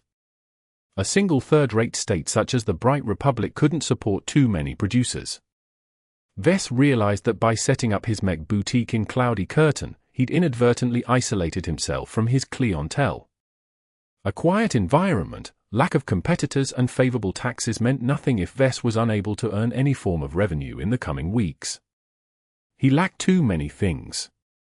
Though he had a tenuous connection to the Larkin-Son family, they wouldn't go out on a limb to subsidize his business nor purchase his first mech. While they saved up a sizable amount of credits over the years, most of them were reserved for emergencies. Using them to save a failed business was not in the family's collective interests. Without the support of any substantial influence, Vess was like a boat trapped in the middle of the sea. Only a desolate expanse of water surrounded him in each direction. Where could he find an island to gain some respite? Hello there, Vess. Whoa! Vess almost jumped out of his skin from the abrupt greeting. He turned around to see the test pilot who piloted his mech during the qualifications. Hans! I didn't expect to see you here. I'm an active serviceman as well. Once I finished my duties, I thought I'd drop by and catch up on the finals. Sad to say I came too late. Anyway, what's got you so down? Vess explained his circumstances and then elaborated on his difficulties in pushing his new design. I'm not surprised no one's taken you up on your offer. Besides the detriments you already mentioned, the most important reason why no one dares to accept an order is due to the untested nature of your design. Pilots like us, we don't trust the spec sheet produced by the MTA. It's been wrong plenty of times before and will continue to do so until they get their asses kicked out of their monopoly in mech management. As I was saying, we pilots like to look at the actual performance in the field instead of a bunch of abstract numbers that may have been fudged. The numbers are absolutely reliable. I've achieved a small amount of success selling virtual versions of my Mark Antony in Iron Spirit. So far, not a single customer returned to complain about any deviations from their mecha's official performance. I advise you not to bring up these virtual games. Hans firmly advised. At our level, no one takes Iron Spirit seriously. The inaccuracy and deviance from actual piloting is more pronounced at the higher ranks of the game. It takes a lot of effort to adjust to two different environments, so most older mech pilots don't bother maintaining an active presence in Iron Spirit. What about you, then? You did a great job piloting my Drake through the Gauntlet. Are you interested in a purchase? The test pilot shook his head. I don't earn enough to afford a personal mech, and since I test out new designs as a job, I don't pilot a fixed mech when I'm at work. Vess received another disappointment. If even a mech pilot as friendly as Hans refused to buy his mech, then his chances of convincing other pilots was practically nil. I might know someone who could be persuaded to take a leap at your design. Hans added as he saw the crushed response in the young man. I'll do you a favor and introduce him to you. Whether you manage to close a deal with him will depend on your own efforts. A chance is all I ask for. I'm grateful for any assistance you provide. Hans leisurely led Vess through the crowd of spectators paying attention to the elaborate award ceremony. The Young Tigers exhibition was specifically organized by the Republic to glorify young heroes, so a lot of fanfare accompanied the awarding of prizes. Once they arrived at the door of a private room, Hans knocked at it with a peculiar rhythm. A beep sounded out as the lock disengaged. As they entered the box, Vess saw that almost nobody occupied the chairs and couches. Only the grandest seat supported a person. The man who sat on the chair looked like an old, grey-haired veteran that emanated the same vibe as his grandfather. Even from the entrance, Vess could feel the man was more than just an average veteran. Ah, Captain Rodello, nice to see you again. I see you've brought a guest. Colonel, this is Vess Larkin's son, the runner-up of the Fusion Cup. Vess, this is Colonel Ars Huntington. The retired colonel snorted at that. So the brat won a medal and a couple of perks. That's not a big deal compared to the young warriors on stage right now. He's not a pilot and I'm not here to bring him into your club. I just thought that since you have so much free time on your hands, you might be interested in what Vess is selling. Oh. The colonel took a closer look at Vess, actually taking him seriously this time. So what is it that demands my attention? It better be good. Knowing that he arrived at the best opportunity he could ever get this night, Vess adopted a professional tone and explained the capabilities of his mech. Huntington's expression remained carefully neutral as Vess elaborated on all the good and some of the not-so-good points of his mech. Perhaps revealing his own shortcomings wasn't the best idea, but he didn't want to risk getting blamed by the old man if he somehow caught on. Nevertheless, the colonel let him speak until he came to the end where he quoted his price. And so for the total package, with just 24 million bright credits, it's yours. After paying an advance payment of half the price, I'll get to work on the mech as soon as I get back to my workshop. I'll have it ready for you within 2 weeks. Ars grumbled a bit to himself as he stroked his chin. Vess could tell he was wavering, but he couldn't determine what held the old man back from making the jump. Was it the armor? The lack of specialties? No. The old man finally replied after several minutes of consideration. You make for a compelling case, but it's not what I need right now. Vess was devastated. He got so close to making a sale. Why did Ars turn away from his offer? The colonel insensitively waved them away. Captain Rodello, this was a nice distraction, but don't bring anyone irrelevant to me again. The two of you can go bother someone else now. I won't see you out. Goodbye. Chapter 42. Broker. Hans embarrassingly led Vess away from the private room. Sorry about that. I thought he'd be more respectful. I've faced plenty of rejection before. It doesn't bother me to get turned away again. Although he said this, Vess sighed with disappointment. I'm in an extremely difficult position if I can't find a customer for my mech. They both stayed silent for a moment before Hans thought up another idea. Why not enlist the services of a broker? I've already thought of it. He replied. But I need a large influx of cash within 2 weeks.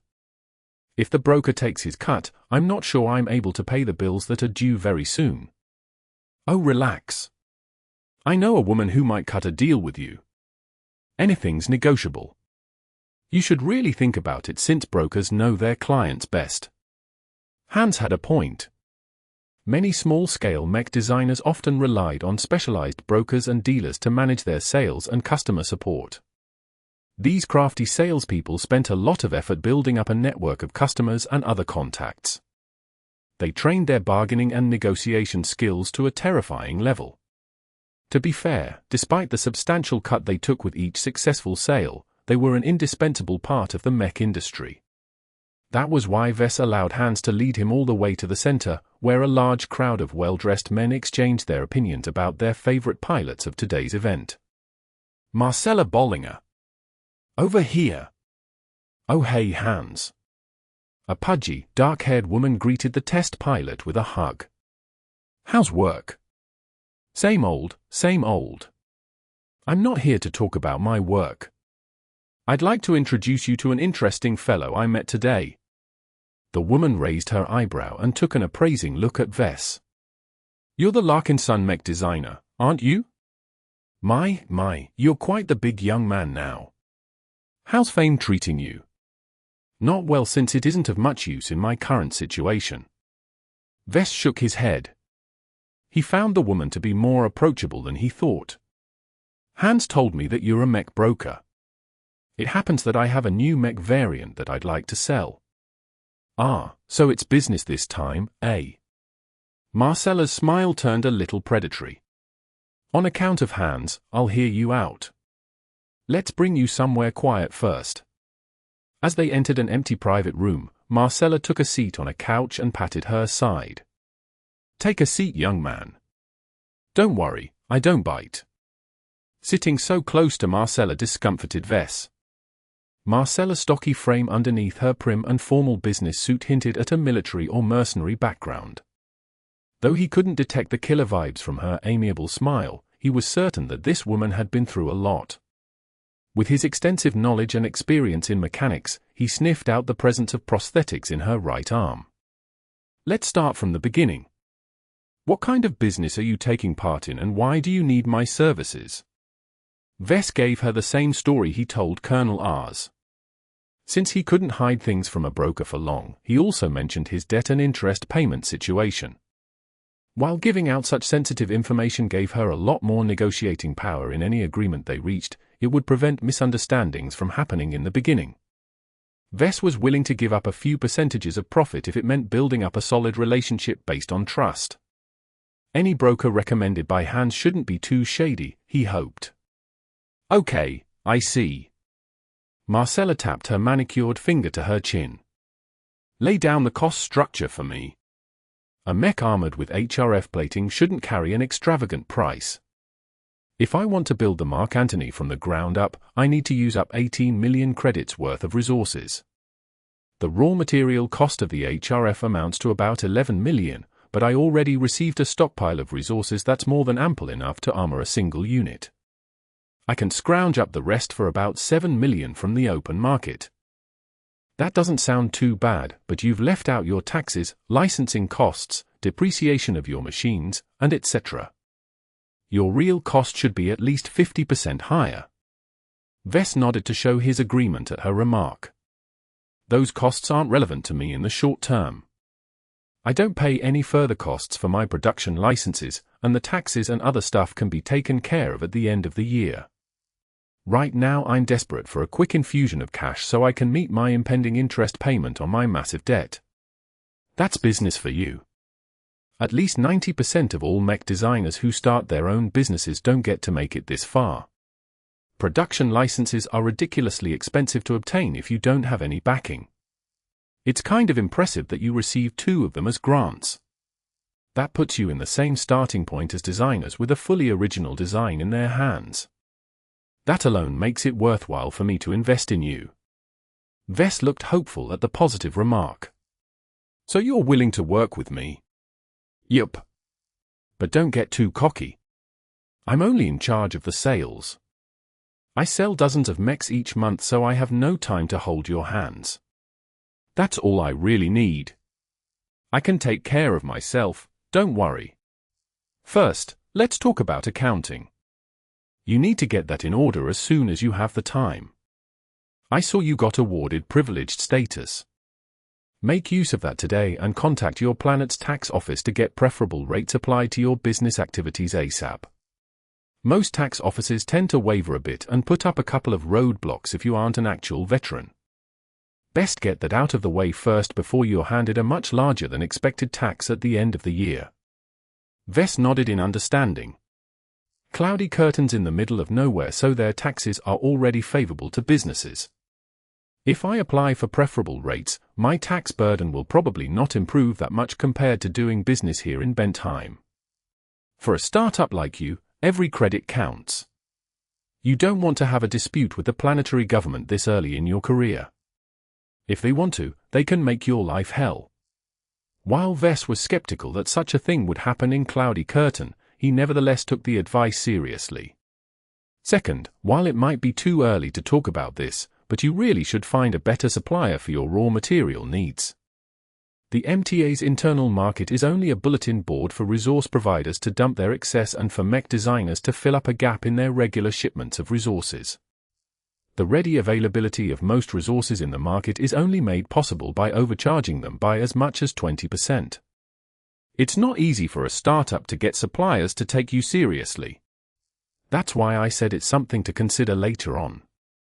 The open market should be fine for now, but keep in mind that you're needlessly throwing away about 2 million credits for each Mark Antony you produce. That debt problem could be history if you solve your wasteful sourcing. Marcella moved on as such a thorny problem couldn't be solved at this moment. As for your variant selling potential, I already have a handful of clients in mind. I'll warn you that without a track record, your new variant won't be able to demand much of a premium. Still, I can work some magic here. It helps that you designed your mech with some flair in mind. It looks almost as impressive as the genuine Caesar Augustus. What kind of price are you going to set? Marcella smirked at the question. It's not polite to pry too much into a broker's secret. Suffice to say, you'll earn your dues even after my commission is taken into account. I'm not going to like what I'm about to hear, am I right? She tapped her fingers on her comm and summoned a standard contract detailing a business relationship between a broker and an independent mech manufacturer. While I like you and you've got hands to back you up, that's no reason for me to do charity. I run a business, you know. I have 2 little pipsqueaks back at home who I need to clothe and feed. Vess turned on his comm and accepted the transfer. He opened the document and read over the details. His eyes practically popped out when he came across the sales commission Marcella demanded.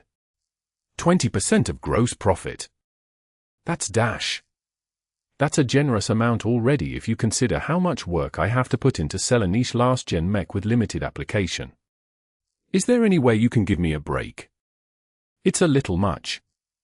While I'm open to negotiation, I'm not budging on the remuneration. I'm also taking into account your sales volume. A small-scale mech boutique like yours won't be able to produce a lot of mechs annually. The scale of your business is really minuscule compared to my biggest clients. A one-man show can only take you so far, and that means I'm perfectly justified to demand a bigger piece of your pie. The huge amount of money Marcella skimmed off the top potentially dwarfed his debt burden. If Marcella sold his variant at the bottom price of 24 million credits, then he'd earn 7 million credits in gross profit, which was the difference between the sales price and the cost of goods to manufacture the mech. 20% of 7 million credits amounted to 1.4 million credits. If Marcella sold 3 more mechs, then she'd earn more than the bank. Hans, who stood quietly against the wall, gave out his opinion. 20% is harsh, but you can expect Marcella to treat you fairly.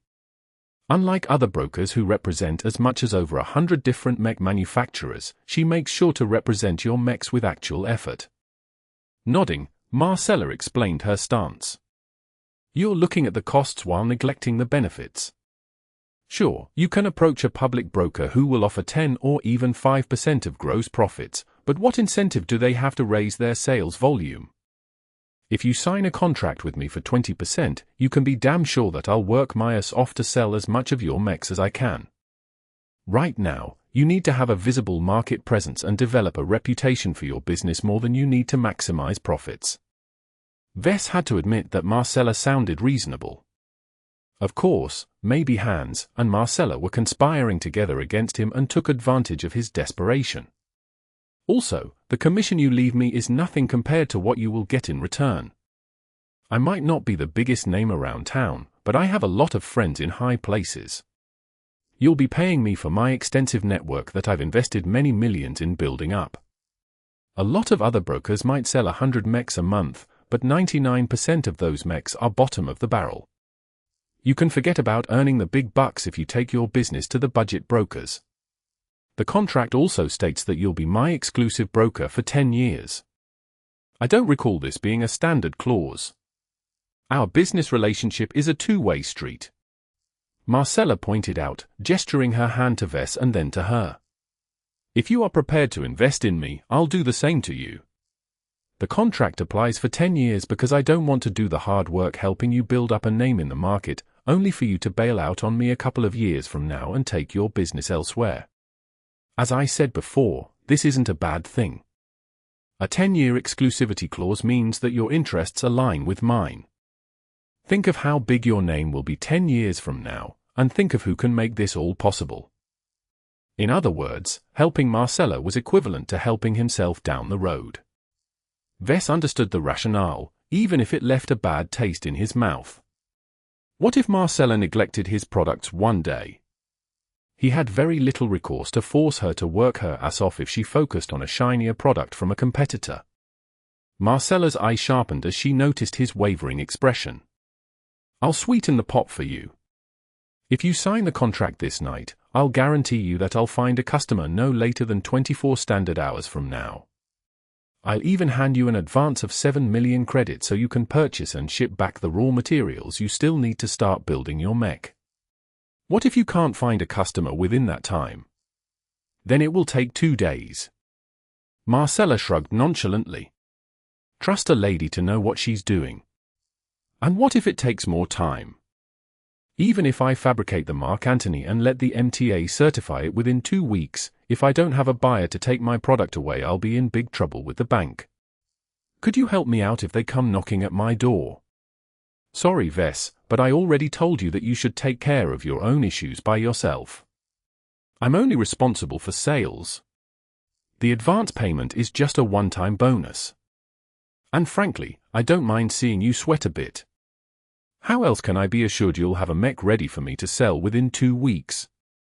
Vess suspected Marcella was fond of using monetary incentives to establish her business relationships. This is just the start of our partnership. If you don't trust me to keep my promises and do my job, then it's better if you look elsewhere. You have a point. Vess admitted with a resigned sigh. They spent an hour hammering out a basic contract. Vess even used some of his prize money to hire a legal expert on very short notice in order to make sure he wasn't being bamboozled. Sure, Marcella already screwed him up front. He only wanted to make sure she didn't screw him from behind at the same time.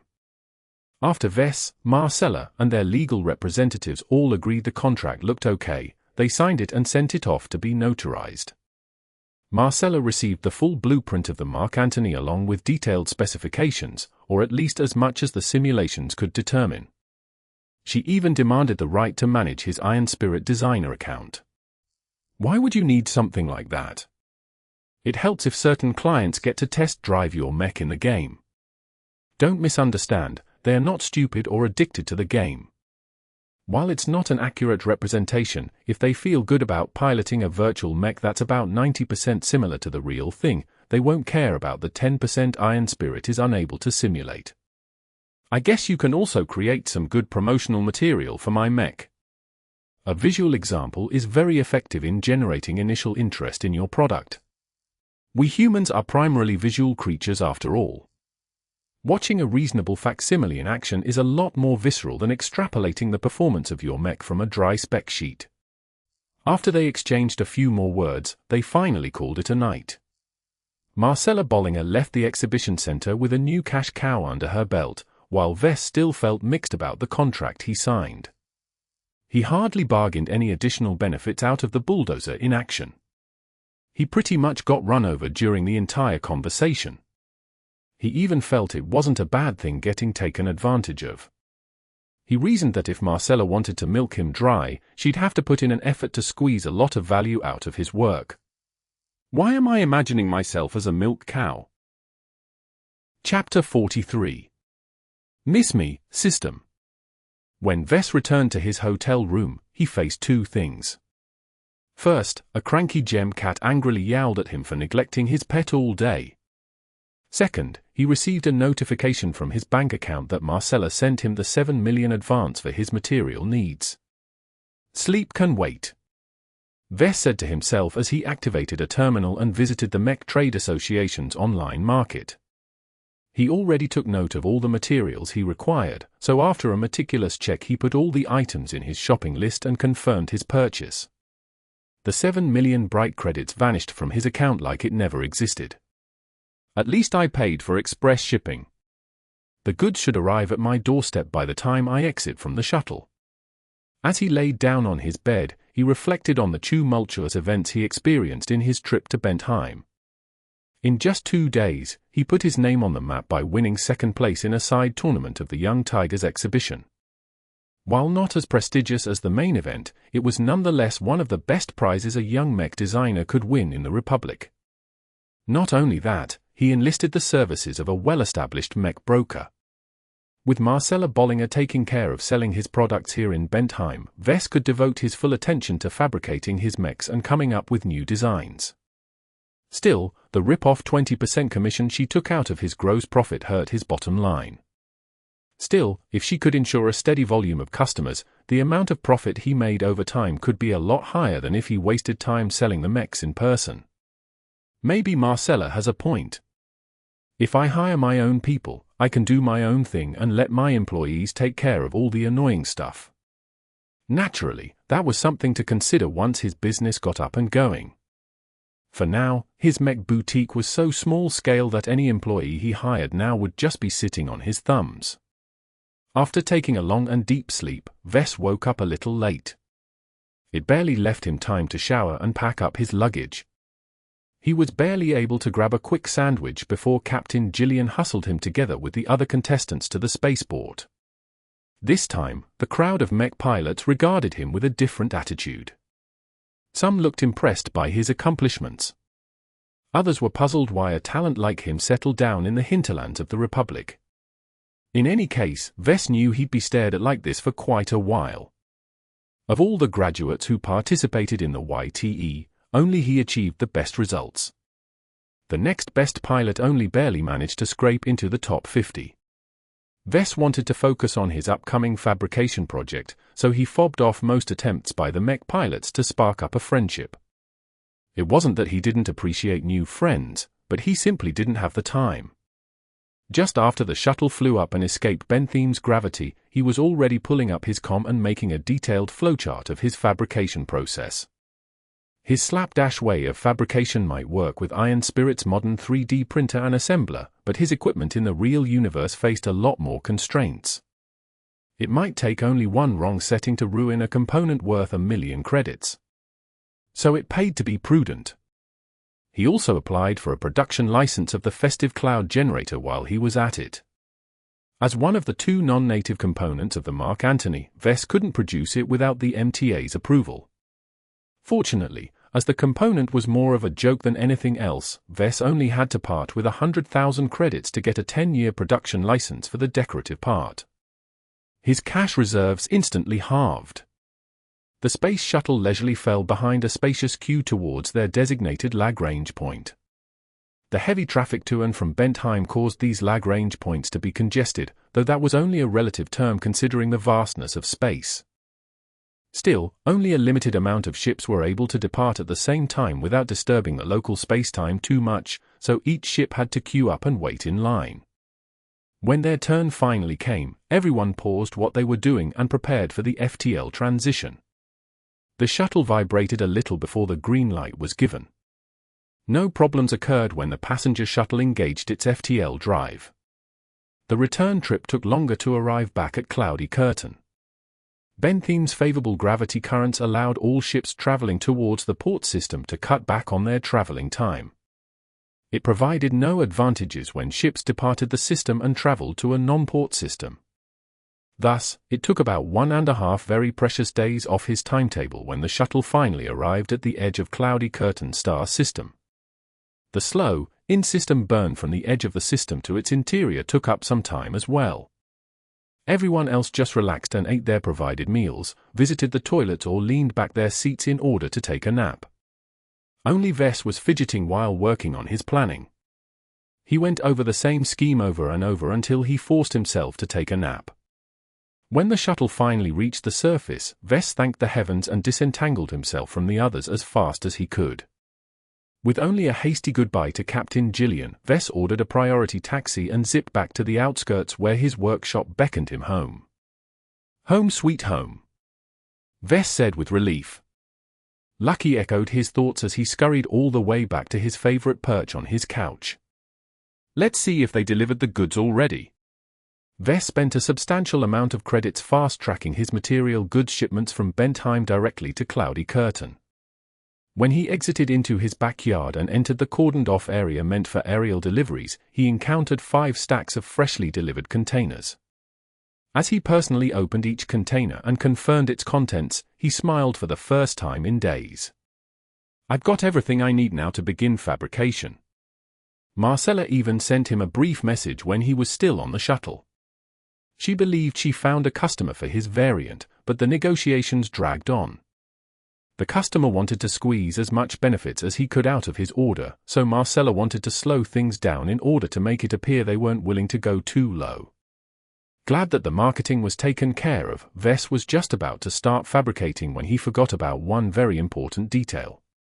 I haven't started up the Mech designer system in almost a week. I wonder what it thinks about what I've experienced.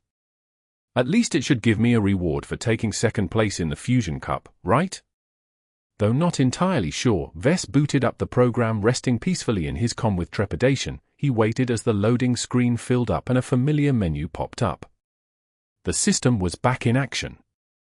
Hey system. Did you miss me? Welcome user. You have 2 impending messages waiting for your perusal. Do you wish to display them? Yes. Gimme my rewards. Vess already rubbed his hands thinking of all the goodies the system might reward him with for his great performance. You have assembled an original mech design out of a selection of pre-prepared components. Design evaluation, Drake. Model name, Drake. Original manufacturer, Vess Larkinson. Weight classification, medium. Recommended role, jump trooper. Armor, B. Carrying capacity, C. Aesthetics, C+. Endurance, C. Energy efficiency, E+. Flexibility, D. Firepower, B. Integrity, F+. Mobility, B+. Spotting, C. X-Factor, E. Cost efficiency, A. Project involvement, 75%. Original component composition, 0%. Overall evaluation, a shoddy mech compared to genuine models, it nevertheless fulfilled its purpose. Put together out of standard pre-assembled components, the Drake is remarkably cost-efficient if it is produced on a large scale. However, its lacking integrity and energy efficiency prevents this model from outperforming any other budget model. You have received 1,000 design points for completing an original design that has no other equivalent. You have received 100 design points for designing a mech with a trace of X-Factor. 8,000 points. Besides the welcome package, it was the most generous reward the system had ever given him for a single objective. It also indicated that the system appreciated original designs more than variants. There isn't anything else. Your design does not fulfill the requirements to earn additional rewards. Please work more diligently in improving the core foundations of your next original design. In other words, the system disdained his cheap and trashy design. You know, I only had less than 1 day to whip up this mech, right? I did a decent job considering I was working with severely outdated parts. The system acted as if his words were passing clouds and continued on with the updates. You have received an event mission. Please check the missions page for the details. Event mission. Mission, Fusion Cup. Difficulty, A rank. Prerequisites, qualify for the Fusion Cup. Description. The Fusion Cup is your first public stage where you can exhibit your talents as a mech designer. Do not cower from the challenges you face, but instead embrace them. A mech designer must be bold under pressure and fearless when performing in public. Crush your rivals and achieve a supreme result by winning first place. Reward, variable depending on your final rank. Congratulations for partially completing the event mission. A competent mech designer must maintain absolute confidence while simultaneously possessing the capacity to self-reflect. Never waver in the face of defeat. Face the universe with your back held straight. Vess chuckled as he realized the system gave this mission while he had just passed the qualifiers. Then he stopped his laugh when he realized the system kept tabs on him while he hadn't even executed the program in days. How was it able to observe his every movement in such an electronically well-guarded environment? The system quickly gave him the rewards for the mission he never knew he received before he completed it. Vess treated it like dessert after a sumptuous dinner. For winning second place, you have received 500 design points. That's it. Please endeavor to work harder and never let yourself be overshadowed. Vess almost broke out with curses. The system sure asked a lot out of him. He only used the system for 2.5 months. How much could he improve in so little time? Even with the help of the system, Vess estimated he needed at least 2 or 3 years of active use of the system in order to catch up to the likes of Edwin Kinney. If he took into account that Edwin constantly improved as well, it might take 5 or 7 years. To become a star mech designer, Vess had a long way to go. He not only had to shore up his fundamentals, he also had to build up his business and design market-viable mechs that not only took into account the performance of the mech, but also its cost efficiency. Designing and fabricating the Mark Antony was just the first step. The system already hinted at him that producing an original design was the road to real prosperity. Well, to design an original blueprint from the ground up requires a boatload of skills. And to improve my skills, I need DP. Lots of DP. Eager to see how much DP he currently possessed, Vess called up his status. Status? Name, Vess Larkin's son. Profession, novice mech designer. Specializations, none. Design points, 1,632. Attributes. Strength, 0.7. Dexterity, 0.7. Endurance, 0.7. Intelligence, 1.2. Creativity, 1. Concentration, 1.2. Neural aptitude, def. Skills. Assembly, apprentice, 3D printer proficiency I, assembler proficiency I. Business, apprentice. Computer science, incompetent. Electrical engineering, novice. Mathematics, incompetent. Mechanics, apprentice, jury rigging 2, speed tuning I. Metallurgy, apprentice. Metaphysics, incompetent. Physics, novice, lightweight armor optimization I, a medium weight armor optimization I. Evaluation, on the cusp of breaking out of pure stupidity. The windfall of 1,632 DP came as a timely surprise to Vess. With such a large amount of DP, he could complete his purchase of several subskill upgrades that he had his eyes on that would help with his first fabrication project in the real universe. What also surprised him was that his endurance increased by 0.1 points. Well, it makes sense. I've been working my ass off for several long hours. I've learned to push my limits during the competition. With a sack of DP in his metaphorical hands, Vess eagerly switched to the system's skill tree. A familiar holographic display lit up all around him, showing him thousands of all the possible skills and subskill he could acquire. He regarded the skill tree as his most important weapon towards overtaking the likes of Edwin Kinney and Patricia Schneider. No matter how fast they improved, they eventually had to put in the hard work to learn new theories and become proficient in new techniques. All Vess had to do was earn a bunch of DP from designing and selling new mechs and invest them into the skill tree. Aside from the ever-elusive X Factor, Vess had access to an unprecedented variety of new and exotic skills.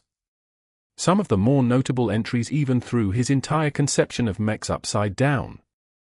Biomechanical fusion, quad-pilot connected neural interfacing, permanent consciousness imprisonment. What are those crazy scientists up to?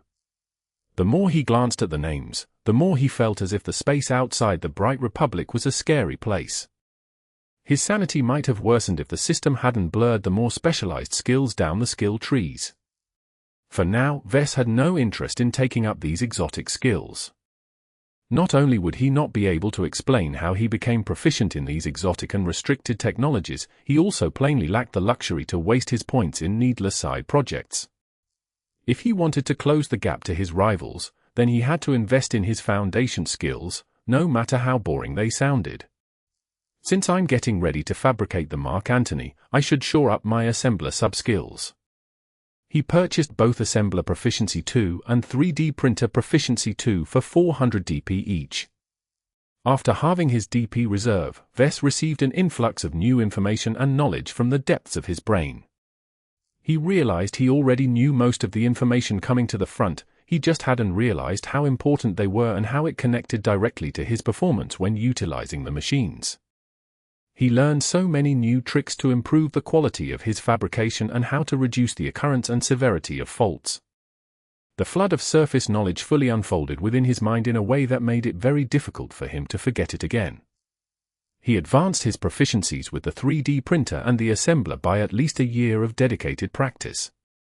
This was valuable experience that already came into use as Vess called up his detailed planning of the fabrication process and made some adjustments to his steps. After spending half an hour correcting a lot of tiny details, his confidence of successfully fabricating the Mark Antony without any major defects increased from 50% to 70%. Too bad it's not the 100% certainty that I wish for. My gear is just too bad. His increased proficiency couldn't overcome the limitations of his cheap, second-hand equipment. Though they cost several 100 million credits in total, Vess regretfully lamented his father hadn't worked a little bit harder in procuring better quality equipment before he disappeared. Upgrading my gear is a priority for later, much like everything else on my plate. Chapter 44. Birth of a Mech. Remembering that Marcella hadn't gotten back to him about a customer, he called up her number. "Hey Vess. I know what you're calling for. The deal has just been completed." Marcella smirked as she said her next words. "Guess how many credits he threw at me to order your mech? Did you manage to sell it at 24 million? Huh? That's chump change. It's much higher. 25? 26? Nope." Marcella gestured with her hands to bring up an invoice in the projector. "Look for yourself what magic I achieved." His eyes practically bulged out as he saw that Marcella's customer ordered his mech for a whopping 28 million credits. The huge price figure amounted to a gross profit of 11 million credits if he delivered his mech in time and in good condition. It certainly raised his faith in Marcella's ability. Perhaps partnering with her was the best decision Vess ever made. Marcella tapped her fingers onto her desk, snapping him out of his dreams. "Don't get too excited, buddy. Running a mech business isn't a casual undertaking. You have to properly plan for your expenses. If you factor in your interest payments, your tax burden, your capital assets depreciation, then you'll find that your net profits is a lot smaller than you thought. The excitement in his eyes died down. She was right, of course. Well, my taxes will at least be lightened. The planetary government is already processing my preferable treatment status. I should be able to get my tax rate reduced to 15%. Such a low tax rate was very favorable to Vess already. If he set up his business in Bentheim, then he'd have to fork out 35% even with preferable treatment. Your expenses and other burdens are lower than most other mech designers, but don't forget your business is a one-man show. Your scale can't compare to most small to medium enterprises that have based themselves in Bentheim for years. The industry revolves around a minimum amount of scale production. If you want to improve your mechs, you need better machines, and that means you have to start saving money now. Vess nodded, understanding the importance of what she said.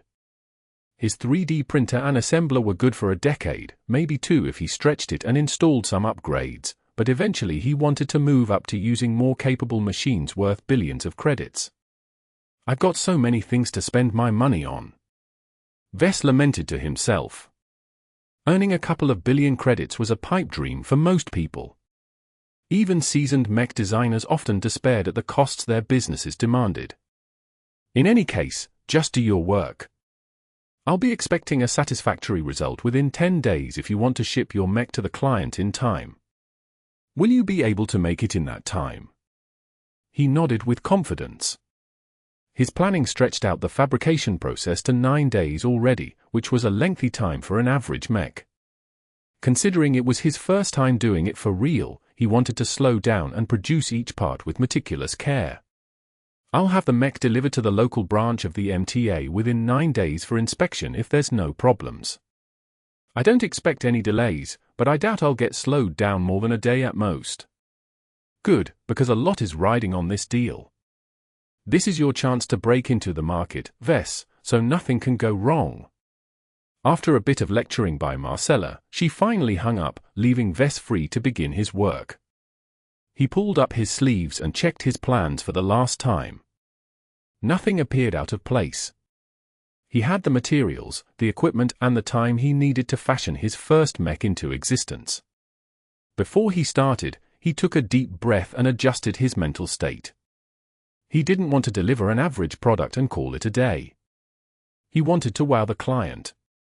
And the way to do that was by incorporating something unique only to him in the mech. Even if most of the pilots of his mechs couldn't articulate the X factor, it would still help improve their impressions on his work. He approached the 3D printer with reverence. He loaded up the files of the valiant-looking Mark Antony. From its vapor-generated crest to its adorned and sturdy tower shield, the mech already radiated a sense of valor in its appearance.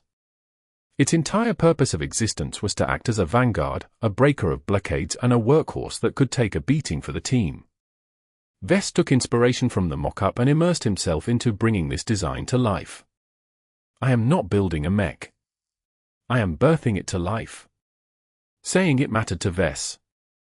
It sounded nonsensical or meaningless, but to someone who took a peek through the door that hid the incredible might of the X Factor, it was an important distinction that made all the difference in the end product.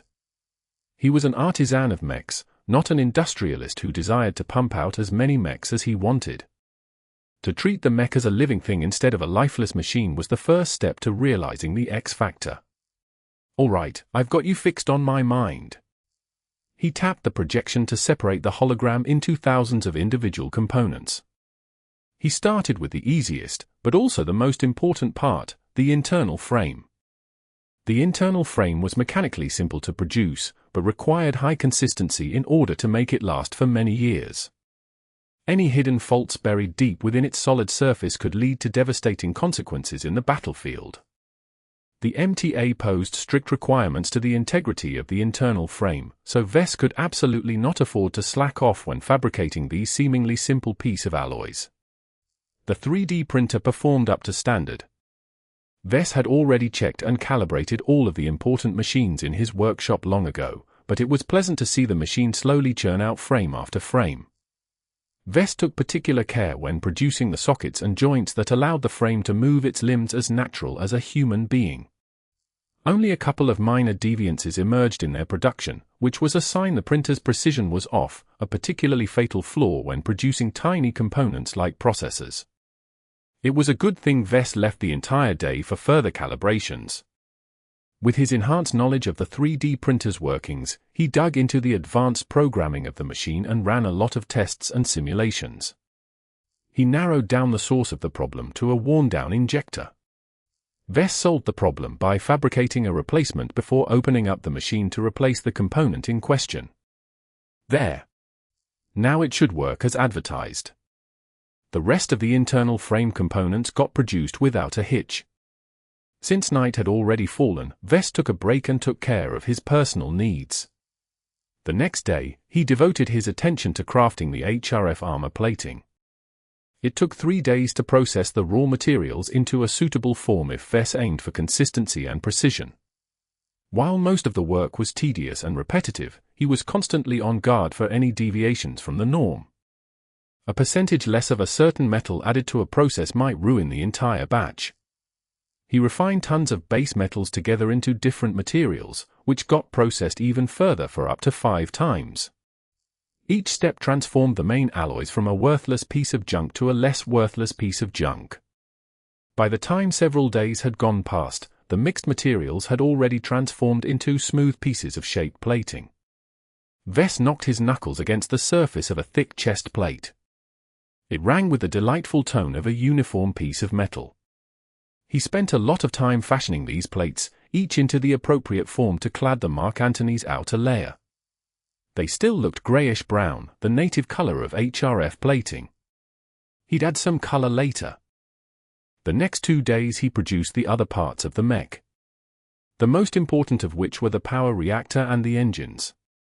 His 3D printer had some trouble producing the most unique sections of those components, but Vess was able to stave off any disasters due to his improved skills and his abundant experience in producing them already inside Iron Spirit. He only really paid attention to the challenging components and produced the easier ones with a little bit more leisure, though he always made sure to double-check their integrity.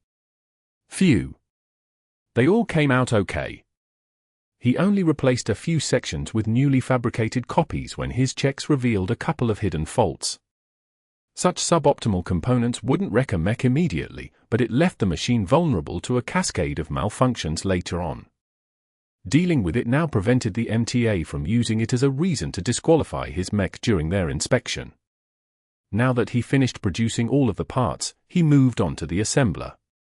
It was the tallest machine by far, reaching as high as any small office building downtown. While the assembler was a single set, the system was actually composed of many different lifters and hefty arms.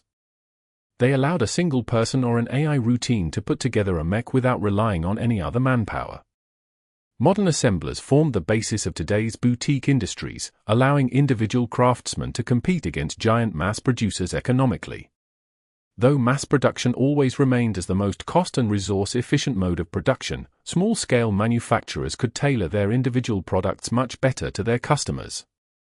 Naturally, the huge transgalactic corporations hadn't sat still and incorporated assemblers in their own factories in order to offer the same customization capability, but it never really came close. In any case, Vess owned a run-of-the-mill cheap assembler that wasn't in its prime condition anymore. Like his 3D printer, the assembler showed some signs of use and past repairs. Luckily, the assembler he possessed was not too advanced, so Vess wasn't worried those self-made repairs would screw up the system. His checks also made sure the assembler remained in working condition. Damn, 6 days have gone by already. I only have 2 days to put my mech together. He could produce the entire Mark Antony inside Iron Spirit with that much time. Hopefully, once he got more familiar with his equipment, he'd speed up his production process to match his capabilities in the game. For now, slow and steady was the way to go. From a haphazard pile of components, the mech slowly came to life. Vess started putting together its internal frame, which formed its skeleton. This was the simplest part of the assembly process, as the internal frame components were built as puzzle pieces that snapped into place with each other with natural ease. Once the skeleton was fixed into place, Vess started to add the essential organs to the frame. The engines, power reactor, energy cells, sensors, and most importantly the cockpit were put into place one by one. They fit into their assigned places like obedient soldiers falling into parade. The trickiest segment of the assembly process came when Vess installed the cabling. Though not as difficult as doing it for the Caesar or Augustus, he sometimes had to resort to pushing or hammering certain sections in place. This is not supposed to happen at all. I guess it was wishful thinking for my 3D printer to produce all of the parts within tolerance. It might not be a big deal if part A came out of the printer half a millimeter thicker or so. But when parts C, F, J, Y and more all exhibited variations in their dimensions, then they could cause a chain reaction of misalignment when he assembled them all together into one machine. Fortunately for Vess, the deviations were within an acceptable range. Besides some squirming, he managed to fit the components decently together. Maybe it's not a bad thing this mech is not a carbon copy of its blueprint. The variations make it unique. Just like each and every human is different from each other. Heartless fabricators detested deviations like this, but in the perspective of life, Vess thought it was not a completely bad thing to keep some eccentricities. Naturally, it was one thing to be a little strange, but if you were born full of defects then Vess would never be able to sell the mech. After making sure the components still worked at peak efficiency, Vess moved on to the final touches.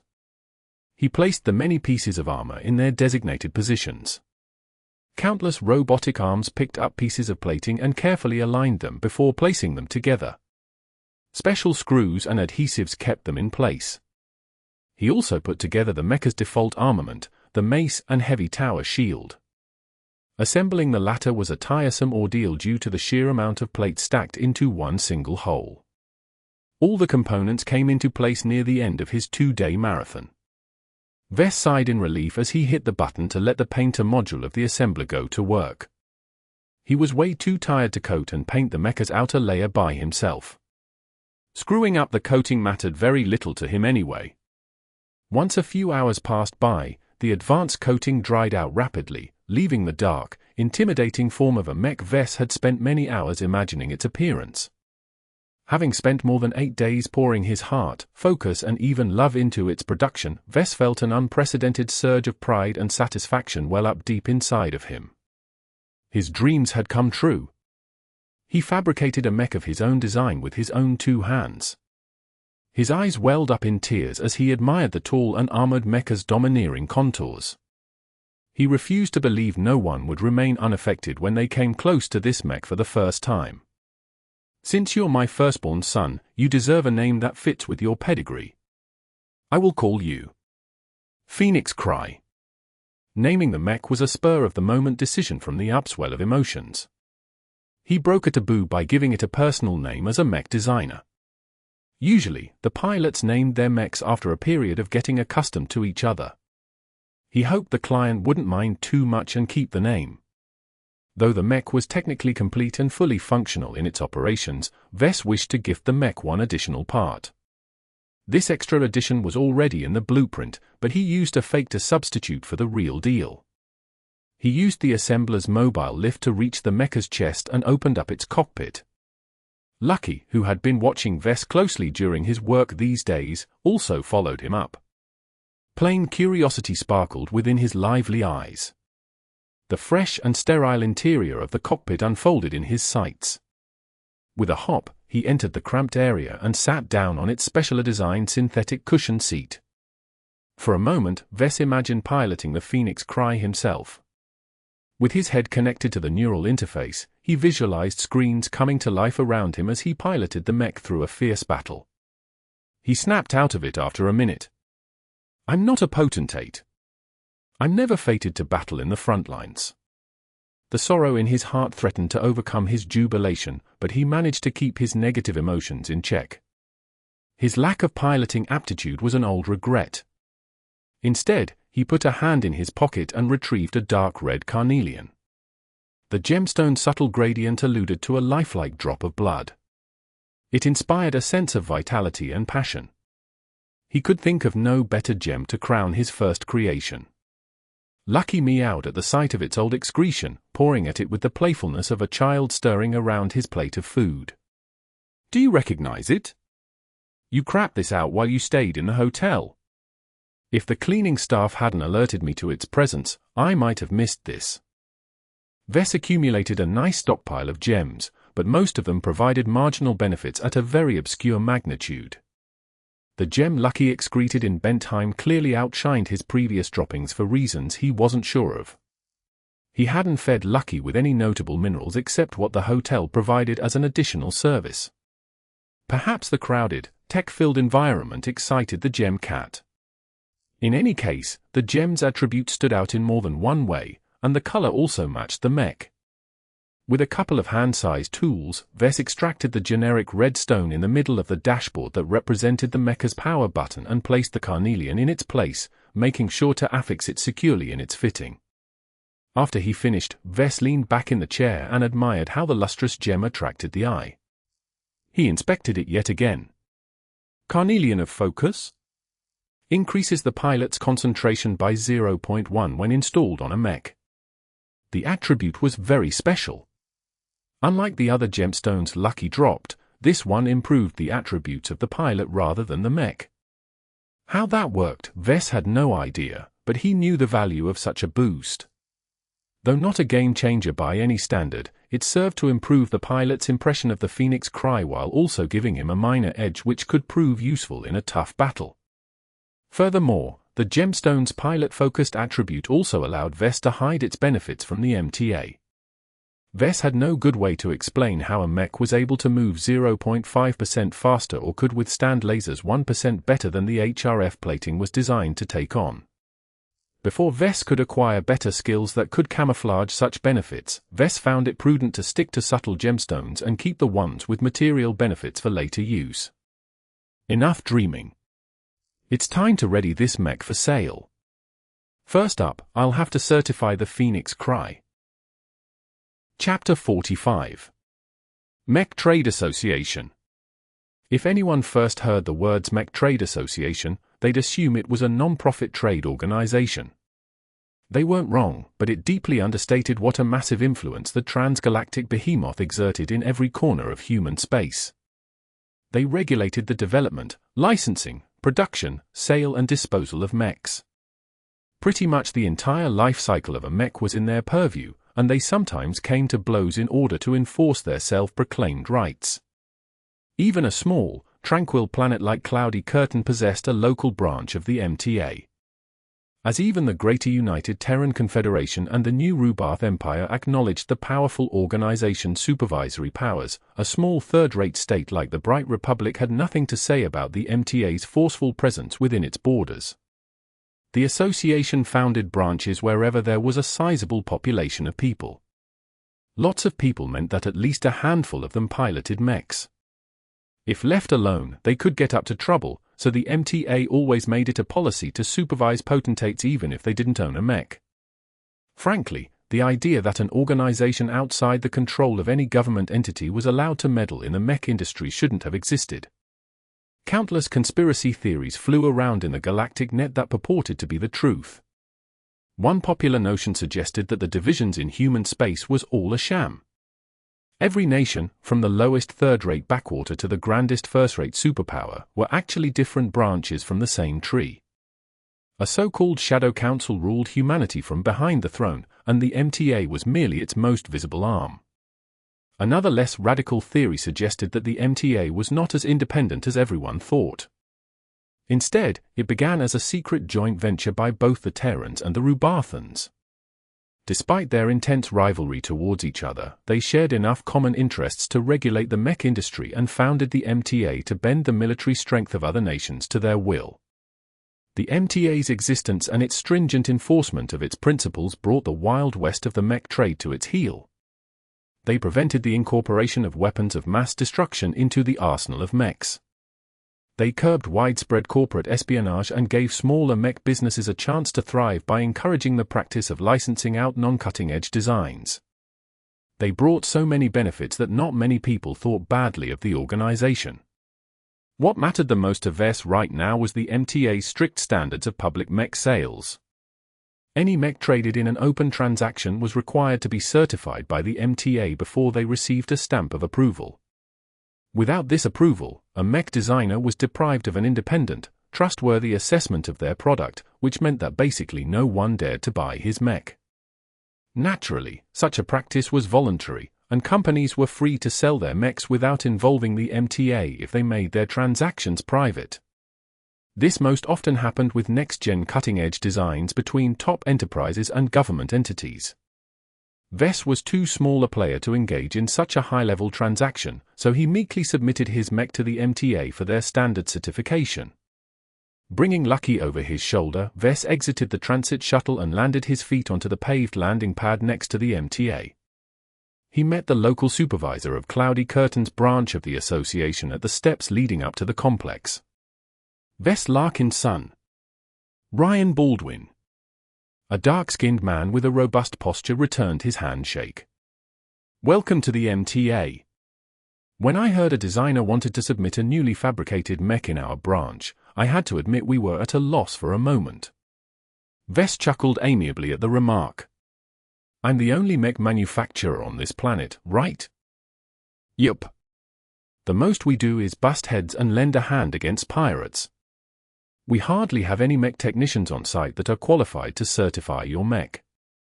My apologies for inconveniencing you.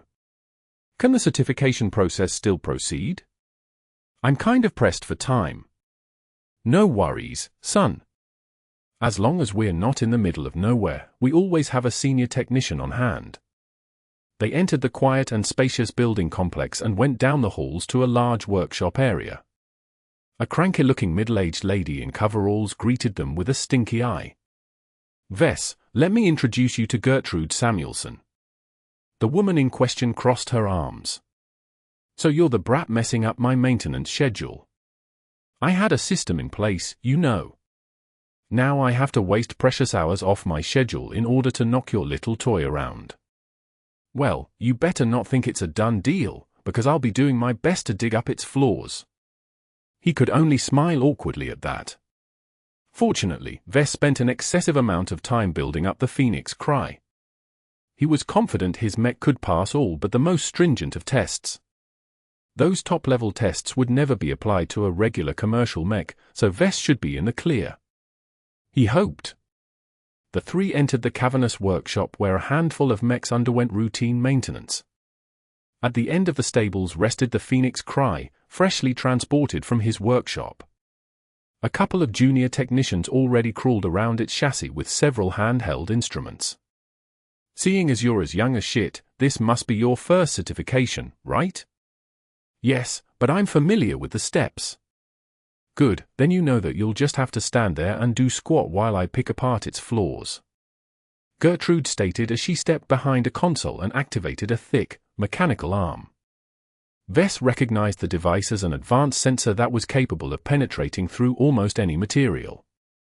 The woman gently operated the arm and brought it over to the bottom foot of the mech. The projection in front of her changed into a cutout image of the section along with multiple technical readouts that Vess barely understood. Looks fine so far. You haven't screwed up the proportions when you made the HRF armor plating. Lots of newbies trip themselves up when they work with such a highly refined material. A deviance of 0.1% at the start could get amplified by as much as 10% by the time the HRF is off the fabricators. I didn't rush the process. I'm confident the rest of my mech is equally as sturdy. We'll see about that." Gertrude diligently scanned over the mech, from bottom to top and back to bottom. She also swiveled the sensor from the sides and the rear of the mech as well, but to no avail. Vess understood enough from the readouts that none of the armor or internal components showed any significant deviations from the blueprint. All of the flaws she detected so far was within tolerance according to the MTA's official guidelines. Only the most nitpicky of technicians would choose to make an issue out of those tiny problems. To her credit, Gertrude said nothing even if her frown grew deeper. "Well, let's see if your internals perform as advertised." This was an area Vess was less confident in. It was fairly easy to spot damage, but harder to determine if the components he fabricated performed on spec. As the technicians crawled away from the chassis, a young pilot entered the cockpit. Vess, Ryan, and Gertrude watched at a healthy distance as the pilot activated the mech. The neural interface is starting up without a hitch. No issues encountered so far. The pilot reported, and Gertrude confirmed his observations through the readings that scrolled down her terminal. Startup finished. The mech is in standby mode. The power reactor is spinning. No leaks detected. Temperature is normal. Do you hear any weird noises? It's quiet so far. Want me to engage the engines? Hold up, I still want to test out its power management. Go run some power through the wrist-mounted laser cannons. Charge up its capacitors. Make sure the weapons remain safe before you do that though. Vess watched on with Lucky as they both witnessed Gertrude trying to dig up faults. No matter how much she stressed the power system, she failed to make the mech squeal. Vess increasingly grinned wider as he realized he had nothing to fear in this aspect. His mech was mechanically sound.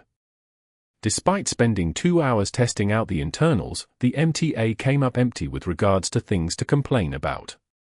The engines purred like a kitten while its sensors were able to capture objects from kilometers away with razor accuracy. Let's move on to the active tests. The senior technician grumbled. The pilot took the mech outside to a large and spacious range and obstacle course. Both weren't much to look at since the cloudy curtain branch only included them as an afterthought. Still, the minimum certification only required some basic tests for the Phoenix Cry. The first test involved testing the mecha's limbs, in particular its articulation. Under the watchful eyes of several hovering sensors, the pilot stretched the limbs of the mech to the maximum angles possible.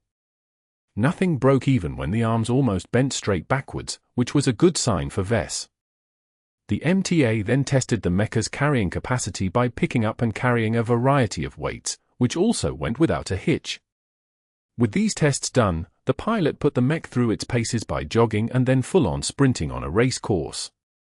The medium mech pushed to its maximum projected speed and maintained it with only minor difficulties.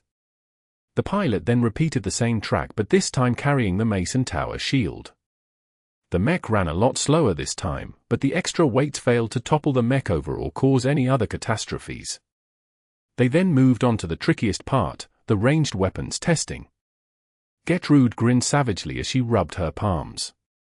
While she held little hope in finding fault with the shoulder-mounted missiles, the lasers should be another story. Laser weapons contained plenty of tiny, delicate components, so they were also the weapons most prone to malfunction. They first tested the missile launchers, but everyone knew it was just a formality. The launchers were fairly low-tech to begin with as most of the advances in missile technology lay in the missiles themselves.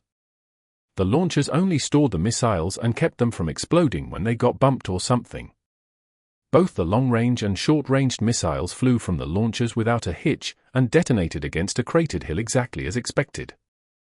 The mech then moved on to a range, where it began to test out its wrist-mounted weapons at a variety of power levels. From the lowest setting, the pilot fired the weapon so rapidly that the beams appeared to be stuttering from an unstable power supply. Despite its shaky appearance, the lasers fired with the right amount of power and accuracy. The pilot then cranked up the power supply to the cannons. The lasers increased in size and intensity. The beams flickered less but their burn duration increased. The maximum setting practically turned the laser cannons into bringers of doom. Thick beams that looked like flowing suns escaped from the barrel and bore a set of holes right through the targets on the range. At the end of the round of testing, Gertrude came out of the process with a list full of passed criteria. Without more stringent stress testing, she could not find any other opportunity to disqualify the mech. The pilot exited from the mech and jumped straight down, relying on the anti-gravity boosters in his mech suit to land as light as a feather. When the pilot reached the trio, he removed his helmet, revealing a face and skin tone almost the same as Ryan's. "How's the mech?" "It's an incredible mech, and I'm not talking about first-timers," the pilot enthusiastically replied. "I feel like I'm piloting a giant instead of a machine. The mech responds so smoothly I can't even believe it's possible for mechs to move that way." Ryan snorted at that. "That's the advanced internals of the mech at work." You've never piloted anything other than standard budget models, so I specifically brought you here to experience this new mech. Even with the difference of a generation, an advanced mech is still in a different league compared to the cheaper current-gen models. You should try to get a chance to pilot the base model. The Caesar Augustus is a real beauty besides its impracticalities. So get rude, do I get your stamp of approval? Vess asked while the father and son pair talked about the details. It's kind of suspicious how this mech held up so well during testing. Did you even produce this mech yourself? Gertrude asked suspiciously. As if already expecting the question, Vess shook his head and activated his comm he sent over his logs. You can look for yourself to see I worked on it with no one else around to assist. She didn't even look at the logs. If Vess was confident enough to send them over without a problem, then they really hid nothing of note. Very well. It is in my professional judgment that your Mark Antony variant mech has broken no rules and met all the criteria our organization has set for all publicly traded mechs. Your mech will be stamped with our seal of approval and you should receive the certificate in your mail in the next hour while I finalize my report. The resignation in the lady's tone barely registered to Vess. He only felt an incredible amount of satisfaction and relief for surviving this ordeal. Now that the MTA officially certified his mech, no obstacle remained in the long road to selling his first mech. He immediately brought up his comm and called Marcella. Good news, M. My mech has just passed the MTA certification. I'll send you the files as soon as they arrive. That's very good news. Marcella responded with a little more surprise than Vess expected. Perhaps she hadn't been very confident in his first work. I'll arrange the express shipping on my end. The mech will arrive at Bentheim in 1.5 days. That's good. Can you transfer the payment over as soon as it's there? I feel as if the bank is already looming over my shoulder, ready to repossess all my assets. The credit transfer is already pending. As soon as my client receives the mech, the transfer will be approved. A heavy weight almost lifted off his shoulders. While the bank still gave him nightmares, Vess at least breathed a little easier now that the deal was essentially done. So what's next on my plate? Have you found another client for the Mark Antony yet? Marcella shook her head. I've got a lot of other things on my plate, and I like to see if your first sale goes right before I find another buyer. I'd like to keep an eye on your current client for a couple of weeks to see if he has any complaints. If he finds no defects even after weeks of regular use, then I can confidently start pushing your product to my other clients. That's good. Still, after I pay my annual interest payment, I don't have enough capital left to produce another mech. I need another advance payment in order to start producing the next batch. That's not a bad thing for you, she said with a smile. You deserve a holiday, and more importantly, you need some time to get your books in order. I've seen way too many startups get into trouble with the tax office due to improper accounting. Don't rely on a random AI routine downloaded from the galactic net to do your numbers. Do it yourself or hire an accountant to do so. All right, I'll do it myself. My business is tiny and I only have one sale, so my books are very thin. Secondly, you should shore up your skills. I've seen what you did in Iron Spirit and I'm fairly impressed by the progression of your work. You've clearly improved in the short months since you first started designing mechs. Use some of the extra money you earn to get a bunch of virtual licenses and get to work expanding your repertoire. The only way a mech designer is able to advance is by pumping out new designs. I've never seen a mech designer improve by continuing to fabricate an old design. Vess nodded in agreement. I already plan to sharpen my skills in the game when I'm not busy producing a real mech. It's a shame I won't be able to afford any production licenses. The Mark Antony will remain my sole product for quite some while. That's okay. You're still in your first year.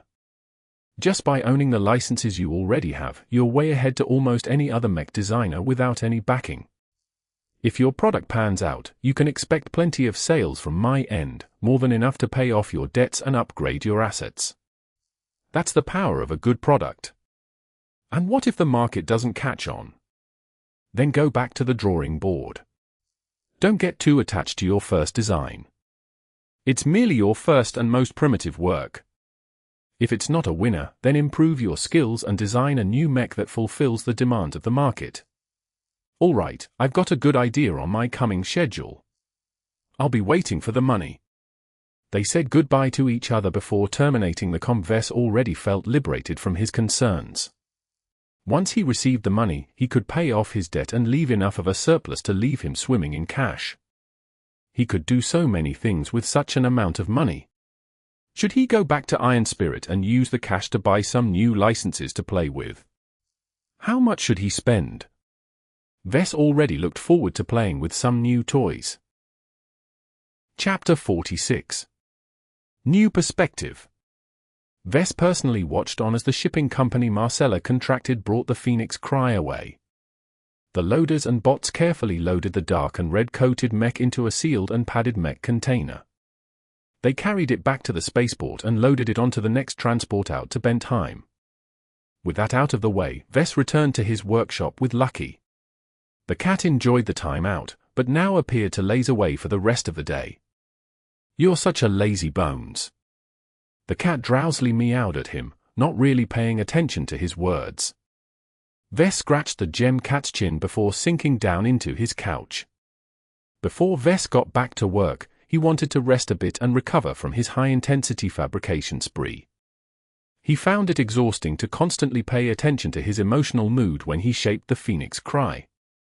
While he thought his mech successfully radiated the kind of aura similar to the best mechs he saw in Bentheim, it still remained to be seen if it generated more sales. The X factor couldn't be measured after all, so on paper his mech appeared worse than it actually performed. "I can still do it once in a while, but not if I'm fabricating mechs each and every day." Even with the system, Vess remained immortal.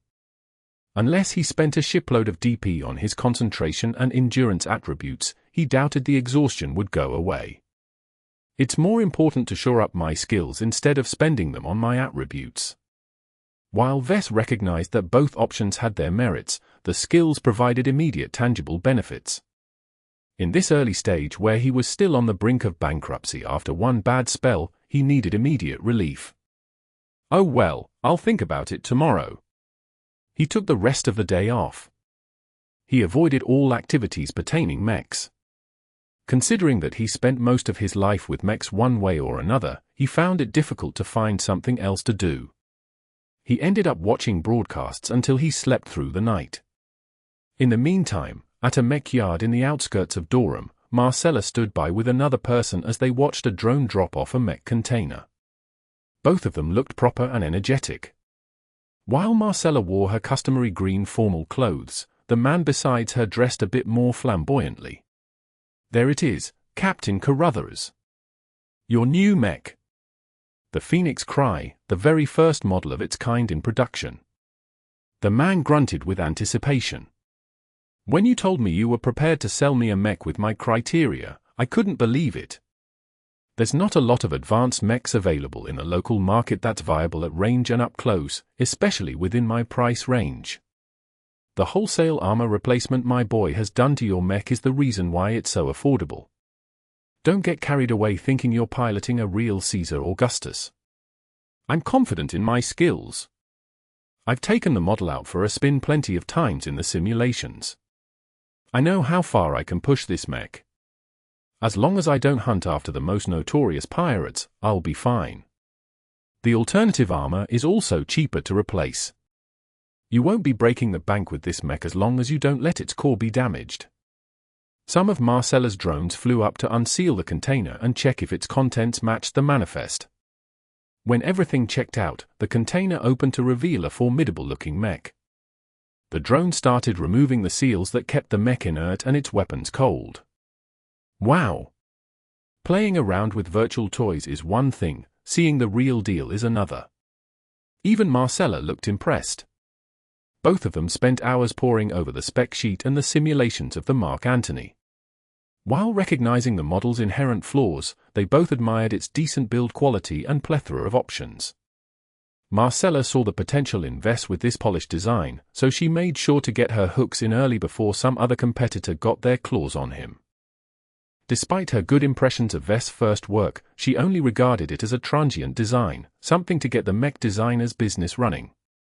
Even Captain Carruthers reserved some of his judgment on his new purchase. His bounty hunting outfit needed a frontliner, but not something that was helpless at range. While durability was important, he valued greater choice in offensive options more as he cross-trained in both melee and ranged weaponry. Finding a model in the market that paid equal attention to both was not difficult, but finding one that could take a beating and not cost a fortune was a challenge. He only settled on the Mark Antony due to a lack of alternatives. When the pair both came closer, their awe increased. The mech managed to put out a pressure that was not inferior to the hand-built Caesar Augustus that Bosworths proudly put on display. The dark tones of the mech darkened the bright day somehow. Its gold accents gave the mech a sense of class, while the red highlights along with its dark red tower shield gave it a martial presence. The mech practically exuded battle lust despite its deactivated state.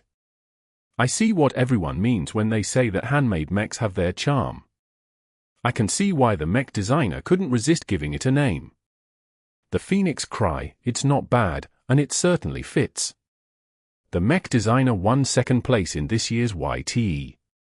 He might be young, but he has already shown he's a cut above the rest. You can't find a design with this much drive from an established mech manufacturer. The captain whistled in appreciation. The more he looked at the Phoenix Cry, the more he felt he lucked out.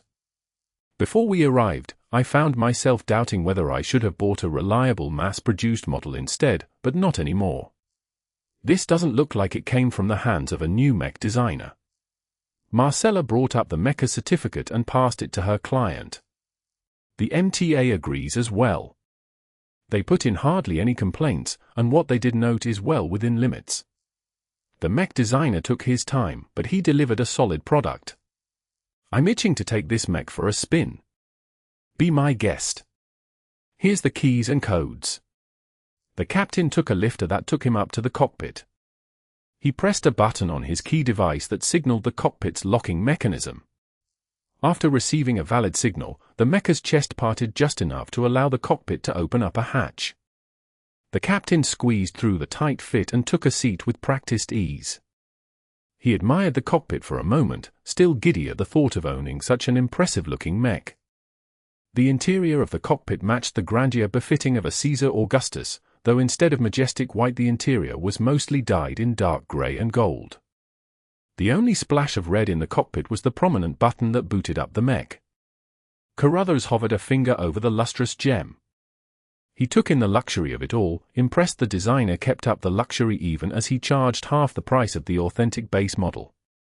It didn't quite fit, but that hardly mattered to him. It gave him some bragging rights when he showed the mech off to his friends. The sheen of a gold plate shone just beneath the front console. Carruthers bent down in order to read the engraved words. CA01C Mark Antony. Designed solely by V.S. Larkin Son. Hand-fabricated solely by V.S. Larkin Son. Made in the Bright Republic. Production number 1. The plate added to the handmade feel of the mech. Carruthers chuckled at the sight. He got too used to seeing cheaply stamped plates recycled out of scrap in his previous mechs.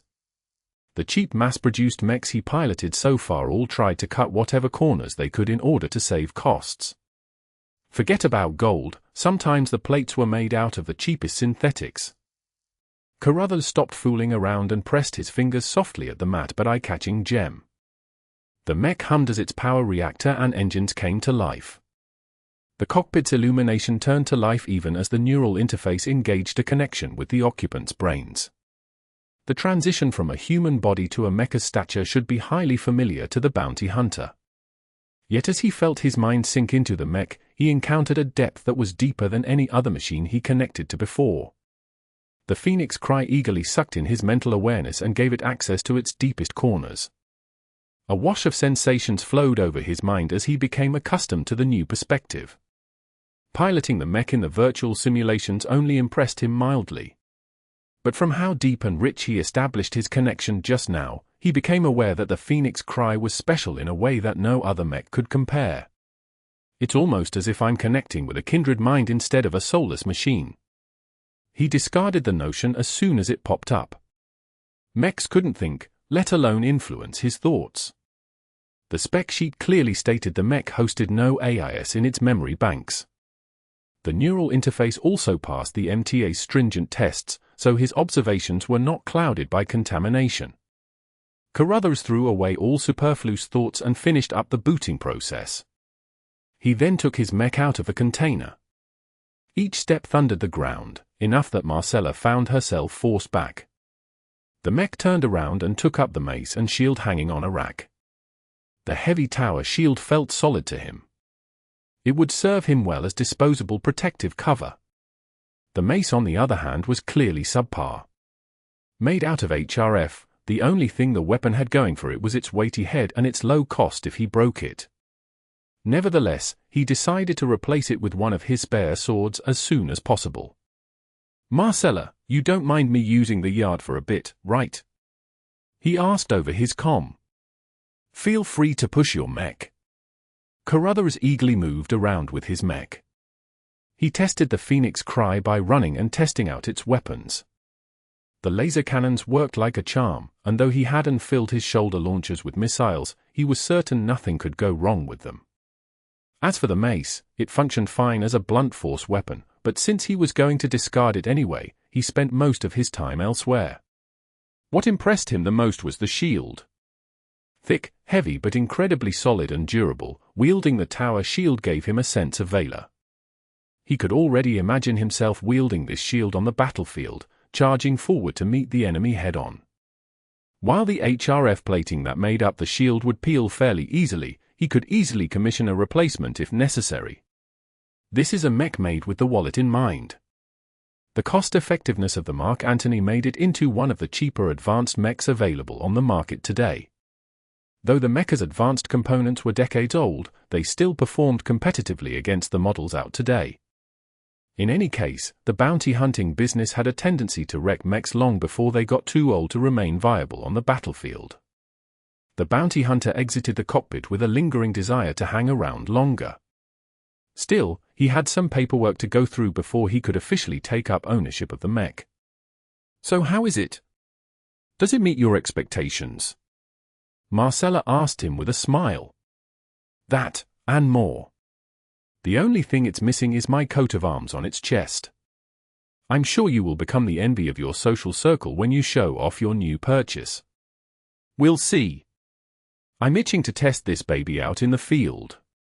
As both sides noted no problems, they went through with the formalities. After signing a bunch of documents, Captain Carruthers officially owned the first mech produced by a young talent. He certainly knew that more than a couple of people might take interest in the mecha's performance. "Let them peek. I'll be sure to bring out the full strength of my Phoenix Cry." Just as Marcella sent out her approval for the money transfer, Vess sat behind his terminal going over his numbers. His comm beeped loudly, interrupting him from filling out his ledger. He looked at his comm and it stated that he received a notification from his bank. He stared at the message for a solid minute. His account gained about 19 million bright credits from the latest transfer. I'm rich." Vess burst out as he laughed at the sky. "Marcella actually did it. My mech sold for 28 million credits." He received an advance of 7 million credits when he contracted Marcella to be his broker, which he spent on buying the raw materials to fabricate his internals.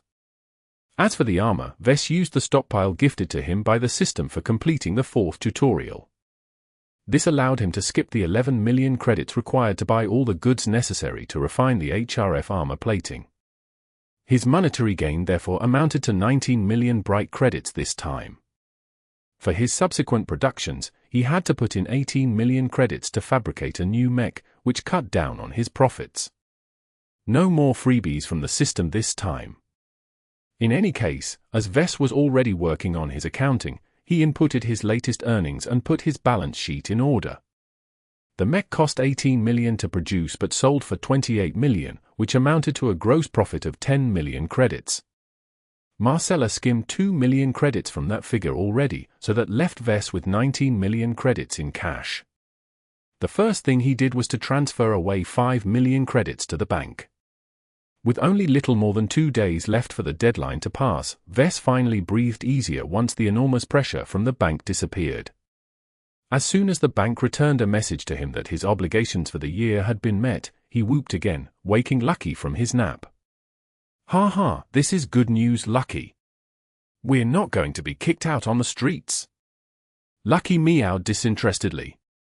"I'll also be able to afford shinier minerals for you to snack on." That caught the gem cat's attention. Lucky immediately jumped from the couch and acted cute by rubbing its body against his legs. After a short hug, Wes went back to his financial statement. Unfortunately, not all of the numbers he got resulted in good news. From the 14 million credits that remained, Wes lacked the necessary funds required to produce another Mark Antony independently. He still remained dependent on Marcella's services, specifically her ability to demand a down payment from her buyers to fund the production of their new mechs. I hope she won't have too much trouble with this condition. Furthermore, if Wes wanted to budget his money responsibly, he should reserve some of his cash and put it into his piggy bank for future needs. Considering his looming financial burden, paying back the 350 million credits he owed the bank was a minor priority. His perspectives already changed after his first transaction. Now that he showed off his ability to run a viable business, the bank should be easing off on him as well. The debt his father took on his behalf was not an entirely bad thing for the bank. They earned an easy amount of interest from his business each year, and as long as Wes didn't screw up, the money loaned was put to good use in the bank's perspective. Considering that he could earn an average profit of 8 million credits each time Marcella sold his mech, the threat the annual interest payments posed to Wes diminished greatly. The problem essentially changed from an angry elephant into a harmless mouse. He could squash the mouse whenever he wanted, but it was a bit troublesome to do so and required a bit of effort on his part. Rather than waste his time stomping the floor or setting up traps, he could let the mouse scurry around his pantry and steal a bit of his cheese from time to time.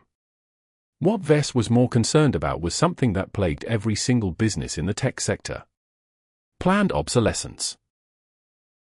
Chapter 47. March of Progress.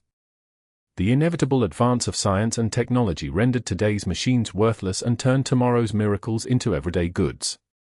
One of humanity's better characteristics was the race's insatiable curiosity of the unknown. Nothing better expressed the rise of humanity better than to track its technological advances. From fire and sticks, the race took a scant blink before it mastered more advanced technologies such as agriculture and forging. A few thousand years after that, humanity escaped the limits of their home planet and spread their presence into the greater galaxy. Each time humanity advanced, it was due to a new scientific breakthrough. This dynamic process of introducing new technologies to the market was not an entirely positive experience to everyone. To the people involved in the mech industry, many companies might lose all of their customers if they progressed one step slower than other firms. The earlier years of the mech renaissance was a wild west, with new inventions haphazardly being introduced into the market as soon as they turned economically viable. This led to bizarre situations where there was once just 9 years in between one generation to the next. All the businesses that invested heavily in designing and fabricating the mechs of the old generation were left with a huge pile of underperforming junk. Those who hadn't yet made the jump got lucky and invested in the new technologies, thereby massively gaining an edge over the producers burdened by old ballast. The financial crash that resulted from the imbalance was the largest since humanity spread out into the stars. So much wealth had been lost that some economists calculated that it set the humans back as much as 30 years. Losses valued in trillions of credits could potentially continue if this chaotic advance was left unchecked. Fortunately for everyone on the supply side of the industry, the MTA's restrictive certification and sales procedures imposed some semblance of order in this process of renewal and destruction. The mech industry now adhered to a semi-fixed schedule of grouping technological advances in 2 generations, each lasting about 30 to 50 years. Commercial mechs that incorporated modern technologies available to be licensed in the open market were regarded as the era's so-called current generation, or current gen for short. The generation that preceded it was called the last generation, or last gen. Generally, the differences in performance between the two was distinct, but not overpowering. As an offhand rule, it took for last-gen mechs to beat 3 current-gen mechs. This left producers stuck with last-gen designs a period of time to accumulate savings in order to invest in new technologies. Vess was currently in this boat, except he had much less time to renew his aging assets. Most analysts plying their opinion in the talk shows warned their audience that the current generation was going to be a short one. As about 20 years had passed since the first current-gen mechs were put on sale, that meant Vess had 10 to 15 years to invest in a new production line. In practice, his time was shorter as at the last 3 years, hardly any pilot could be fooled into buying a last-gen mech on the verge of turning obsolete. From now until the generation shifted, the prices of last-gen mechs would continue to decline. First, he had to come up with a new design. If he chose to produce variants, then he'd have to license a decently good base model, and those often cost a fortune to license. At a minimum, Vess expected to fork out $1 billion credits for a basic current-gen mech. If he wanted anything fancier, then the cost might rise to as much as 2 to 4 billion credits. Then he had to find replacements for his rusty 3D printer and assembler as well. If Vess wanted to fully exercise his growing skills, then he'd have to acquire a more robust assembler system, which amounted to about 300 million credits. He also couldn't leave out the vital 3D printer. Without renewing his old model, it was impossible to fabricate all of the latest gadgets by himself. A small but premium model could set Vess back by 700 million credits at a minimum. In total, Vess had to accumulate 2 billion credits in savings in order to survive after 10 years. It was a daunting amount of money, and anything could happen within that time that could force Vess to lose his savings or force him to spend it on something else. With such a colossal spending plan, Vess felt the shadow over his shoulder returning with a vengeance. Though it loomed a bit further away, its shadow nonetheless dwarfed the previous worries in his mind when only his interest payment threatened his business. He'd have to churn out hundreds or even thousands of mechs to accumulate such a sum. Do I really have to save up 2 billion credits? Vess asked himself as he scratched his head. Replacing the 3D printer and the assembler remained a priority. His current equipment limited his options too much. As for the licenses, Vess thought up an alternative. I don't necessarily need to license a complete mech design. I already had a taste of designing an original mech when I cobbled up the Drake together out of spare parts in the qualifiers for the Fusion Cup.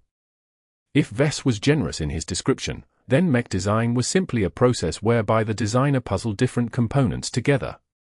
Nowhere did it state that the mech designer had to reinvent the wheel and design all of the parts by himself. With the widespread availability of component licenses in the open market, the only thing a mech designer needed to do was to grab a couple of existing parts and stuff them together into a single frame and voila, a new design emerged from his hands. The benefits of designing an original blueprint were numerous. First, he saved out on licensing costs. The money Vess coughed up to license a full set of components was as much as a quarter to half the amount required to license a complete design. If Vess picked his parts from the lower-end segment of the market, then his total costs would not amount to more than 300 million credits. The system will also be happy at me for stepping up to original designs. This was the second benefit of choosing to go this route. The system considered designing variants of existing models to be a low-class occupation. It only offered grains of DP for each new design and sale of a variant mech. The system in fact awarded him with 28 DP for his first rail mech sale. It seemed the system treated real mech sales differently, chopping off 6 digits from the credit price of the sale to determine the amount of DP Vess earned. It sounded like a minor windfall, but considering that the prices of the items in the skill tree and store increased dramatically to purchase the better stuff, then 28 DP per sale might not sustain him for long. Vess already drooled at the potential amount of DP he could earn from selling his own designs. The system can't be that generous, right? Original designs also gave Vess an advantage in another way. If the quality of his design surpassed the average of the market, then Vess could potentially enjoy a final benefit. If his mech proved to be a radically popular product, then he could take the opportunity to license out his own design. Needless to say, the amount of money he could potentially earn from such an arrangement was astronomical, and the best thing about it was that he didn't even have to lift a finger. If others produce my design through a license, will the sale of their mechs still earn me DP? The system unfortunately kept its mouth shut. This left Vess helpless in determining the answer. Still, from the way the system worked so far, Vess guessed it might not be too stingy. It treated virtual mech sales as a source of DP even if Vess left the production to the game operator's servers. Naturally, all of these possibilities were fanciful daydreams. Vess was nowhere close to designing and fabricating an original design, let alone come up with something that could win awards and attract licensing requests. He had to build up both his monetary reserves and his personal skills before he revisited the issue. Alright, at least I've set a long-term goal for myself. In 10 years' time, I want to replace my equipment and come up with at least one viable original design. It was a lofty goal that very few mech designers could fulfill if they stepped into his shoes. In order to create a viable or popular design, it needed to outperform the basic current-gen models in the market while possessing a unique feature that Vess could tout as its main selling point. Take the Caesar Augustus for example. Despite its many detriments, the mech attracted a small but devoted fan base. The old design achieved this success by relying on its unique points, that being the merging of outstanding defense with flexible offense. Coming up with a design that performed marginally better than the mainstream models wasn't enough. If Vess wanted to stand out with a design just like Jason Kozlowski had all those years ago, then he had to incorporate something unique only to him in his work. He had to specialize. His consideration in this area excluded the X factor.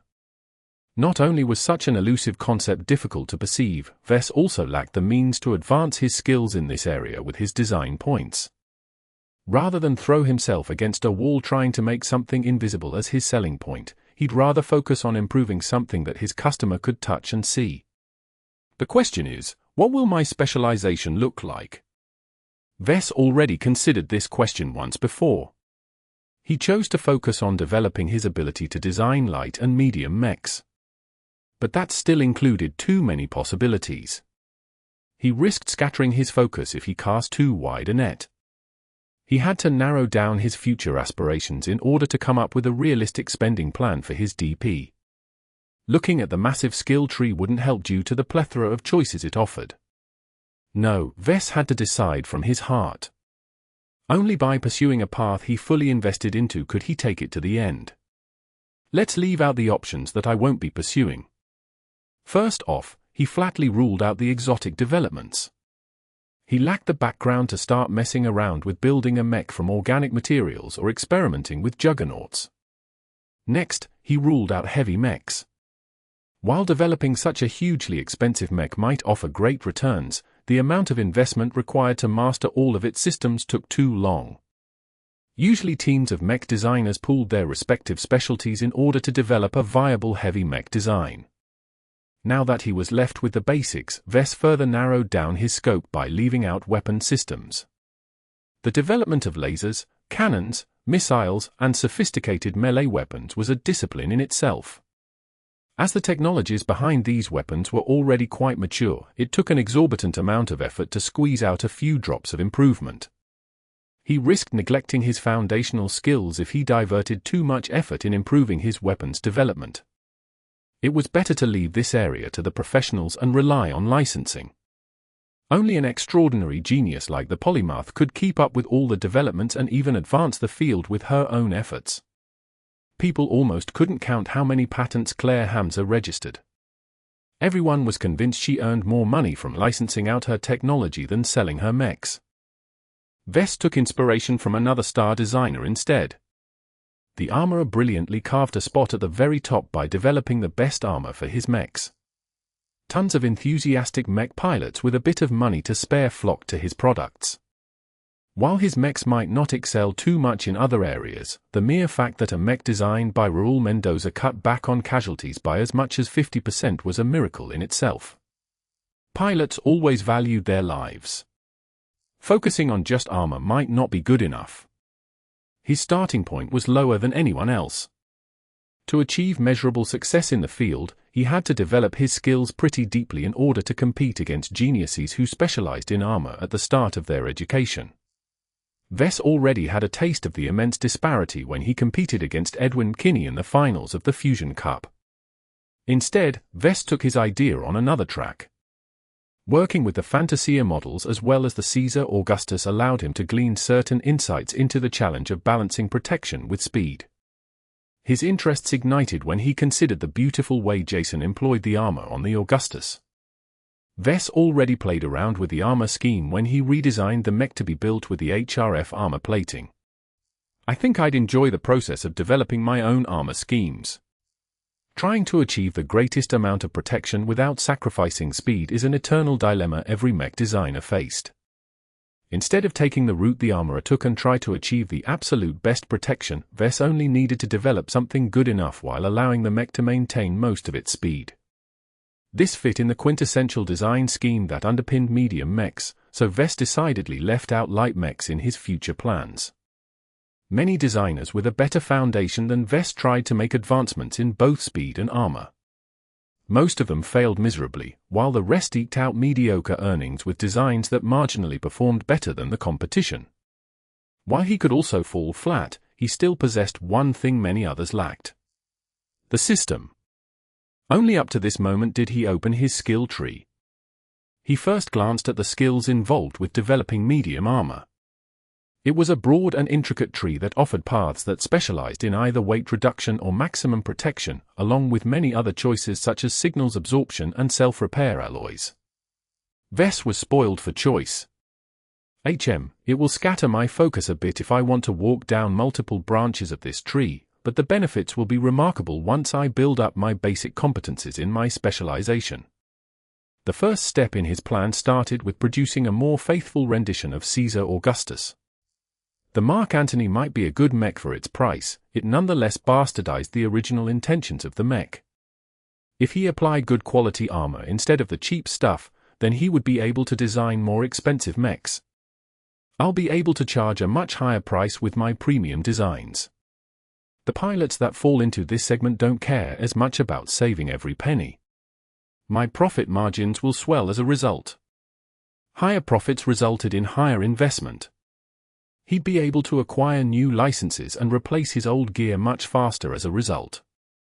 Vess needed to work briskly in order to stay ahead of the transition into the next generation of mechs. Vess already formed a bold medium-term plan to make this dream into a reality. He could invest in a dedicated armor fabrication machine.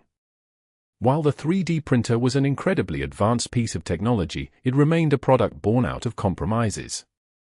It had to focus its capabilities on producing uniform slabs of armor plating as well as tiny, delicate parts.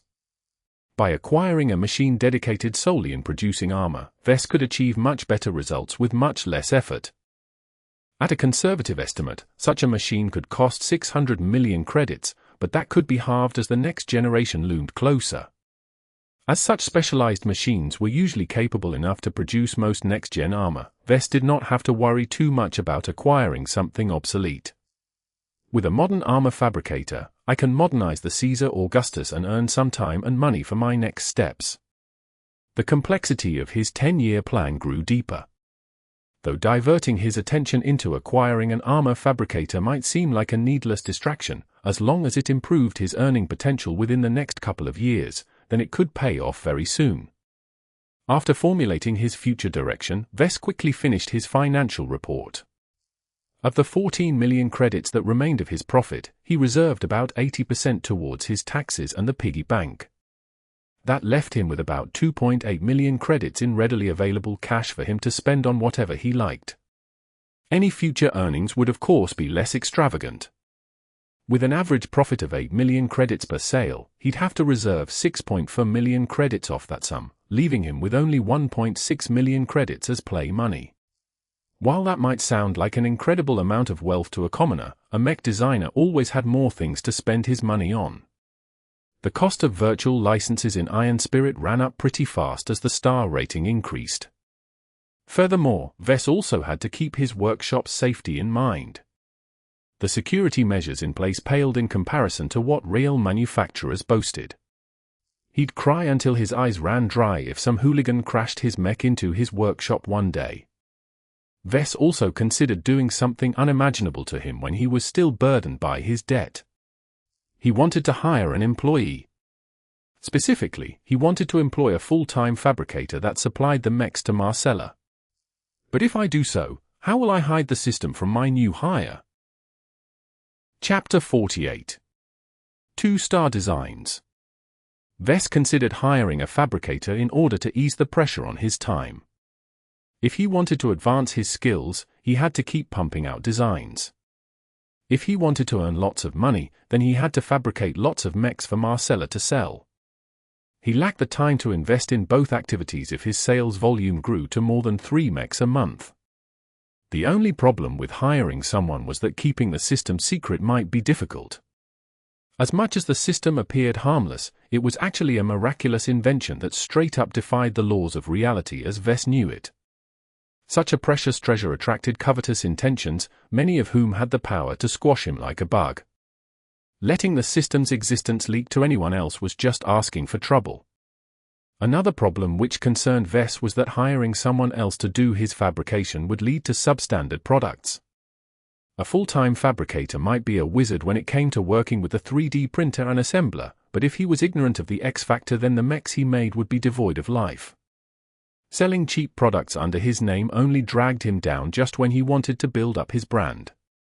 As Vess couldn't figure out the solution to this dilemma, he called up Marcella. "Hey Vess, I'm kind of busy right now, so keep it short.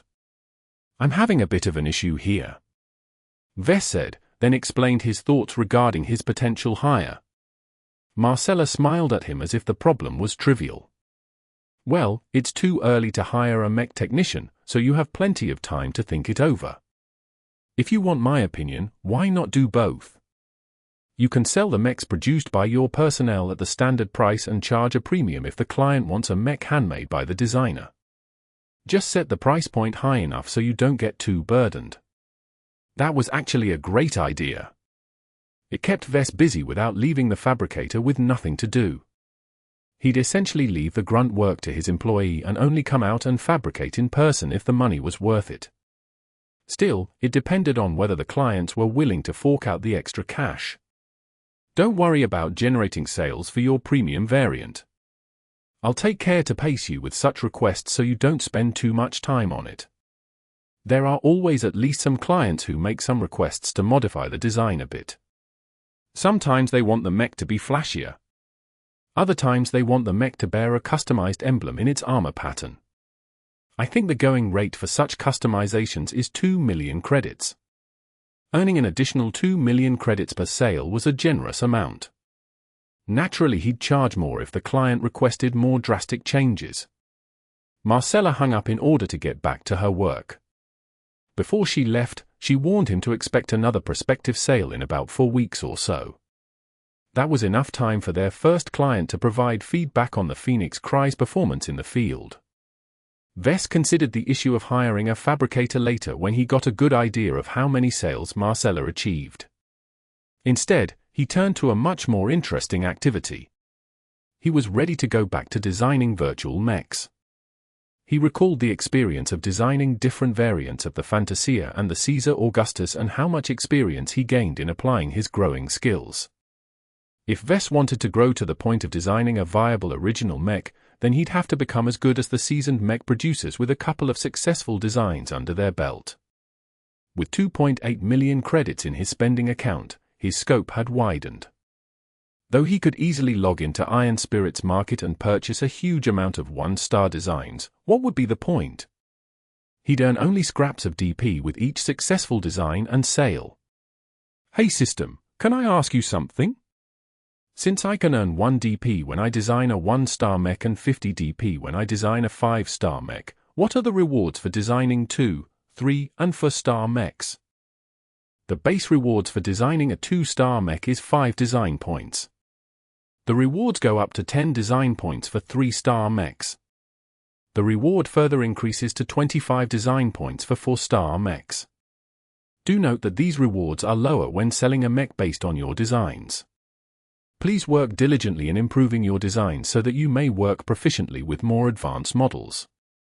In other words, the system told him to get off his butt and start designing higher-starred mechs. Though he owned a pair of 5-star virtual licenses, his skills were too insufficient. The Mark Antony generated only a piddling amount of sales, and Vess doubted that would ever change since he hadn't really brought anything unique to the design other than the X factor. And even that last feature got diminished when Vess relied on the game server to produce new copies of his mechs. I shouldn't bite off more than I can chew. Obsessing over the Caesar Augustus will just warp me into Kozlowski's design philosophy. I should keep an open mind and develop my own principles. Considering his generous budget, he felt it was a good idea to start upgrading to 2-star designs. To be honest, he could skip a grade and purchase a few ultra-discounted budget 3-star virtual licenses, but he still had plenty of time to reach this grade with a proper reserve of cash. For now, he preferred to make a gradual progression through the generations of mechs. By experiencing each major generational group, Vess could increase his insights into the history of mechs and their major developments. As soon as he made up his mind, Vess eagerly logged into the game for the first time in weeks. He happily sauntered over to the location in the virtual city where they sold the virtual licenses. As he stepped inside a shop featuring endless 2-star licenses of any kind, Vess felt as if he stepped into a candy store. The 2-star mechs represented the age where the most viable ideas from the previous generations got refined. The simple division of light, medium and heavy mechs solidified, and the designers of the time started to incorporate components that only worked in their weight class. For example, a laser rifle meant to be wielded by a heavy mech would burden a light mech excessively as both its weight and power draw were too much to handle. Since I'm only going to work on medium mechs from now on, I can filter out all the other crap. The projection of mechs and components on sale lost much of its clutter. That's better. The crowded view thinned out again when he removed the variants. He wasn't going to produce a variant of a variant, that was just stupid. Vess started to browse the mech designs first. If he wanted to design a new variant, then the choice of the base model was of utmost importance. The previous times, he got handed out a model from the system. This was the first time he actually had a choice in determining his future direction. He considered getting his hands on an animal-shaped mechs. The bird and mammal-shaped mechs that started to feature in the 2-star generations incorporated design philosophies that largely extended to today. If he wanted to branch out his mech range to something other than bipedal mechs, then right now was the perfect opportunity to do so. Animal mechs are much less popular than their humanoid counterparts. While I don't face as much competition, my clientele also won't be as diverse. Going by the potential sales he could generate, then Vess was not optimistic in excelling at designing animal mechs. The mech designers who worked with such abnormal mechs usually put their whole careers into optimizing such designs. As someone who only intended to dabble with the unusual designs, he could never make a living out of it by half-assing his efforts. Thus, Vess filtered out anything other than humanoid mechs, leaving him with plenty of choices but without any distractions. What would be the best mech to work on first? If he wanted to work on balancing armor and speed, it was best to start with an extreme. Mechs that already featured a pretty good compromise between the two were hard to improve and easy to screw up. He'd rather get his hands on a medium mech that was fast but lightly armored or a mech that was well armored but slow. Since I already worked on the Caesar Augustus, I already have some experience working with heavier mechs. Vess removed the mechs above a certain tonnage from his display. This finally produced a much more general overview of available designs.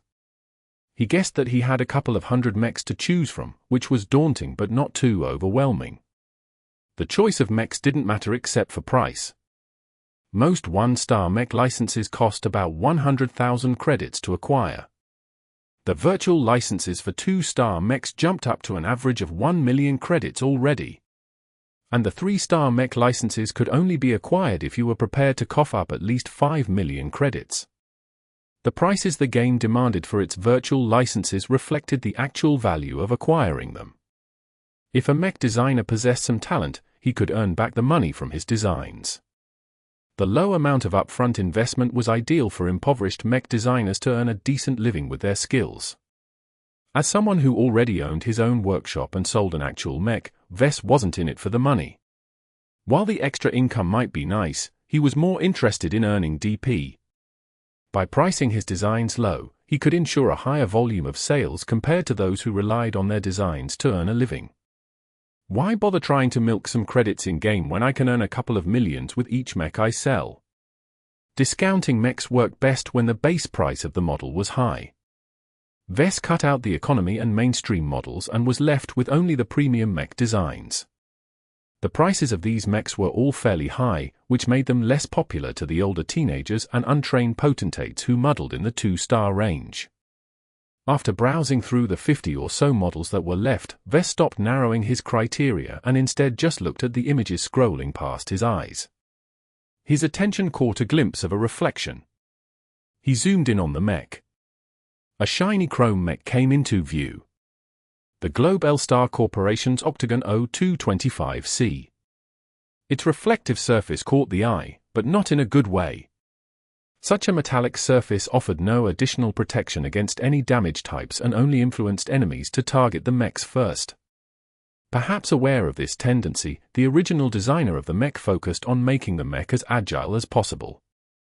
Though he cut down on a lot of armor near the joints and other weak points, it made the mech exceptionally limber and could even perform some acrobatic stunts pilots would never even dare on a regular medium mech. Interesting. It's going to be fairly tough to upgrade this mecha's armor without negatively influencing its range of motion. The challenge of designing an improved variant of this base model intrigued Wes. While he always focused a bit on speed in his other models, he applied it mainly on movement speed. How fast a mech could get from point A to point B. Agility was a different concept entirely. It involved combining wide range of motion with fast-moving limb reactions to turn a mech into a dodging champion. Thinly armored simian mechs often specialized in these kinds of designs. The hunched-over posture and their strengthened arms afforded these ape-like mechs exceptional stability even when they jumped and crawled around forests and complex urban environments. As for agility-focused humanoid mechs, they relied on sophisticated internals instead of mechanical design in order to stay upright. The Octagon featured the most advanced gyroscope of its generation to maintain its balance even as it dodged left and right. That was the main reason the mech got such a high price tag. As for its other specs, the mech performed fairly average. Its speed was respectable, but not as good as dedicated sprinters. The armor was nothing to get excited for, but it did the job except when it came to the joints. The Octagon came with a standard loadout of 2 heated knives and a spear that could also be thrown in an emergency. Most pilots who bought this mech also added in a pistol or a submachine gun in order to turn the mech into a good close-ranged skirmisher. All in all, the Octagon possessed plenty of character. Wes liked whoever designed this mech, as he was not afraid to break some rules in order to achieve a unique result. He added the virtual license of this mech to his shopping cart. That's 650,000 credits down the drain. Now I should add some components to complement this design. The shiny chrome job defined this base model. While it did not entirely fit with modern aesthetics, Wes preferred to keep its shiny exterior. That didn't mean his choice of replacement armor was restricted. He merely had to add an extra step to his production process by painting his mechs with a reflective coating. His choice of armor had to meet certain criteria. First, it had to offer more protection at the same amount of weight. Second, it should be effective without stacking too many layers. Some armor systems only worked properly if they surpassed a minimum amount of thickness. The Octagon's main feature was its agility, and putting on too much weight negated that advantage. His search turned up some intriguing results. First up was the Grayson Incorporated Flexiplate Alpha Mark III. He found one experimental armor composite that featured a certain amount of flexibility in its plating. It was as bendable as a thick piece of rubber and excelled in absorbing shocks from kinetic impacts. It sounded perfect for developing better armor around vulnerable joints, and was in fact often employed in such a manner. To complement the other portions of armor, he looked up the Grayson Incorporated Square Plate Mark I, a modular armor system of the same company. These types of armors were often employed on lighter mechs, but the system he looked at was specifically designed for medium mechs. It was a pain to mold such an armor system on a mech due to the demands it imposed on the positioning of its plating. However, it gave a significant advantage to a mech if well designed. Conventional armor plating used form-fitting plates to cover up a mecha's internal frame. If implemented well, they offered close to the maximum theoretical amount of protection to that section for its weight and thickness. However, if a piece of plating suffered damage, it may still be adhered to the mech while turning out to be functionally useless. If a mech suffered moderate damage throughout its entire frame, such deadweight only slowed the mech down while leaving its internals vulnerable. Modular armor systems aim to counteract this situation by designing their plating around uniform shapes of squares or hexagons. It made the mech look a little angular or bumpy, but offered a great amount of freedom in shedding its damaged layers. The more damage a mech sustained, the more plates it shed, thus the less weight it had to haul everywhere. This provided mechs with modular armor a distinct advantage in the later stages of a battle. Naturally, such a system came with its own trade-offs, or else it would have been much more popular today. The fixed shapes of its plating were only partially variable in size. The square plate only featured 3 different sizes. One big plate for chest armor and the like, one medium plate for arms and limbs, and one smaller plate for tricky angles and fingers. Working with these 3 shapes made any mech variant lose their most optimal armor scheme. That and other factors caused modular armor systems to be able to absorb less damage than their conventional equivalent. It has a pretty good performance anyway despite that point. Vess concluded. He hadn't worked with modular armor before, but was highly intrigued by its possibilities. Modular armor was one of the best solutions out today that attempted to marry together armor with speed. If Vess was serious about developing his specialization in this area, then he couldn't avoid working with this nifty invention. Adding both the flexiplate and the square plate to his shopping list increased his bill by 150,000 credits. Vess had enough for one session now. He wanted to exercise his mind right away and was unwilling to consider replacing other components before he learned more about the Octagon mech. A total of 800,000 credits disappeared from his bank account by the time Vess acquired the 3 virtual licenses. The difference in costs compared to 1-star mechs daunted any novice mech designer. He was working in a whole other stage now, and the consequences of screw-ups rose by a significant fraction. Luckily he already possessed real experience working with the equivalent of a 5-star mech, so Vess maintained his confidence. Chapter 49. Modular Armor. Working with modular armor posed unique challenges to the mech designer. To visualize the problems the designer faced, imagine being handed a square or rectangular piece of paper. If you were told to make a cylinder out of the paper, you could easily bend it in a way so that one end of the paper touched the other end. What resulted was a pretty good cylinder with a cutout in the shape of a circle. What if instead of a big piece of paper, you got handed some cardboard instead? And not just one piece, but many smaller pieces that you weren't allowed to bend. With a bit of tape, you could approach the shape of a cylinder with square pieces of cardboard, but the cross-section wouldn't look as smooth as a circle anymore. It would look like a many-sided shape that only approximated a circle. The same concept applied to working with modular armor as opposed to conventional armor. Modern 3D printers and armor fabricators could miraculously produce armor plates in virtually any complex shape. It could mold something as thick as an entire chest plate to something as delicate as the armor around a mecha's fingers. A lot of this flexibility was lost when working with modular armor. Even the most masterful designs always left out gaps and other inefficiencies. Having purchased the Octagon medium mech together with the flexiplate and the square plate, Vess left the game and loaded the designs into the mech designer system. Though Iron Spirit or his own terminal's design interface featured plenty of tools and aids, the system offered the best assistance by far. If Vess had to guess, the designer module of the system was at least 200 years ahead of the most advanced design software on the market. He possessed a devastating advantage against his competitors, and he'd be a fool to neglect its many tools. Oh wait, before I start designing, it's best if I spend all my remaining DP. Vess reminded himself as he remembered he still possessed around 900 DP. What he found perplexing was that he earned more DP from selling his virtual mechs than his real mechs. The virtual version of his Mark Antony rewarded him with a fixed amount of 25 DP, while the real version was dependent on the total sales volume, which meant an average of 28 DP. However, it was a lot easier to sell a virtual mech than a real mech.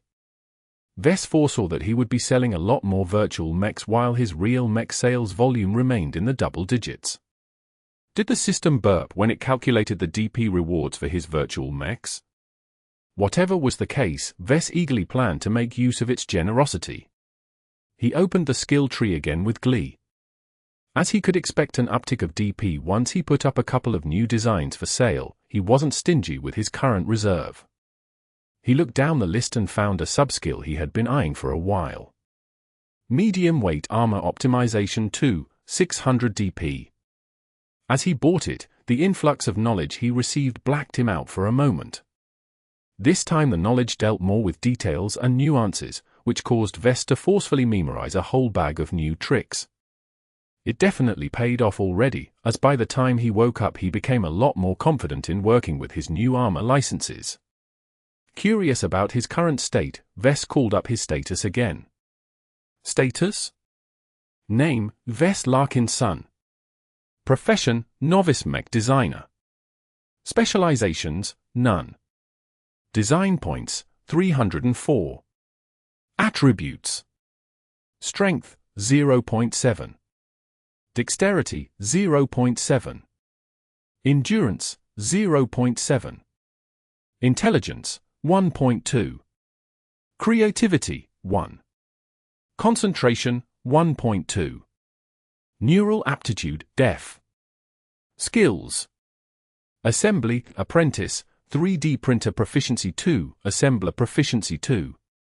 Business, Apprentice. Computer Science, Incompetent. Electrical Engineering, Novice. Mathematics, Incompetent. Mechanics as Apprentice, Jury Rigging 2, Speed Tuning I. Metallurgy, Apprentice. Metaphysics, Incompetent. Physics, Novice, Lightweight Armor Optimization I, a Medium Weight Armor Optimization 2. Evaluation, an ugly carp about to leap the retarded dragon gate. Despite the system's harsh standards, Vess recognized he was approaching the upper limit of a novice mech designer. The system hadn't told him the criteria for promotion, but from his own knowledge of how mech designers were ranked, he'd probably break through if he raised a main skill from apprentice to journeyman level. It's a bit too early for me to advance my rank, Vess remarked as he still planned to allocate his upcoming DP on other skills. Picking up Speed Tuning 2 was inexpensive at 400 DP. Apprentice-level physics was a bit more expensive at 1000 DP, but it shored up his foundation nicely and could help him out a lot when designing armor schemes. After that, he wanted to accumulate 2000 DP and pick a main skill to upgrade.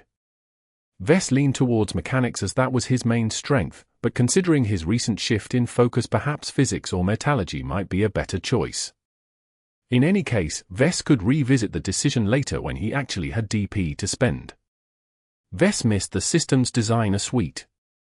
When Vess worked on the mechs in the Young Tigers exhibition, he was forced to use regular software to design the Drake in the Qualifiers. He felt cramped and handicapped and felt certain he made far more mistakes than he ought to.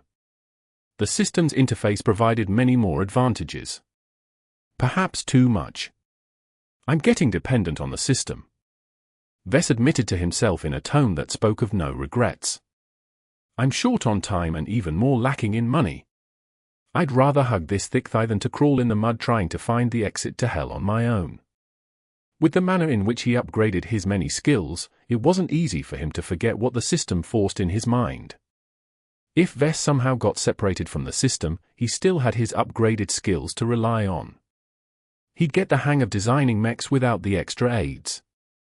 In any case, Vess shoved away all distractions and focused on his upcoming design. He loaded the quirky mech design by the Global Star Corporation and sat back to view its intricate design before doing anything else. He wanted to get into the head of the original designer and figure out why he designed this risky model. This mech excels in urban combat. The denser the streets, the better it's able to run circles around its opponent. Vess looked up the history of the Globelstar Corporation and guessed right. When the company was still in operation, its headquarters was based in a more developed state. Designing a mech suited for urban combat was an acute priority at the time. Though the historical files were short on details regarding the developers of the Octagon, Vess nonetheless inferred that the mech was a job commissioned directly by a government as part of a broad push to develop new specialized mechs. The Octagon enjoyed limited success but never really caught on. The concept was too radical and few mech pilots accepted the innovation. Agility-focused mechs started to really gain their stride in later generations, in part because the Octagon and a few other models paved the way beforehand. Vess then looked at the mecha's combat footage in both historical recordings and replays from the game.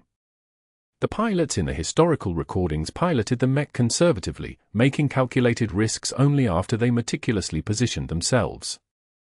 As for the players who chose this particular 2-star mech to enter the arena, they behaved much more aggressively, leveraging their superior mobility to actively seek out enemies to hunt as long as the map featured complex environmental obstacles. The Octagon is a hunter, he concluded after several hours of spectating. The mech fared better when being jumped on than others, but it excelled when it took the initiative. Pilots who cared about their lives behaved like ambush predators, while pilots who had nothing to lose acted as pursuit predators. The pilots could switch between the two whenever the situation called for a change. As a pioneering urban combat mech, the Octagon distinguished itself in several ways. Besides its amazing agility and flexibility, it possessed outstanding endurance. Urban combat was grueling, and could drag on for weeks if the commanders in the field avoided collateral damage. The mech cleverly incorporated a bevy of fuel-type energy cells on its back that fed the mecha's robust power reactor that in turn spun the over-engineered engines. These engines provided plenty of power to the Octagon's limbs with minimal latency. That meant that the usual sluggishness and delays inherent in any other mech movements were minimized to the point of being non-existent. At the time, that was fairly impressive and not that easy to achieve. However, the experimental engine was also sensitive to shock damage, which made the mech easy to disable if it endured excessive force in its waist area. That should be the main reason why this mech hadn't caught on. It kind of negates the point of making a mech for urban combat if it can't last the whole campaign. The other major downside to the Octagon was that its carrying capacity was light and limited. Balance and weight issues limited the mech from wielding most two-handed weapons. Even a shield affected the mech in a dramatic fashion. This forced the mech to choose from one-handed weapons like knives, pistols, and submachine guns. Laser rifles might provide a viable alternative if it wasn't for one thing. Though certain laser rifle models kept down their weight, the energy these rifles guzzled in a short amount of time surpassed the Octagon's power reactor's output. This highlighted the disadvantage of incorporating fuel-injected power reactors. They provided a lot more energy over a longer period, but were incapable of generating high amounts of power at a snapshot. The Octagon's weapon loadout is already pretty thin. I have to be careful not to pile on too much weight. With the information at hand, Vess developed a pretty good picture of the Octagon. Now was the point where he came up with his own vision of the mech. Vess pictured a ruined city. Smoke rose from the tallest wrecks while fires burned from the hulks of fallen mechs. With streets chock full of debris from vehicles and nearby buildings, the darkened silhouette of the Octagon straggled between two molten piles of slag that used to be a pair of mechs. It scrambled behind a pile of garbage and waited for its pursuers to arrive. A light skirmisher passed by the Octagon's hiding spot, oblivious of the dangers nearby in its haste. The Octagon jumped forward and thrust its spear at the unprotected back of the skirmisher. The incredible momentum behind the blow shattered through the thin armor and pierced the cockpit. After brutally pulling out the blooded spear, the Octagon swept sideways as it dodged a couple of rapid ballistic rifle shots. The Octagon spun like a top and used the terrain to its advantage. Though it received plenty of hits, only a couple pieces of square armor plating fell off its frame. Even though the exhausted Octagon's armor looked half empty with lots of square holes in it, the speed in which it burst through the bullet barrage allowed the nimble mech to stab its spear against the rifle, destroying it with one firm blow. The rifleman mech didn't panic and let go, drawing a short sword from its hips with its other hand. The Octagon, having put most of its forward momentum in that spear thrust, let go of its weapon as well and entered the rifleman's reach without even withdrawing its own backup weapons. Instead, in a feat of amazing piloting, it ducked when the sword swiped at it and reached the rifleman's side. With the flank wide open, the rifleman could only allow the Octagon to kick to the side, dealing critical damage to its knee joint. The loss of balance that resulted from the blow left it unable to leverage its sword. This gave the Octagon enough time to retrieve a heated knife who stabbed it in the back. The two mechs fell, both pilots downed within a minute. The Octagon left the battlefield without a word and dived deeper into the fallen city, hunting and seeking more prey to devour. Vess emerged from the vision with a bright light in his eyes. With the information he gathered so far, he envisioned an idea of how to shape his own variant. His first spin on the Octagon would be an overall enhancement of the base model. He wanted to retain the savage nature of the Octagon and preserve its hunting instincts. While the mech excelled in energy efficiency, its armor could not keep up. Therefore Vess needed to redesign the Octagon's armor scheme and somehow make a comprehensive improvement while not impacting the mecha's speed and agility too much. Vess stripped the Octagon's standard armor and started from scratch. The mecha's internals looked skinny and lighter than a normal medium mech. It bordered the weight class of a light mech. With his upgraded medium armor optimization too, Vess developed several prospective armor schemes in which to clad the naked Octagon frame. If he maximized the number of larger plates, Vess was able to offer a great amount of protection. However, use of too many oversized plates also increased the gaps in the armor as he was forced to make it less form-fitting. Using smaller plates allowed Vess to conform the armor closer to the internal frame. While this increased the variant's mobility, a bunch of smaller plates plainly offered less overall protection than a single large plate. He therefore spent roughly a day to draft an armor scheme that fell in between. Using his enhanced skill, he cleverly employed the square plate at subtle angles, never letting a single surface lay completely flat. This introduced a slightly disorienting pattern to the mech. The different angles allowed the mech to ablate incoming damage a little better. However, it risked pooling damage towards the troughs of the armor surface. To solve this hidden problem, Vess added extra armor underneath the square plate layers. He enhanced critical portions of the square-like wireframe that held the plates together with flexor plate. The bendable armor could be formed in such a way to squeeze between any contours, making it trivially easy to design airtight fits that added a layer of protection between the top armor and the internals. The flexor plate's amazing shock absorption also gave the new variant more resistance to damage that resulted from employing tight turns and risky falls.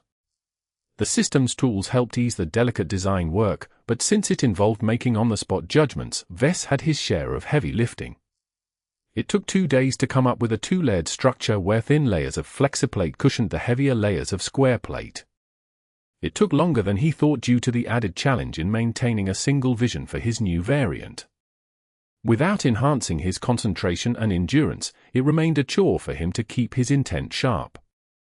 As the X-Factor was his only real specialty so far, Vess could not skip such a small but useful advantage. He wanted to improve his ability to impart the X-Factor in his mechs. What would a mech look like if it achieved an A+ rating for the X-Factor?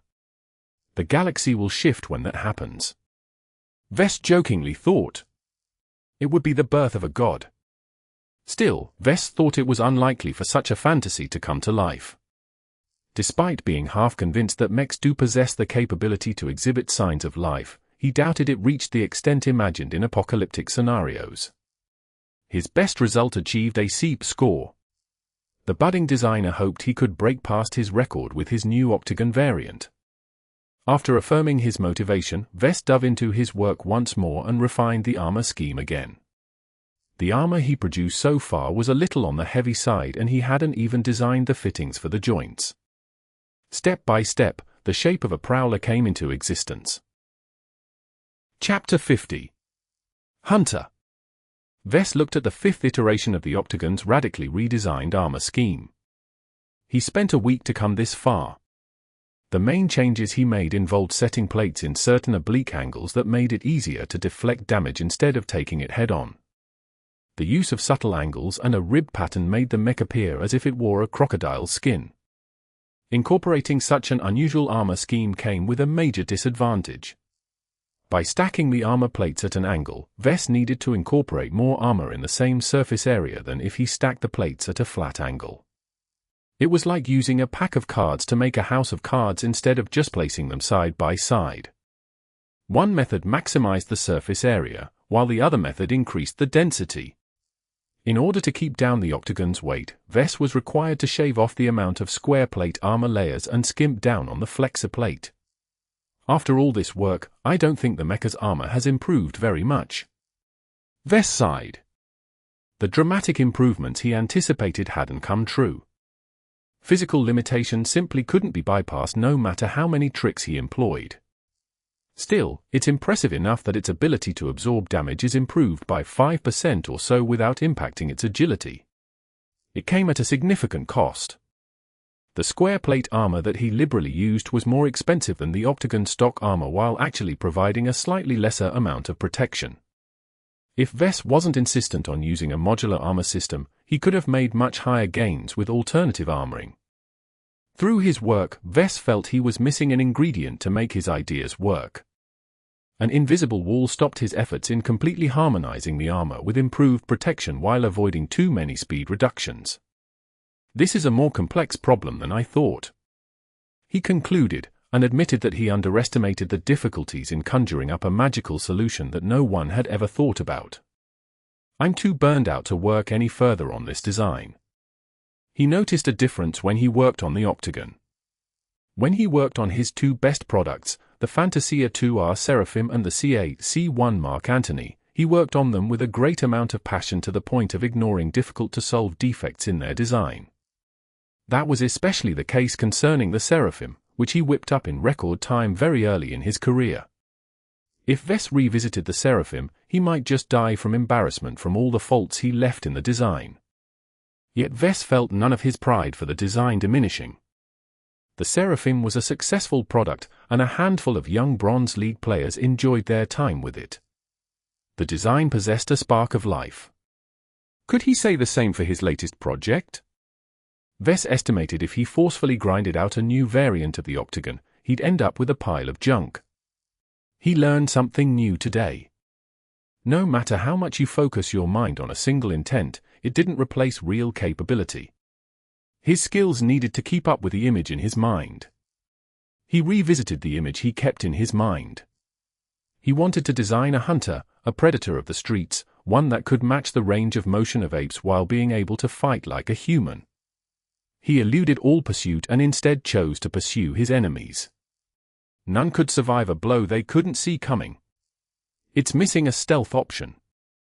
Vess realized, then scratched his head. The 2-star generation of mechs offered more mature options for stealth, but they still had their flaws. It cost a lot of credits to purchase a license that was only effective in a very small range. He couldn't justify the expenditure in a pure cost-to-benefit judgment. But my feelings say it needs this option. The original Octagon made do without stealth. In highly urbanized environments, metal was everywhere, from the structures to the vehicles and even the pipes running underneath the streets. All these obstacles severely hindered certain sensors but not all of them. If an Octagon managed its heat and footsteps well, it could sneak up behind its prey or let them pass its hiding spot without detection. It's too slow though. Vess noticed the hole in such a tactic. There's no way the Octagon can jump on an alert opponent. In real-life situations, mech pilots never knew how many opponents were on the battlefield. That wasn't the case with arena-style matches, as the game always gave a team an equal amount of opponents. With such information in hand, the pilots would never let their guard down if they haven't killed the expected number of adversaries. There's no way I am getting out of this without buying a stealth module. Vess let out a resigned sigh and followed his instincts. It kept nagging at him to plug this hole. He exited the designer and turned to his desk terminal. He booted up Iron Spirit and visited the 2-star section of the market. He skipped all of the other goodies in his sight and focused solely on the stealth components. When it came to hiding mechs from the senses of others, the market offered many options. None of them were perfect, but all of them cost a fortune. The particle ejector was the cheapest option. It worked by throwing a bunch of specialized particles in the air and let it spread wide in order to overwhelm his opponents with false readings. Specialized anchoring incorporated in the minute particles allowed them to hover in the air for an extended amount of time. The problem with such an approach was that it did not distinguish between friend or foe. You were likely to blind yourself and your allies if you pumped a lot of junk in the air. It also pretty much announced to the enemy that you lurked nearby and wished to come close and jump at them. Furthermore, the particles followed the wind and could be blown away easily in certain situations despite their anchoring. Another option involved employing active sensor countermeasures such as ECM. They came in many flavors and sometimes could do a lot of things at once. They could pump out noise that disabled certain long-ranged sensors. They could project a fake mech a distance away, or they could produce many identical mechs in a small area to make it seem a single mech came in a big group. Vess wasn't entirely unfamiliar with ECM systems. He used such a thing before in the Seraphim and the Phantasm, and it supplemented the evasion of those mechs. It could benefit the Octagon as well, as this model relied heavily on evasion when under fire. ECM came with its own downsides though. The more powerful module slurped plenty of energy, could not fool all types of sensors, and the act of turning it on full blast already radiated signals that could alert an unsuspecting opponent. It also couldn't fool exotic sensors such as those that measured ground vibration. Lastly, the enemy pilot could simply cease relying on his machine and use his human senses to observe the battlefield. The last type of stealth measure was the use of specialized coating or armor. By cladding the mech with an outer layer that suppressed signals from bouncing back to the opponent's sensors, it could quietly sneak around without getting detected by the enemy. However, same as the other options, such a trick was unable to suppress other signals such as sound and vibration. Opting for stealth coating or armor also meant missing out on more damage-resistant options. For example, a popular add-on mech pilots like to buy was a special reflective coating that slightly negated incoming damage from lasers. The three options of chaff, ECM, and stealth coating represented the limited progress of stealth technology at the time. More sophisticated solutions started to pop up in the following decades, but Vess had no access to them due to their higher star ratings. The Octagon isn't a saboteur, even though it can work as one. There was an important distinction in role. Saboteurs generally avoided seeking out conflicts and operated mainly behind enemy lines to attack critical infrastructure nodes. The Octagon, on the other hand, specialized in pure combat in dense, complex environments. What it needed was an aid to help it kill its enemies better, not a way to elude detection entirely. Seems like the particle ejector is the most appropriate out of the bunch.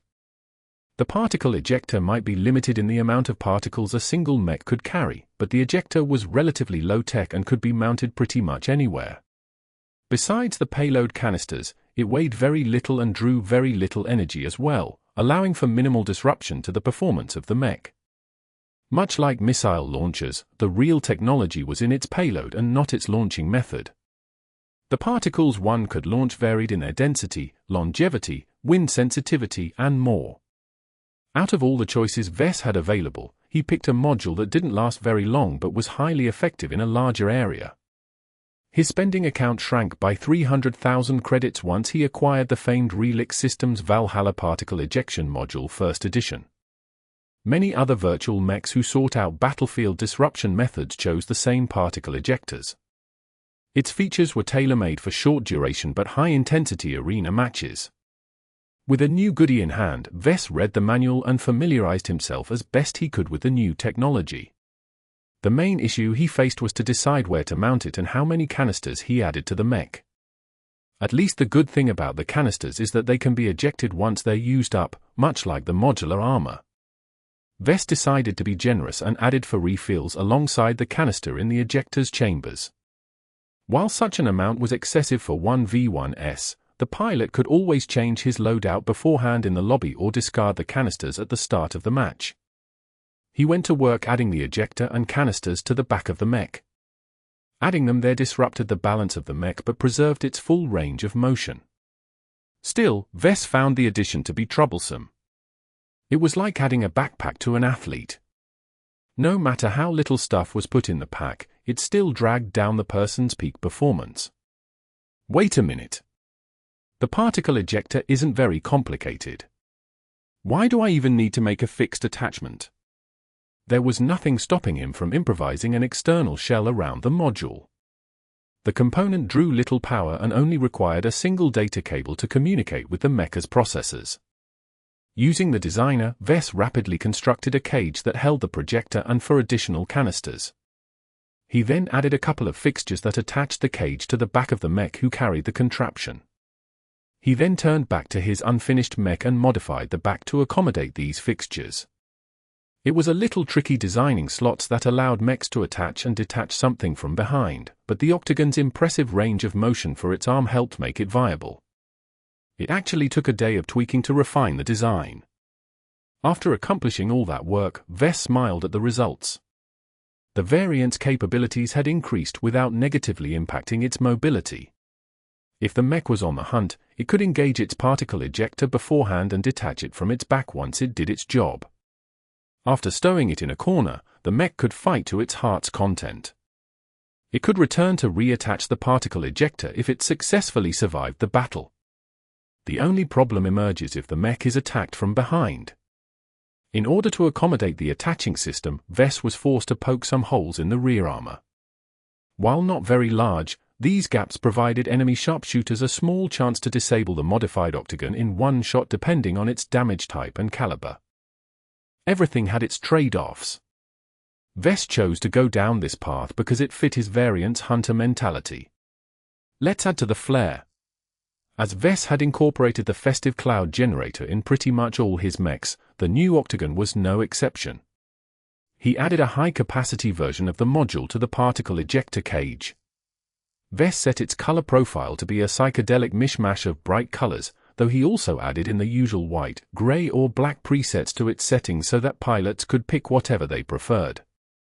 Vess programmed the cloud generator to go off just as the particle ejector launched its own payload. The colorful mist and the disruptive particles would then mix together and drown the local area with both sensor-dampening particles and disorienting rainbow mist. Naturally, mechs possessed alternative sensor modes to make the latter useless, but it was a nice psychological trick to force enemies to switch anyway. He even tweaked the octagon's viewing mode to switch automatically once it activated the particle ejector. The octagon sensors aren't very exceptional either. The main problem with throwing crap in the air was that it affected everyone indiscriminately, including the octagon.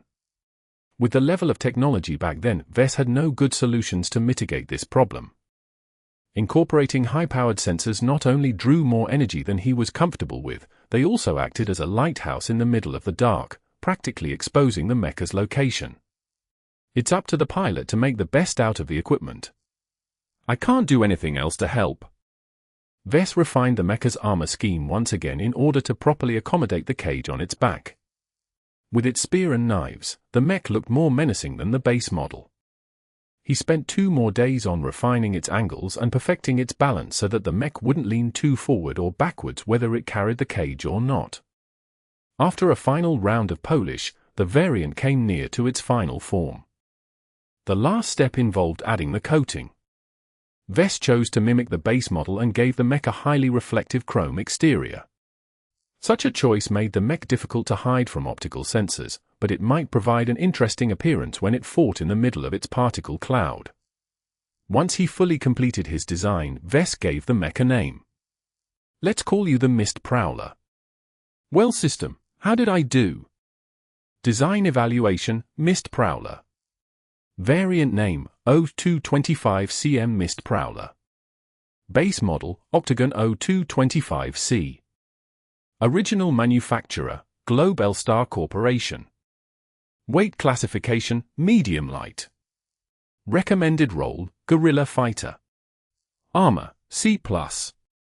Carrying capacity, E. Aesthetics, B. Endurance, B+. Energy efficiency, A. Flexibility, A. Firepower, F+. Integrity, C. Mobility, B+. Spotting, D+. X factor, E. Deviance, 37%. Performance improvement, 14%. Cost efficiency, -50%. Overall evaluation, the Mist Prowler is a reimagining of the base model that performs slightly better at a much higher cost. The mech features a redesigned armor scheme that has marginally improved its damage absorption capacity but provides increased mobility in battles of attrition. The added particle ejection system gives the mech an advantage in shorter battles if the pilot is skilled enough to make the best out of the opportunity. You have received 75 design points for completing an original design with a performance improvement of over 10%. You have received 100 design points for designing a mech with a trace of X factor.